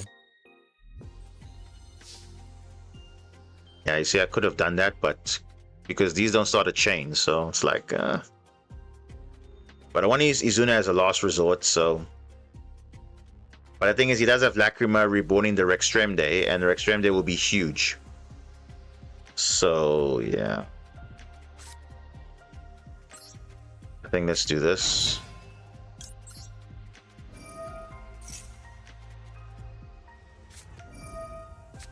Oh my gosh, bro. Dude. What? What even is this? Maxi, Corby, and Ash. Dude, that is crazy, bro. That is God tier non-engine.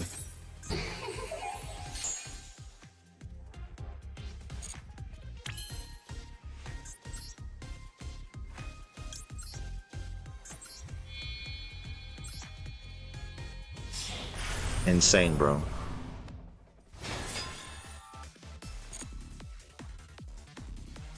Exactly. Because again, we were just talking about earlier about how strong going first is. You on top of your unbreakable board, you also have non-engine that also you hard draw as well. So it even adds more to your board, which is very, very crazy sometimes. And remember, core buy is at 1. Maxi's at 1. Hard opened.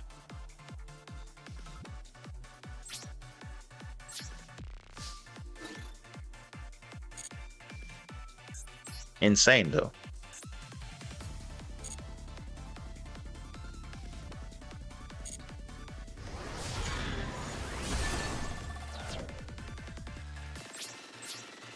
I wonder what this back row is. I really wonder. And let me guess, I'm pretty sure it's more non-engine. But again, nothing's prompting, so oh man. I mean, yeah, I could have summoned Izuna, but you'll just get negated, so it's like, whatever, bro. Oh boy. I wonder what this non-engine is also here.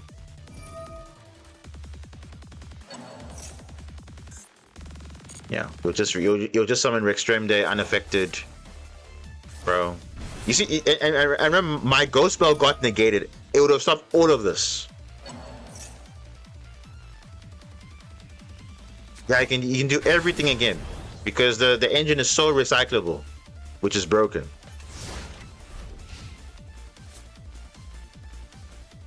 But remember, ghost spell could have stopped all of this. But of course, he has God tier non-engine.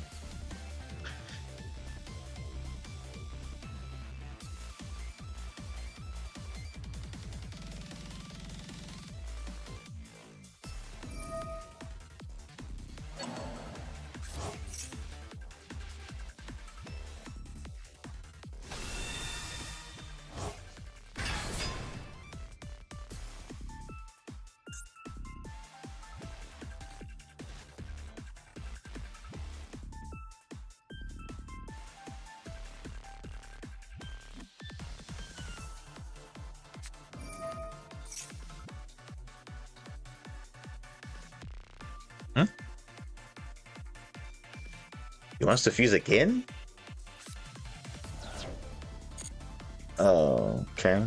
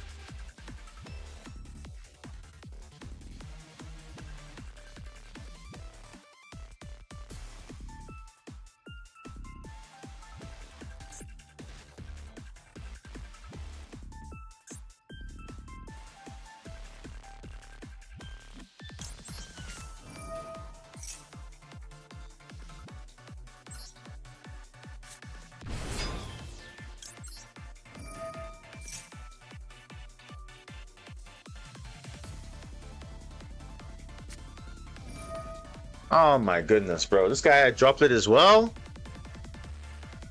Oh my goodness. Yeah. Oh my gosh, bro. And again, all I lost to was just non-engine. Nothing else. Just non-engine. So that's the problem also with the hand traps and whatever, is that it kind of overrides whatever your board is. Because you can just lose just to that. And it's like crazy. Oh boy. Oh, now I've lost 3 in a row now. Oh, there we go. He wasn't even playing. Look at that. The Fiendsmith just carried the whole thing. No live twins were played at all. Oh. Okay, let's do this one more game. I don't know what's gonna happen, but we'll probably go back to square one all over again.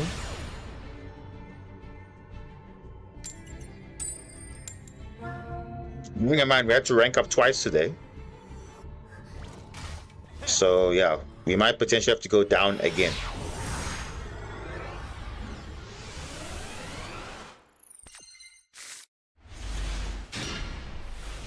Okay. Now we have Droplet now. And we have Izuna, okay. And Kaiju. which is good. Which is good. Vanquish Soul? Okay, yeah. Our best thing is not to activate anything.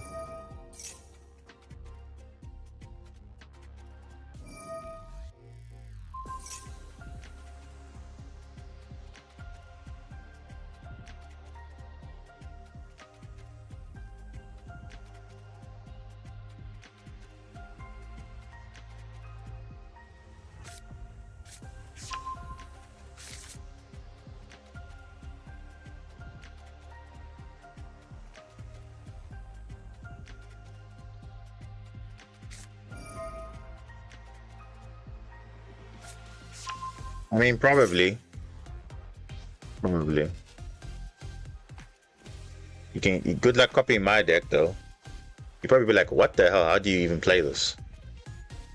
But that's the problem with those type of challenges, because it's like, okay, you have to kind of know what the deck does, because it's not just okay copying, but then it's like you have to craft material and all those things. It's not really worth the effort, unless you really want to, you know, obviously spend money into it, of course, but there has to be a payoff at the end. I mean, sure, people are making new accounts, no problem. That's one way of doing it, but it's a lot of admin. I mean, it's not impossible, but I don't like to have multiple accounts, because it's like you might as well just have all of it on one account. Just have to use your gems smartly and invest when you need to invest, and that's it. Because I have over 400 UR crafting points. I think over 1.5 SR points. So it's like, if I need to craft anything, I can literally get it if I want to. But I know myself, I'm not going to be crafting stuff that I know for a fact I'm not going to be playing 90% of the time. Unless it's engines, which are good and long term, I'll keep. Like, for example, I have the Fiendsmith engine. I have the, you know, what other engine are there?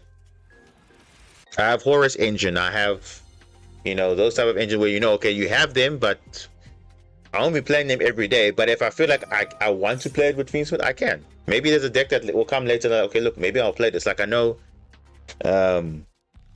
people are playing Elf Note with Fiendsmith. Maybe if I want to play that, I can play with Fiendsmith. It's always an option. The same thing with Archmage. Archmage, I have Archmage cards, but I'm not necessarily playing Archmage, but I have it. Like, you see all the Power Patron monsters and whatever? I know, because on the horizon, Power Patron's getting all their support, and then now you can actually play it. Same thing with Doomsday. You're keeping it for investment. Radiant Typhoon, I literally just need to craft one Phonics, and that's it.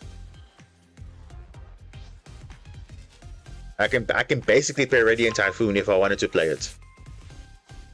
But then obviously I don't want to craft all the URs like the Totem Bird and all those things and all other URs stuff that's in there. But I can basically play Radiant if I want to, but I don't need to.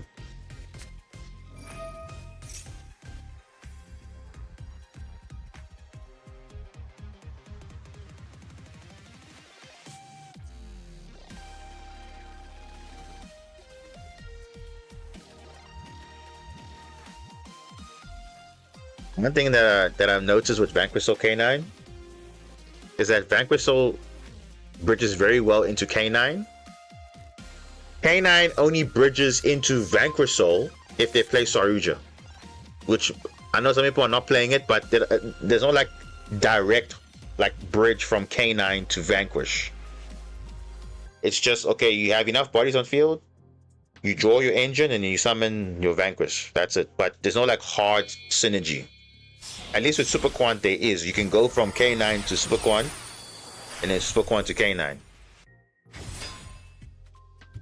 Same thing with Radiant. Radiant, you can go from, okay, Radiant, you can't go from Super Quant to Radiant. You can go from only Radiant to Super Quant.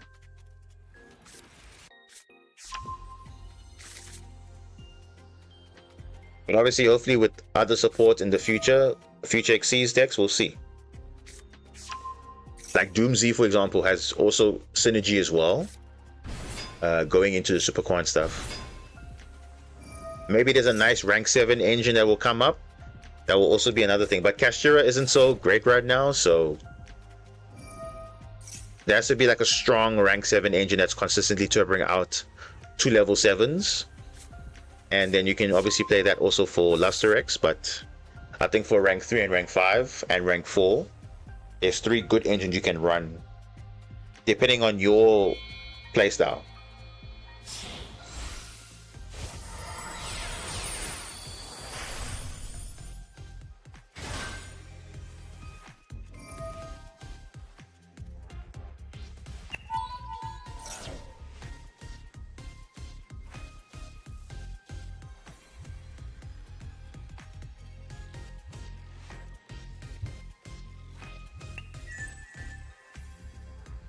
Kiwi Ninja, welcome. Ripper should have not been generic. You know what?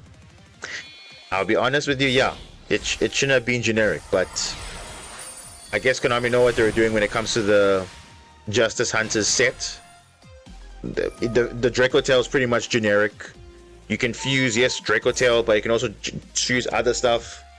Yummy pretty much has no real restrictions per se. You can synchro anything you like.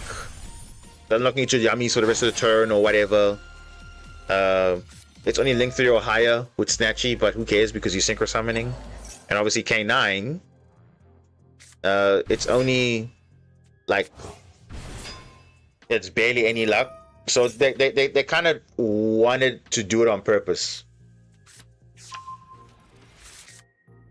but also keeping it in confined with, you know, what the mechanic is. But yeah. Because I think as an engine amongst the 3, K9 obviously is the better engine compared to the other 2. But in terms of like, you know, simplicity, Draco Tail is that. And then in terms of combos, Yummy is that. So they've covered all their ground. Oh my gosh, look at this board, bro.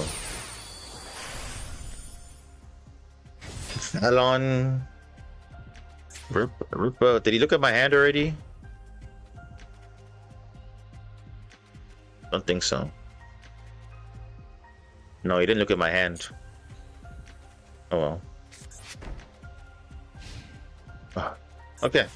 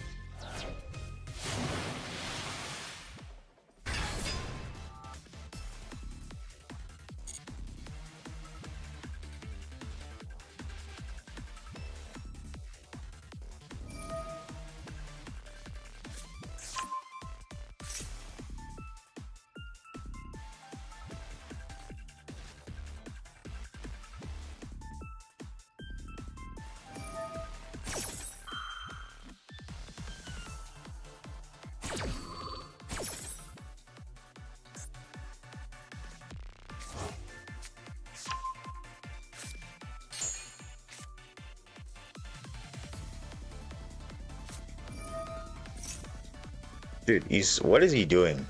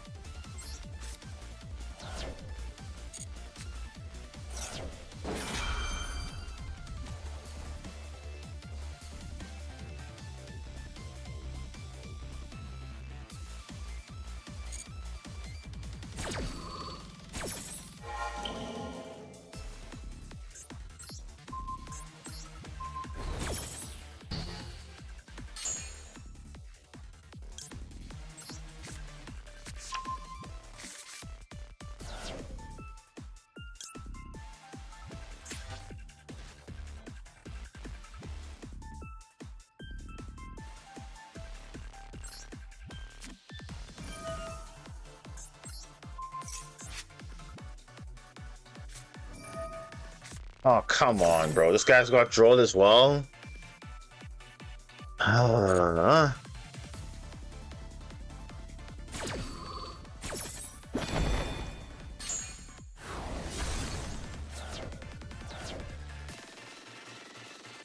is this the trap? I think it is.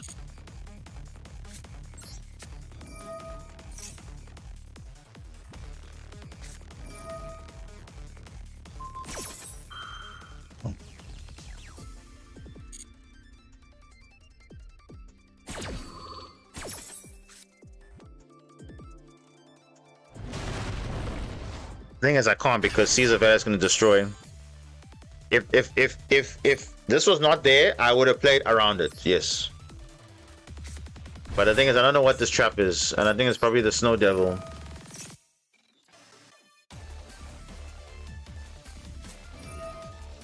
Oh, he's got it's cross out.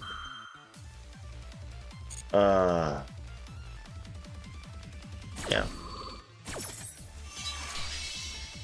It's basically my mirror match, so.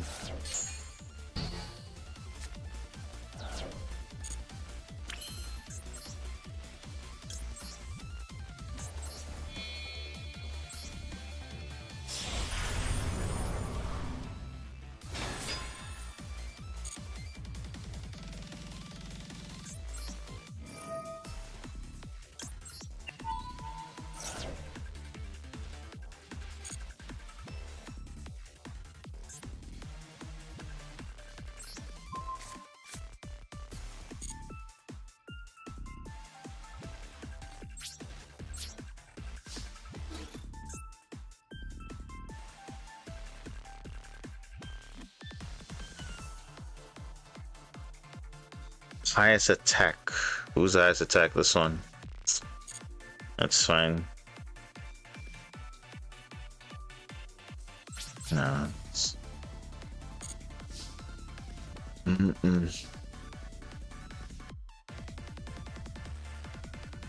the only thing we can do, eh? If you, he's just got like everything. Because like I said, in terms of card design, quick effect is anywhere, main phase, whatever. That's what you're looking for. But like you see, during the main phase, you see, quick effect doesn't require master effect activating or whatever. So you see, black layer is more balanced than these cards because clearly they kind of messed up there. If they gave it the same clause as during main phase, just summon, it'll be a lot more played, but it's not. Because you can discard itself and then summon the next Xyz, but the thing is, it's better with an attribute. So that's why that's why Vanquisher has a very good thing going for it, because most of their stuff is quick effect. Not to just a master effect activating or whatever. It's just quick effect, do something, and you can do it. So yeah. Otherwise, it wouldn't have been as good. But then again, I'm comparing a card, a deck that was a deck build pack versus a booster pack. Deck build packs have usually, gotten great support over time. So, yeah.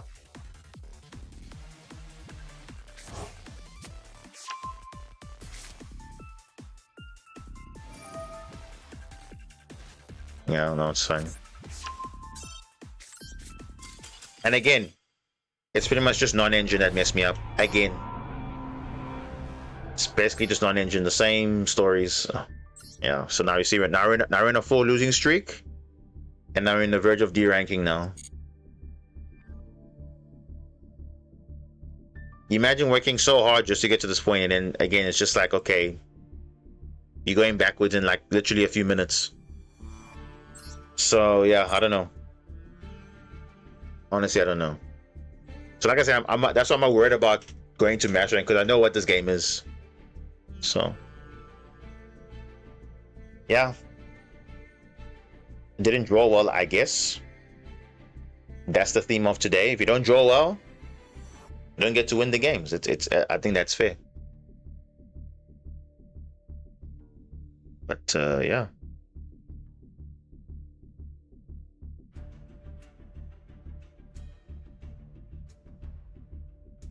So Bacon, I had to ask. So your other question on if cards with good card design and bad card design, right? So you said the example of uh, how bad Evenly is, and Dark Ruler is, and Dark Ruler being good. Well, again, it's always the context, because remember, a lot of these cards are always format dependent. So same thing with hand traps, right? Hand traps are always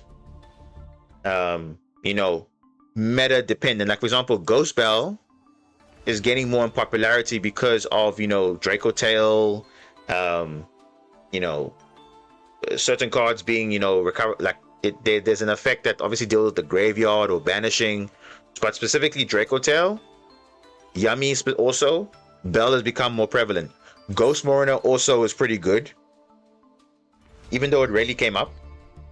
It didn't come up as much, but it's there.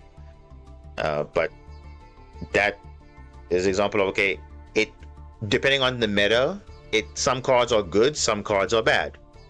Like for example, a card like Impermanence. Let's talk about Impermanence. Impermanence is a good design card, right? Because obviously, if you control no cards, you can't activate another one. But I mean, it's like we have to ask ourselves, why is a card like why is a card like Impermanence not played as often? Because people have realized that it's just not on the same level as all these other, you know, broken hand traps / board breakers. Because I mean, yes, you can Imperm, but people can play through an Imperm. People can deal with it. I mean, people are spamming Omni Negates, especially going second. This does nothing. This card is more of a going first card. To be honest with you, it's going to a point now where this card is more powerful going first than going second. Because again, we're always talking about in the context of going second, which cards are good, which cards are bad. Obviously, Duel is very good, you know, depending on the deck that you're facing against. However, certain decks don't really care about this, aka Draco Tail, aka Yummy. So they don't really care about this card, which is a problem, because now when you face these, when you it depends on certain situations, but it's very rare that they will be affected by this. But in a card like Dark Ruler, I do see it. Dark Ruler, yes, it's a very powerful effect. However,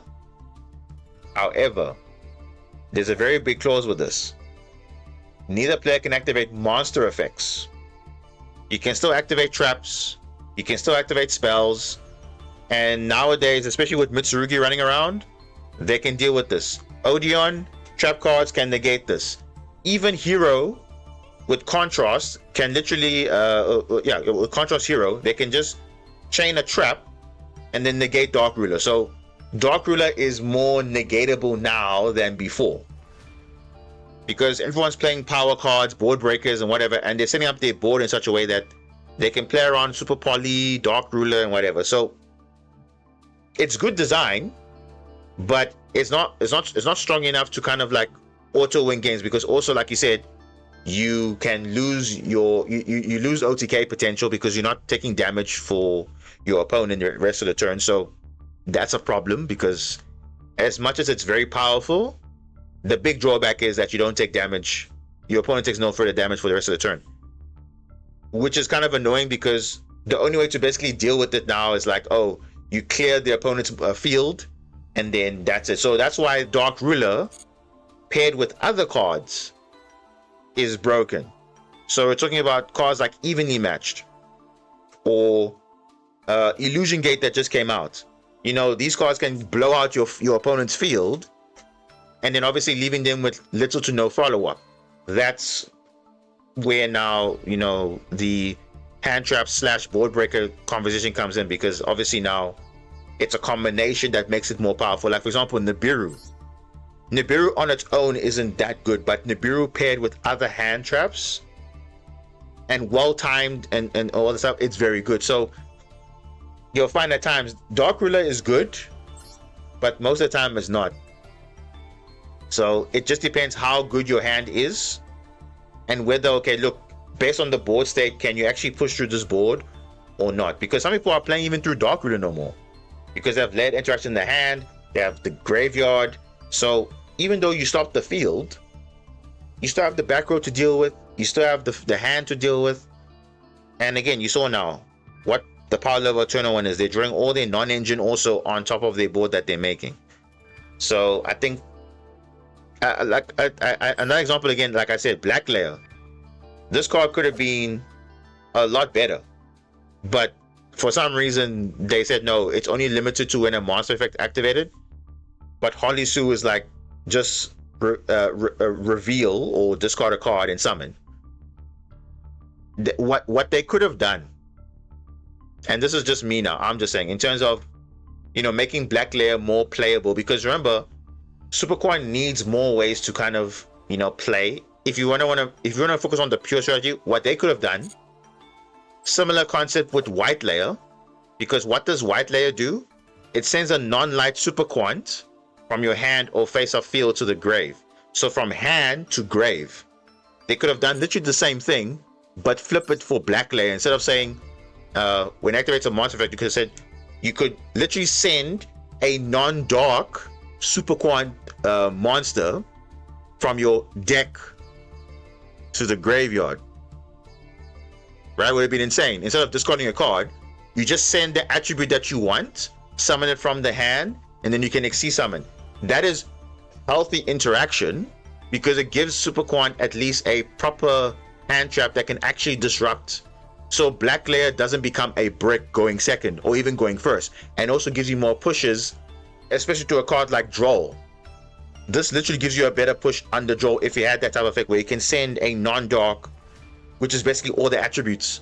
You can send the blue, you can send the red, or you can send the White Layer, whatever you want, to give you that extra push. They could have literally done that, but they decided not to. So I think Konami sometimes they look at cards and like, oh, but now why is it that this card is broken and this one is more balanced? I don't know why, but they did it that way. Same thing with Mermail. Mermail, I mean, over a year ago now, it came into the game, right? The new Mermail cards. But if you look at the effects, right? The new cards have broken effects, right? But the thing is, there are restrictions on them, like Shadow Squad. Shadow Squad is literally a perfect card. But the problem is now, you see that last little sentence? Also, you cannot spell something from the extra deck for the rest of the turn except water monsters. Imagine if that clause was not there. Then pretty much you have free reign to do whatever you want, but they understand the power level of what it would be if you don't have that kind of restriction. Because let's be honest, the Atlantean Prince has zero restriction. Literally zero restriction. This is also like literally a custom card as well. It's got no restriction. So it makes sense to put those new cards with restrictions, but already that archetype or that attribute already has restrictions already. So it's like, you're keeping it in confined to water monsters, yes, but there are not a lot of water archetypes, let's be honest. And I've been saying this for so long, like there are not enough water archetypes to even say, okay, yeah, is this really a fair restriction? Because you're locking me into waters, but yet you're not giving me support enough to say, okay, no, I'm fine with, you know, me being locked into waters. But as for light and dark, you'll make sure they'll push it out. As for earth, they'll push. Obviously, they'll push. Obviously, for wind, they did try with Radiant Typhoon. I think it really did well because they literally made MSC relevant again. Why can't they do that with other cards that obviously were pretty much doing nothing? Make them into an archetype, but, you know, make it on the level of Radiant Typhoon where, okay, it's not super splashable everywhere. It's confined to just whatever the theme is, and that's it. But I think they could have really done something nice with Black Layer, but they decided not to because it could have literally been a circular, which, to be fair though, we did get Zayton, so I'm not really complaining because it effectively does the same effect. But imagine if, you know, Black Layer had the effect of sending a Superquant monster from deck to grave to summon itself, and then on summon it can exceed, and then you obviously attach the card you sent as material. That's pretty broken though, because it turns into a one card combo technically, because you could have sent, you know, White Layer, you summon it, White layer sent to the grave triggers to add Alphen, and then also you get access to the layer 19. So that's literally a proper 1-card combo without committing to too much. And you can even do that without committing to normal summon too. So it would have been really nice if they had that, but they obviously can't do that.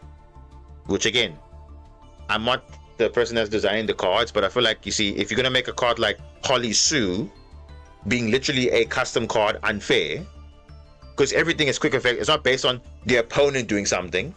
It's just based on you having the attributes in hand, and you just reveal. You can even reveal itself, and that's it. But that's actually kind of broken though, and the effects, they're actually pretty good. I mean, to be fair though, these effects are also pretty good, but I think the on summon effect could have been a little bit more better, because you see, it's dependent on your opponent doing something, and that's a bit too. It's not really as fast compared to Holly Sue.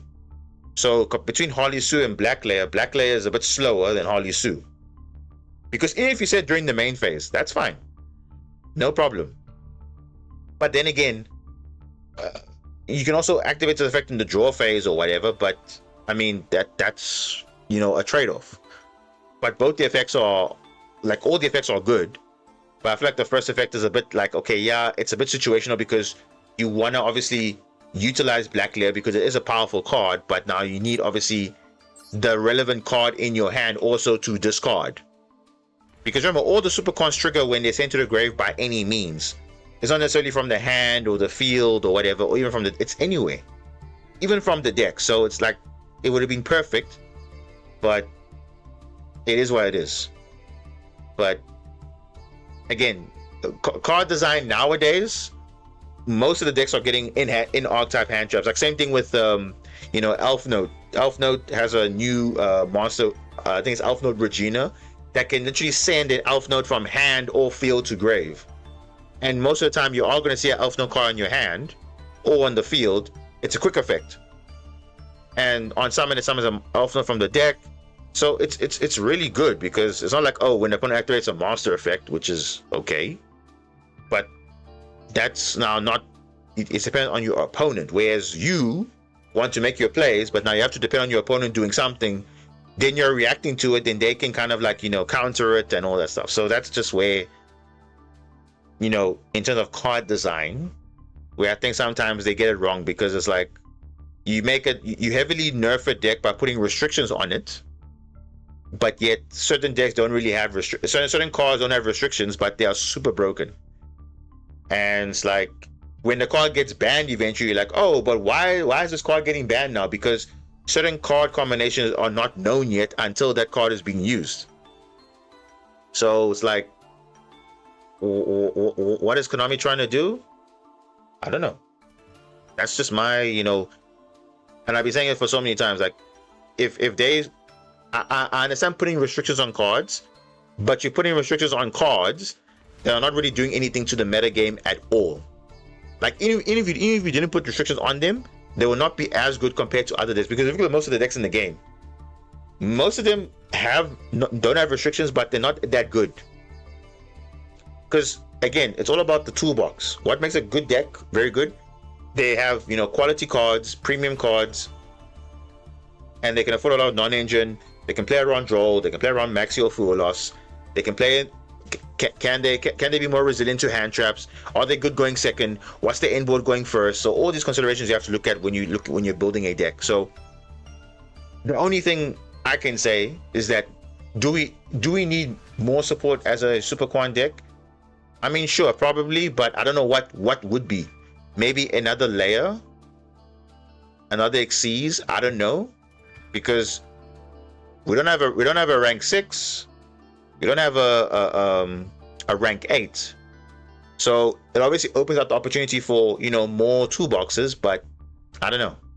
It just depends what your take is. But same thing with other decks as well. Especially when ban lists are coming in, you have to obviously look at, okay, what's the impact going to be now on my deck specifically, and how do I play differently now with the card being at 1 or at 2. After the new ban list, you can fit K9, Yami, Mitsu into one deck. Yeah, you probably can, because now you have 2 less prayers, you have 2 less Cupsy, So you can literally slot in, okay, cool, I can play two Izuna, one Lupus, and then play one Ripper, or you can play something else. But generally, one Ripper, two Izuna, one Lupus is literally fine. You can get away with it. It's just extra hand traps for you, and it's good. No problem. So, if you want to be spicy, you can also throw in, you know, Jax if you have the space, or Werewolf, but that's up to you. So, there's a lot of options that you can do with a deck that obviously is not as restrictive, because let's be honest, you mentioned now K9, Yami, Mitsu. There's really no real restrictions on that deck if you have to build it that way, and that's just how it is. And generally, people don't like playing decks that have, like, you know, a lot of restrictions. So it's like, not like the deck is not powerful, but it's just like, oh, okay, doesn't really do much, you know. And it requires a lot of setup, resource management isn't so good, grind game, you know, all that stuff. So all those factors weigh in on why a deck is a good deck. So again, some decks are heavy in engine, some decks aren't so heavy, some are better into hand traps than others. It's really just what the deck is, and up to you. So you have to make the best of it, and like I said, you have to just enjoy the fact that, okay, look, you're not going to win every single game, you're not going to obviously get like dominant streaks or whatever, but you have to just learn from your mistakes or from the game, and that's it. If you don't draw well, you don't draw well. That's it. Everyone bricks, it happens, but that's just how Yu-Gi-Oh is.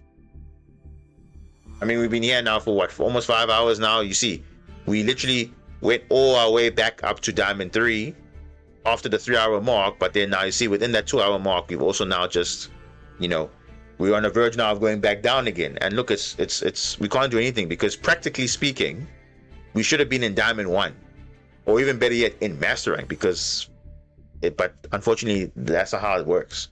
You know, it's not like the previous ranks where if you're in gold or whatever, then your rank stays, even if you lose, because they want to encourage you to kind of like, okay, not feel like, okay, you're not progressing in the lower ranks, but for some reason from platinum onwards, you do get ranked down and whatever, which is fine. But like I said, I think more modes must come into Master Duel, because ranked, honestly, is like, it's whatever, but it is what it is.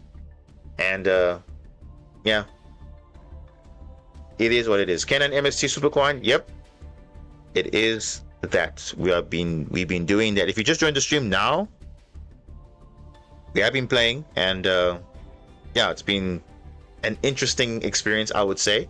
So you can definitely watch the stream back on YouTube, if you're watching on YouTube, or if you're watching on Twitch rather, because it's also on Twitch on Twitch as well, but I think it's just better quality on YouTube, so you can obviously watch it back and see how the deck fares. And I think the deck is okay.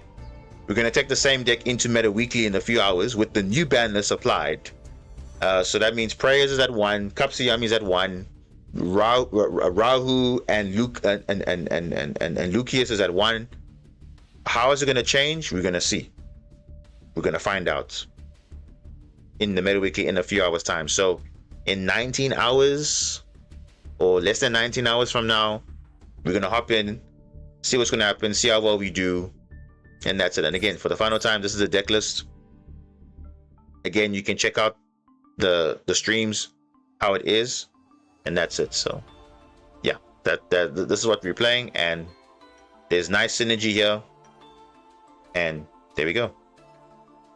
The banners that wants to make every deck more miserable without addressing the problem cards. Yeah, it's basically just raising the ceiling, and then makes the skillful players have to now come up with new combos. But again, raising the ceiling means not everyone can just pick up the deck and play it now, because now you have less access to your engine pieces, your grind game's a bit weaker, and all of that. So it just makes, you know, the skillful players more skillful, and that's it. You guess you joined at the wrong time. Well, not necessarily. I mean, you can always just watch it back. I know, yes, seeing it live is one thing, but I mean, look, I don't hide anything. It's all there. So you can watch it on Twitch, you can watch it on YouTube, wherever. You can play it back, no issues, and you can see the grind. You can see some of the gameplay I posted is from Duelist Cup if you want to see how the deck fares. Or you can join me on the next stream. So it's never a wrong time. You're always on time. Always remember that. You're always on time. So even if you join like towards the end or at the beginning or in the middle, you're always on time. So yeah. And on that note, I think we're going to end it here. So again, I do appreciate everyone for sticking around. Even if you just joined for like a few minutes, it's always appreciated. And yeah, this has been Diamond Boss signing out. And we got to Diamond 3. But yeah, we're probably going to D-rank again, which is fine. But I think it was all practice for obviously Meta Weekly, which hopefully we do well. And we'll see how far we can go. Yeah, so appreciate the support. You know, whether you like the videos and watch them, it's always appreciated.